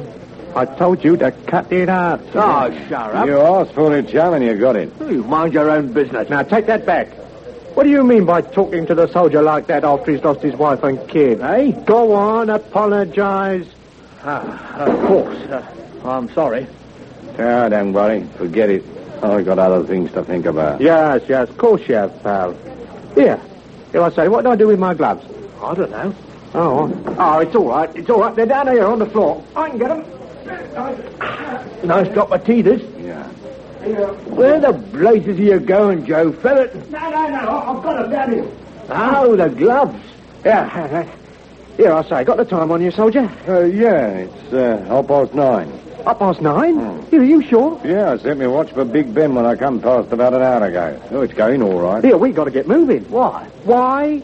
Because we promised to go round to Percy's and sit with his kids until his wife gets back from fire duty. He leaves the house at 9:30. She won't be back for an hour. Oh, so the kids will be all alone, will they? Yeah. Oh, that's rough. Here, look, we'll have to skip the beans on toast. Be a pal and give this to the waitress. Tell her what's happened, will you? Yeah, right. I'm glad you're doing a good job. I'll explain. Yeah, well, thanks. Come on, empty head. Let's go. Joe, what's all this? Who's Percy? Run, Nick. I've got that false pistol. Holy smoke. You see how it all works out? The soldier, Lance Corporal Busby, had loosened his belt. The holster with a pistol in it was resting on a chair under the table beside him. It was only a matter of seconds for Bell to remove the pistol from the holster. There was no lanyard running from the gun to the Lance Corporal's shoulder. If there had been, 2 innocent lives might have been saved. That pistol was to fire the 2 bullets that may be seen today in the Black Museum.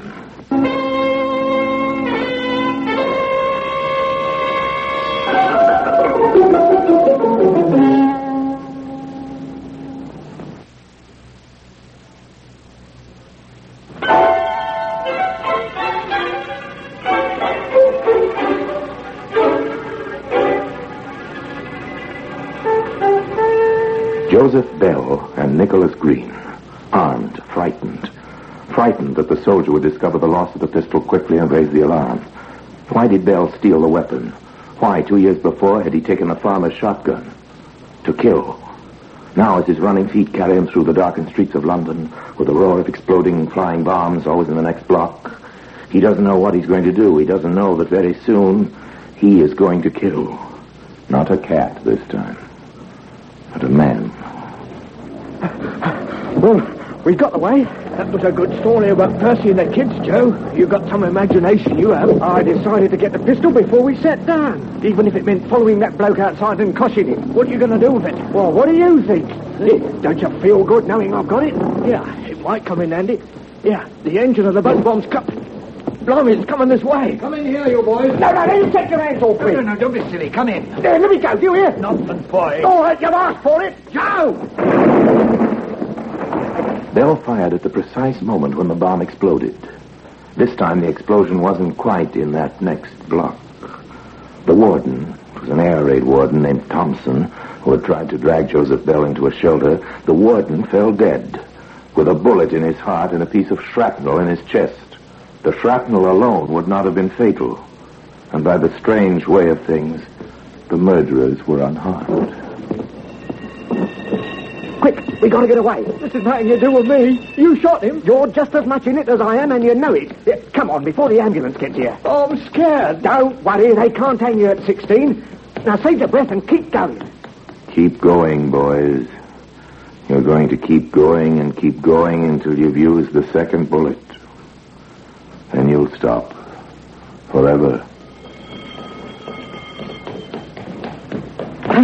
I've got to slow down. Okay. But I wish you wouldn't get in a panic. You almost get me worried, too. Aren't you worried, Joe? What about? Why, the stiff back there. Him? I'm not worried about him. They'll think he was killed by the bomb. There was blood all over him. Oh, cool off, Nick. You're a man now, and there's a war on. You're too young to know that air raid victims still have a death certificate. The doctor is going to find that bullet in Thompson's heart, just as the next one is going to be found. Joe, I'm going home. It's early yet. I know, but I'm still going home. I've had it for tonight. Okay. Here, you won't say a word to anybody, will you? Oh, what do you think I am? Barmy? You'll do, Nick. Just you keep your mouth shut. Now, we'll be all right. See you tomorrow. Sleep well. Green slept far from well. If we can believe what he said later, he never slept well for the rest of his life. But what about that home he was talking about? What sort of parents had he got? His father died when the boy was 5. When he went home to his mother. Oh, it's you. I thought it was the warden come to tell me I was showing a light. What's the matter with you? Where have you been to? I've been out with Joe. Huh. You've been up to something, haven't you? Stop asking damn 4 questions or I'll break your neck. Go and put the kettle on. I'm as dry as a bone. Now you see, Nicholas Green, coward and murderer, was the master in his mother's house. And what about his partner in crime? Joseph Bell had no parents. They were killed in the Blitz in 1940. He had an uncle who pledged himself guardian to the boy. But Uncle preferred blondes, rather tatty blondes. So now into the final phase. 1947. The hot war is over. The Cold War is only just beginning. There's work for everybody in London, but not the sort of work which appeals to Bell and Green. They're still together and they're 19 years of age. Old enough to be hanged. I've had enough of this dance. Let's get out. Okay. That's better. Now sit down. What's on your mind, Joe? We're going to do a proper job. Well, we've been doing all right, haven't we? Working the races, little black market deals, skipping up the back stairs in hotels to knock off a brush and comb set or an electric razor. That's small time. Well, what's the griff this time? I'll tell you. There's a warehouse just off the commercial road. It's in Derby Street. Caravinos. You know it? Yeah. Well, then listen. Caravinos in Derby Street. We're almost at the end of the path now, boys. Caravinos' warehouse is packed with furs. All nice and snug in cold storage. They're beautiful furs, worth a lot of money. Quite a temptation to the criminal who thinks he can get away with some of them. But can he get away? What about the caretaker? He's the only one we got to worry about, Nick. But I've been watching the place, and every night, regular as clockwork, at 9:30, he slips out of the side door and trots round to the pub. Which one? The King's Head. He collects a quart of beer and takes it back to the warehouse in a bottle. I suppose that lot helps him to pass the rest of the evening. Maybe, but he ain't going to drink it tonight. We got him when he gets back with the bottle, is that it? Yeah. And we don't cosh him until he's opened the side door. We wait till he lets us in, like. That's the idea.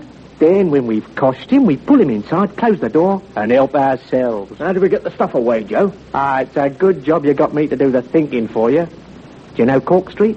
Yeah, it leads out to Derby Street. Well, there's a greengrocer's shop. Every evening, the owner parks his van outside and leaves it there till he goes to Covent Garden Market in the morning. Well, I've given the van a once-over, and here's the key that fits the ignition. You got it all worked out, Joe. But what do we do with the furs when we've got him? Fix that too. I got a fence who specialises in furs, and he's not known, see? Well, that sounds fine. It is fine. Now, come on. We'll pick up the van to start with. Yes, Bell had thought of everything, or rather, almost everything. It was child's play, picking up the van. The owner was in the habit of retiring early in order to be up to catch the morning market. While he slept peacefully in a room over the back of the shop, Bell and Green pushed the van 50 yards down the street. It was all done very quietly. And the time was 9:29. Okay, in we get. I'll drive.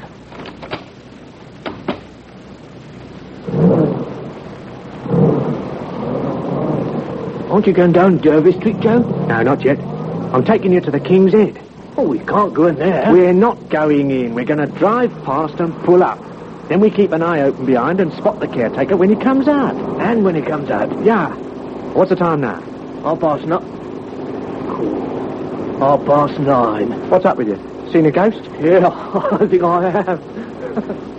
This is not the first time your 0 hour happened to be 9:30, is it, Nicholas Green? Remember that cafe 3 years ago when your partner stole the pistol he's carrying now inside his coat? 10 minutes later, a man was killed. Remember? It's funny, that's what it is. Darn bloomin' funny. Shut up! Pull yourself together. If you haven't got the nerve to see this through, tell me now and get out. I'll do it myself. I'm sorry, Joe. I'm okay. I started thinking, that's all. Leave that thinking to me. Here's the pub. I can see the door to the bar through the driving mirror. And here he comes. Dead on time, as per usual. A Lux Inn. The caretaker from the warehouse disappears into the bar. The watchers don't have long to wait. He comes out with his bottle of beer and trudges back through the shadows towards his lonely post. He turns into Derby Street and approaches the tall, dark building of Carabinos. So alive by day, so very silent by night. Oh, don't say I've shut myself out. No good, here's the key. Excuse me, chum. I want to get to Tower Bridge. Oh, that's easy. Straight to the end, turn left, right and left again, and you come into Wapping High Street. Here, I'm a stranger around here, but, look, I've got a map. If you could point it out to me. Well, you'll find it all right. Good night. No, you don't. Get back. I'll drag him in and open the gate to the yard. Now, drive the van in quick, okay? Everything's working according to plan, isn't it, boys? You've thought of everything, almost everything. You wouldn't know about that little electric contact you break as you open the door to the cold room where the mink furs are stored.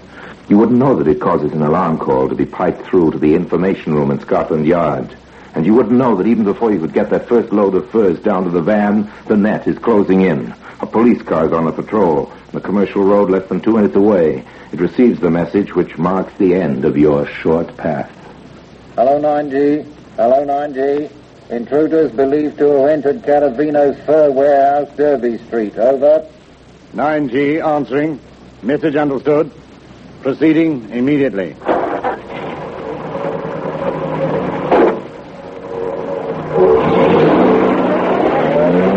Job, I wonder. I shouldn't think so. I've had 22 years in the force, and I never had the luck to get onto a real job yet. You should worry, Tommy boy. You're retiring next month. Think of that nice little pension you're going to get. Yeah. You're going to sit back and grow more prize lupins for the rest of your life. But PC Tom Wallace was never to draw his pension, and he was never to grow any more prize lupins. This was the first real job he had waited 22 years for. He'd always known what he would do. He'd approach quietly, turn off the car engine before he got to the scene of the incident, and tread lightly. He'd make sure his brother officers followed his example. He wasn't going to fall down on his first real job. And somehow he knew this was it. Quiet. Is the door locked?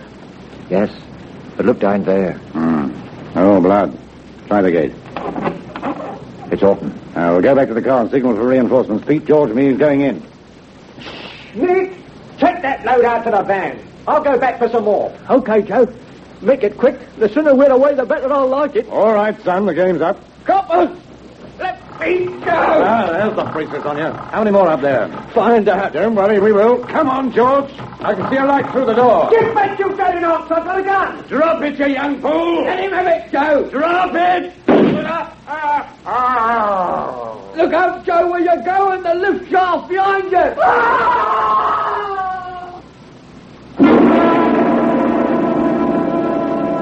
Joseph Bell survived his 20-foot fall. Police Constable Tom Wallace was dead. The bullet that was removed from his brain was placed beside the bullet that had killed the warden 3 years earlier. It is established beyond doubt that the bullets were fired from the same weapon. And today, they can both be seen side by side in the Black Museum.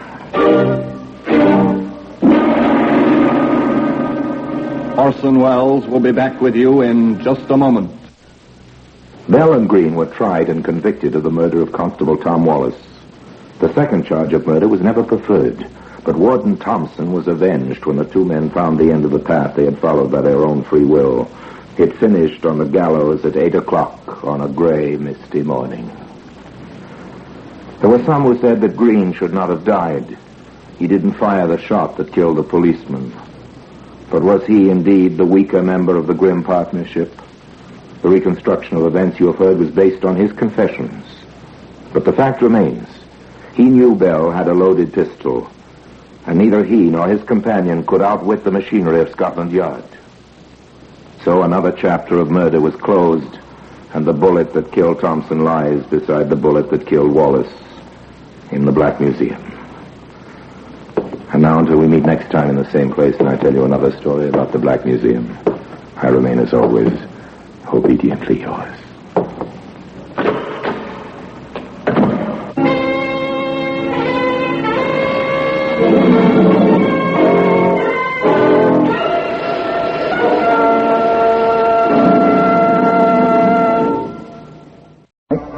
But I'm still both amazed and profoundly grateful that Denny and I survived its dangers. I'm grateful, too, that more than one Axis submarine will no longer... However, that's a part of our story. A story which begins late on an overcast night in a certain East Coast harbor. One of the largest of the vessels anchors there, an oil tanker. The watchman pauses suddenly to listen. His attention caught by an unaccustomed sound. What the junk is that? Hey, who's making that tarnation noise? What's going on out there? All right, speak up. Who's there? Shut up, Joe. Keep your trap shut, mister. Hey, who are you? How'd you get aboard? What's going on around here? I'll ask the questions, Joe. My name ain't Joe. It is to me. Want to earn some cash? How? Why, easy, Joe, easy. If anybody asks you about tonight, why, just make out like you didn't hear nothing and you didn't see nothing. Get it? You're up to something crooked. Then you ain't interested, No, I ain't. Yeah, you go and get out of here now. Go on. Get out before I call the cops. Okay, Joe. Don't make no difference to me. Penny saved, a penny earned. Hey, what?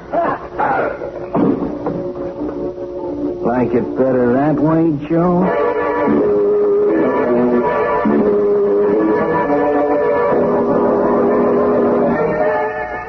Oh, heaven bless you, Captain Drummond, sir. Heaven bless you. I knew you'd help me. Yes, I will, Mrs. Regan. I will. I give you my word. Come over to magic, sir. Yes, you. And quite properly, too. Did it unfriendly if you hadn't. But, Mrs. Regan. Yes, sir? What makes you think I can do more than the police? You say they found your husband in the alley behind, what was the name of that tavern? The Blue Pelican, sir. 'Tis near the docks and a horrible place it is, sir. Hello? Well, that sounds like it. And that was when? Oh, most a week ago now, sir. And they claim it must have happened in some kind of a fight. Claim my Tim must have been drunk. So they smelled of liquor, something terrible. Tim smelled of liquor? I don't believe it. Oh, that's just it. My duty... Drank a drop in his life, sir. I told the police. If the odor of whiskey was found on Tim, Either he'd been forced to swallow it before his murder, or it was sprinkled on his clothing afterwards. His murderer had a reason for it. Mrs. Regan, will you go home now and believe that Tim's murderer will be found? I know he'll be, Captain Drummond, if you say it, sir. Yes, I have your address. You'll hear it from me the moment I've news. Goodbye, sir. I don't know how to thank you. And why should you? Goodbye. Goodbye, sir. Jenny. Yes, sir. Get our things, will you? We're paying a visit to the docks.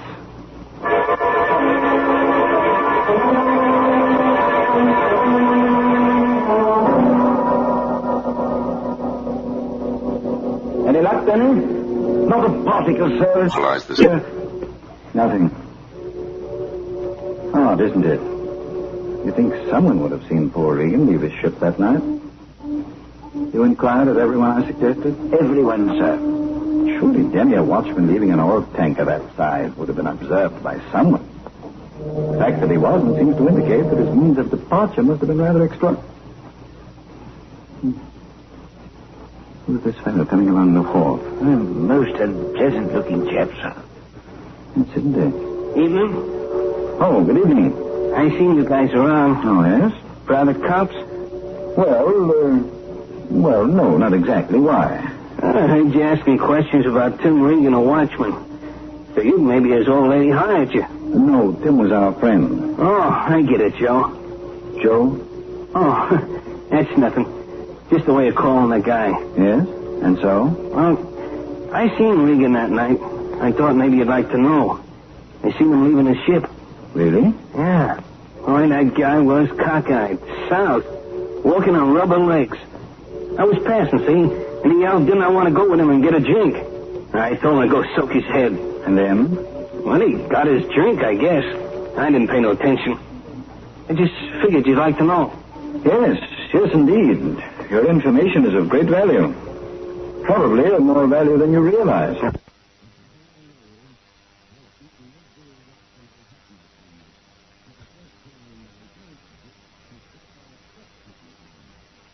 I'll be seeing you. Huh? Oh, yes. Yes, I'm sure you will. Denny. Yes, Captain Drummond, sir. That fellow said he saw Tim Regan drunk. He lied. If he lied, he undoubtedly had good cause. We're going to follow him. Oh, but, sir... Wait, what? You go around the corner of the shed? Why, yes, I believe he did, sir. Listen. Hear anything? Nothing, sir. So do I. Like the dog that didn't bark in the night, that's very strange.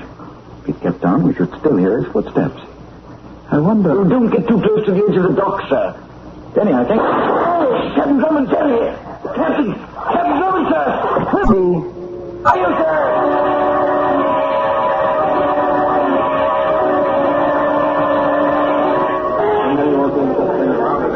Officer, I say officer. Huh? Oh, it's you. Have you... Help? I'm sorry, fella.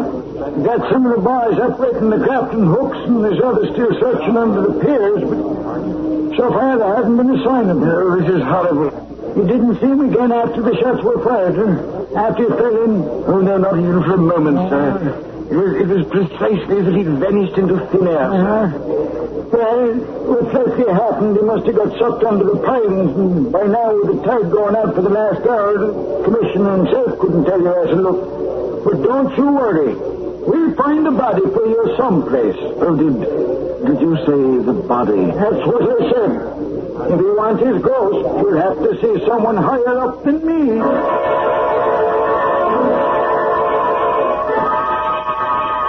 Hey, here, Bill. Get back here out of the light, you fathead, or I'll kick them gold teeth down your throat.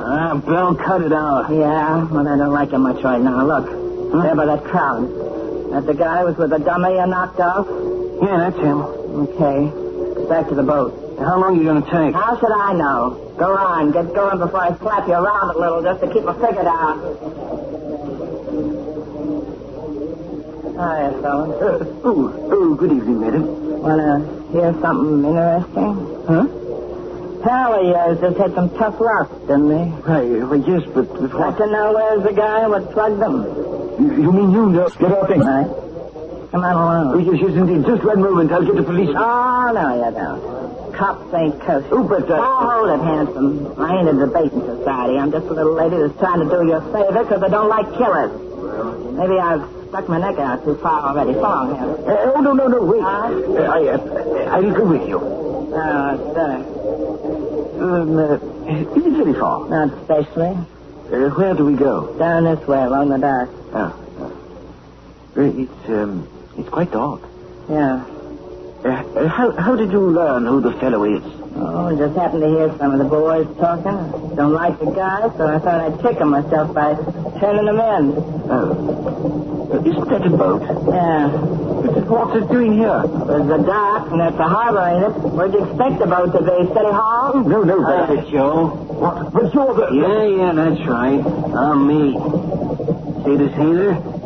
Oh, behave, brother, behave. Oh, aboard. Wait, where? Kick her over, Slim. Get started. We got business to do.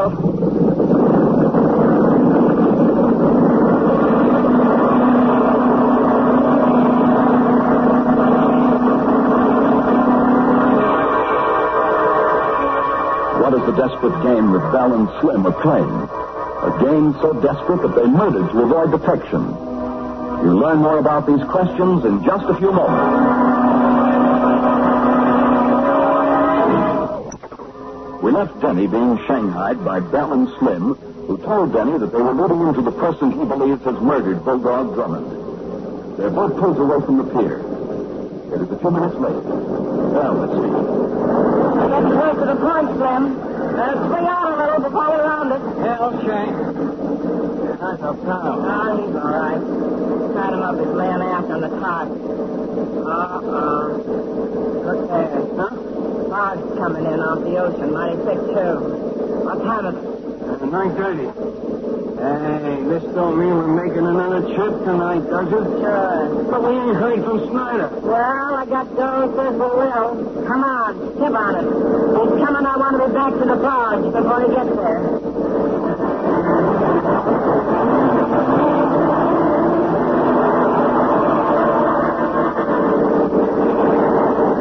Okay, cut the switch.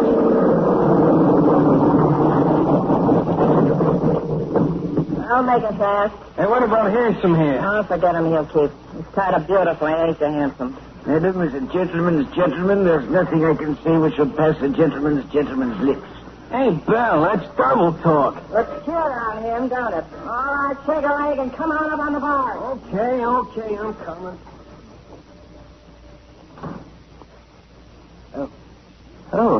Oh, say, Denny, would you mind rolling over a bit? You're on my leg, you know.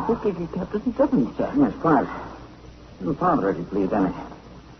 Oh, that's splendid. But you're dead, sir. Am I? But isn't this an abrupt way of breaking the news to me? But, sir, you were shot. The police are looking for your body. I'm sorry, but they won't find it.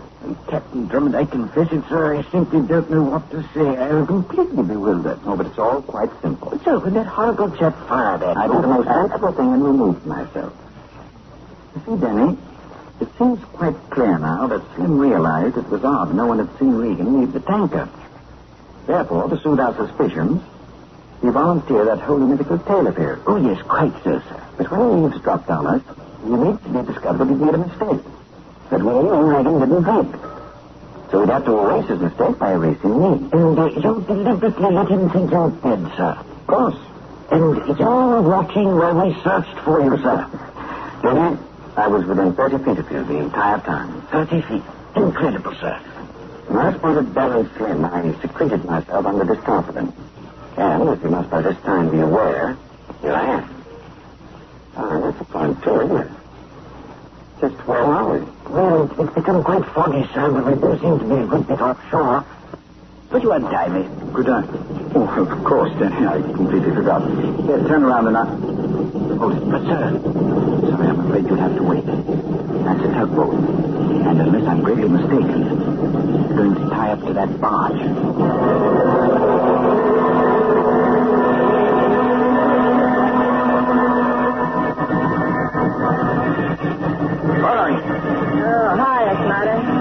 Slim would have seen this fog coming, you Never mind that, Fräulein. There is not time.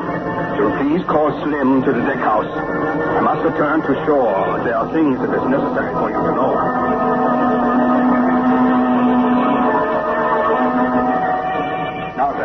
I will repeat your instructions.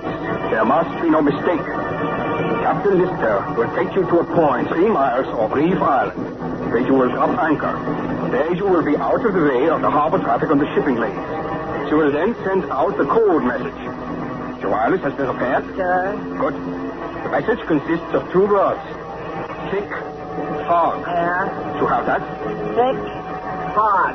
You will send that message for precisely 2 minutes. No more, no less. Then you will do in every respect exactly as you have done before, Fräulein. You will simply wait. Captain Lister has been instructed to sound his foghorn at regular intervals. That will serve as a guide. Yeah. You will be met by 2 submarines, both of them badly in need of the fuel carried on this barge. If you do not meet them, if they fail to receive this fuel... Goodbye, U-boat, huh? Yes, and also... Huh? Goodbye, Fräulein.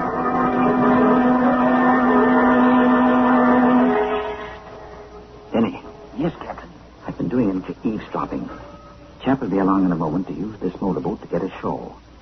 I'll have to leave you tied and under cover aboard the barge. They're going to take you inside the deck house. But they mean to kill me, Denny, sir. we're on to bigger game than we ever dreamed of. So big that... Well, there's not time to explain now. You'll have to take my word for it. But trust me, will you? Of course, sir. Denny, you've got intestinal fortitude. Oh, really? Is it serious, sir? Serious. As a matter of fact, Denny, it may be the death of you.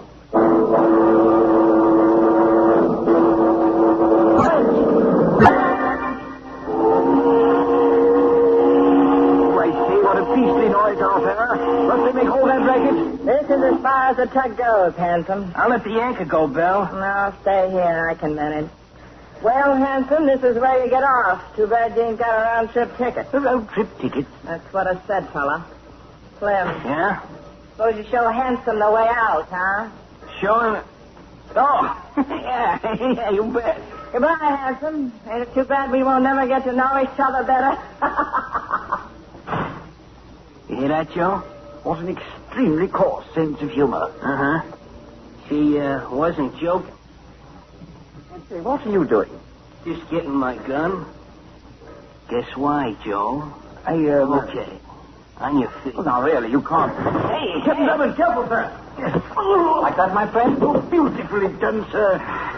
That should hold him for a bit, Denny. Now then, we'll have to work fast.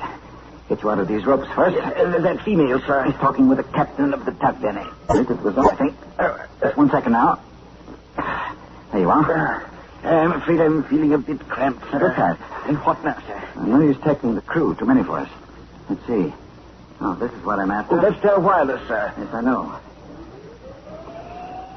It'll take a moment to warm up, I imagine. Let's have a practice go at it, eh? Kind of rusty at this. You intend to get a message through to the proper authorities, sir? Right, Denny.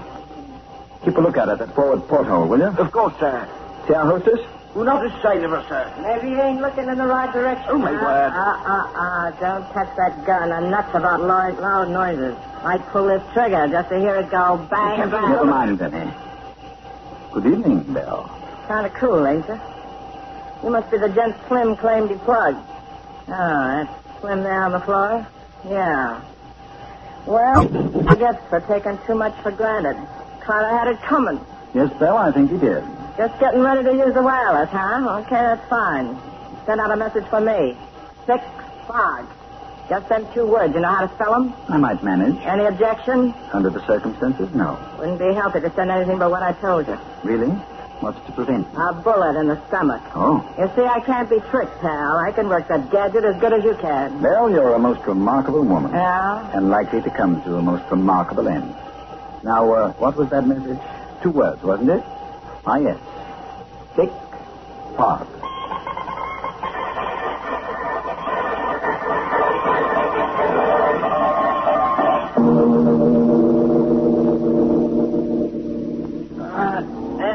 Looks like our friend Slim is coming around, Belle. Now, come in it. Hey, Slim.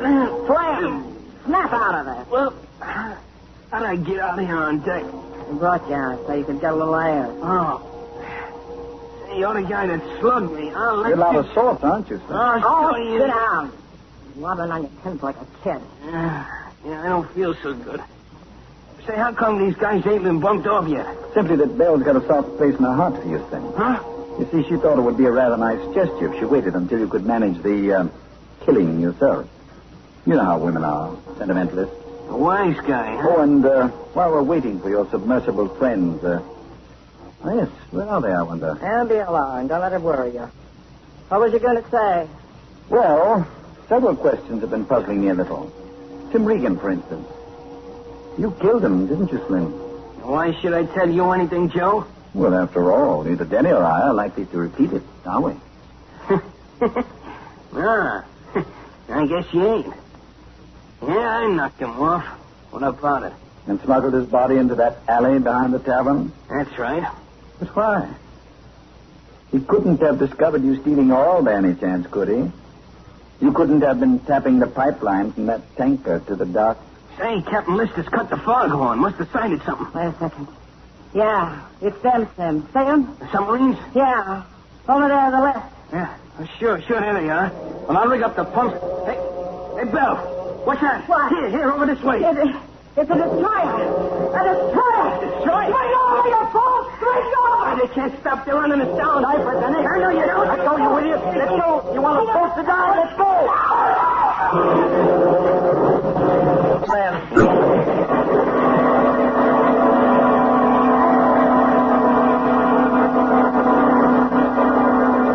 Back to the smashing climax of our mystery in just a moment.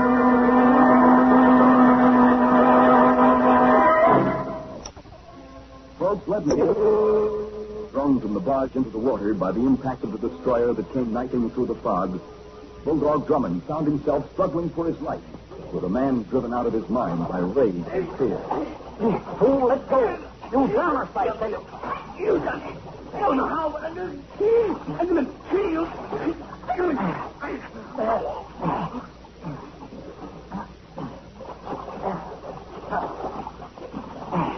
Captain Seven, sir. Captain Seven. Oh, sir, here. This place, sir. The door is closed. I'm diving. Trying to find Slim. Fool went crazy. Had to fight him. Afraid he's drowned. Can't seem to locate him at all. The explosions I heard, sir. Depth bombs. Destroyer going after those subs. You don't hear him now. Must be finished. Maybe they can pick us up. Ahoy, the destroyer! Hello!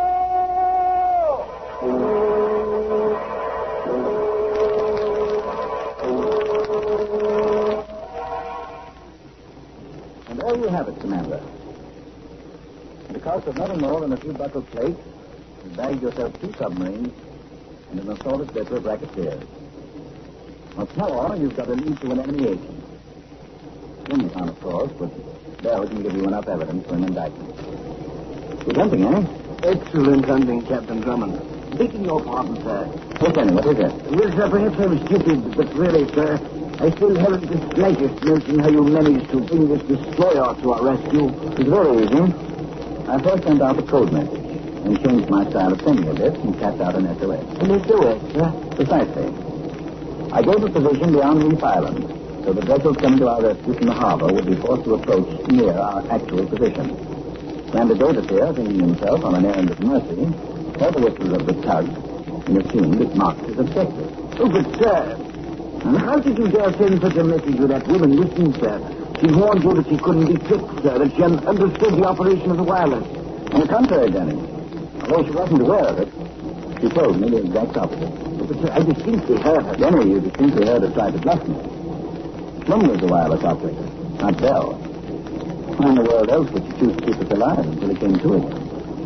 Oh, and speaking of the wireless, Commander, would it be possible to radio a personal message ashore? Well, yes, I think in this case we might make an exception. It's to Mrs. Timothy Regan at 816 Water Street. Yes? Tell her the rat that killed Tim is at the bottom of the Atlantic. And, Commander, you spell rat. M-A-Z-I. Well...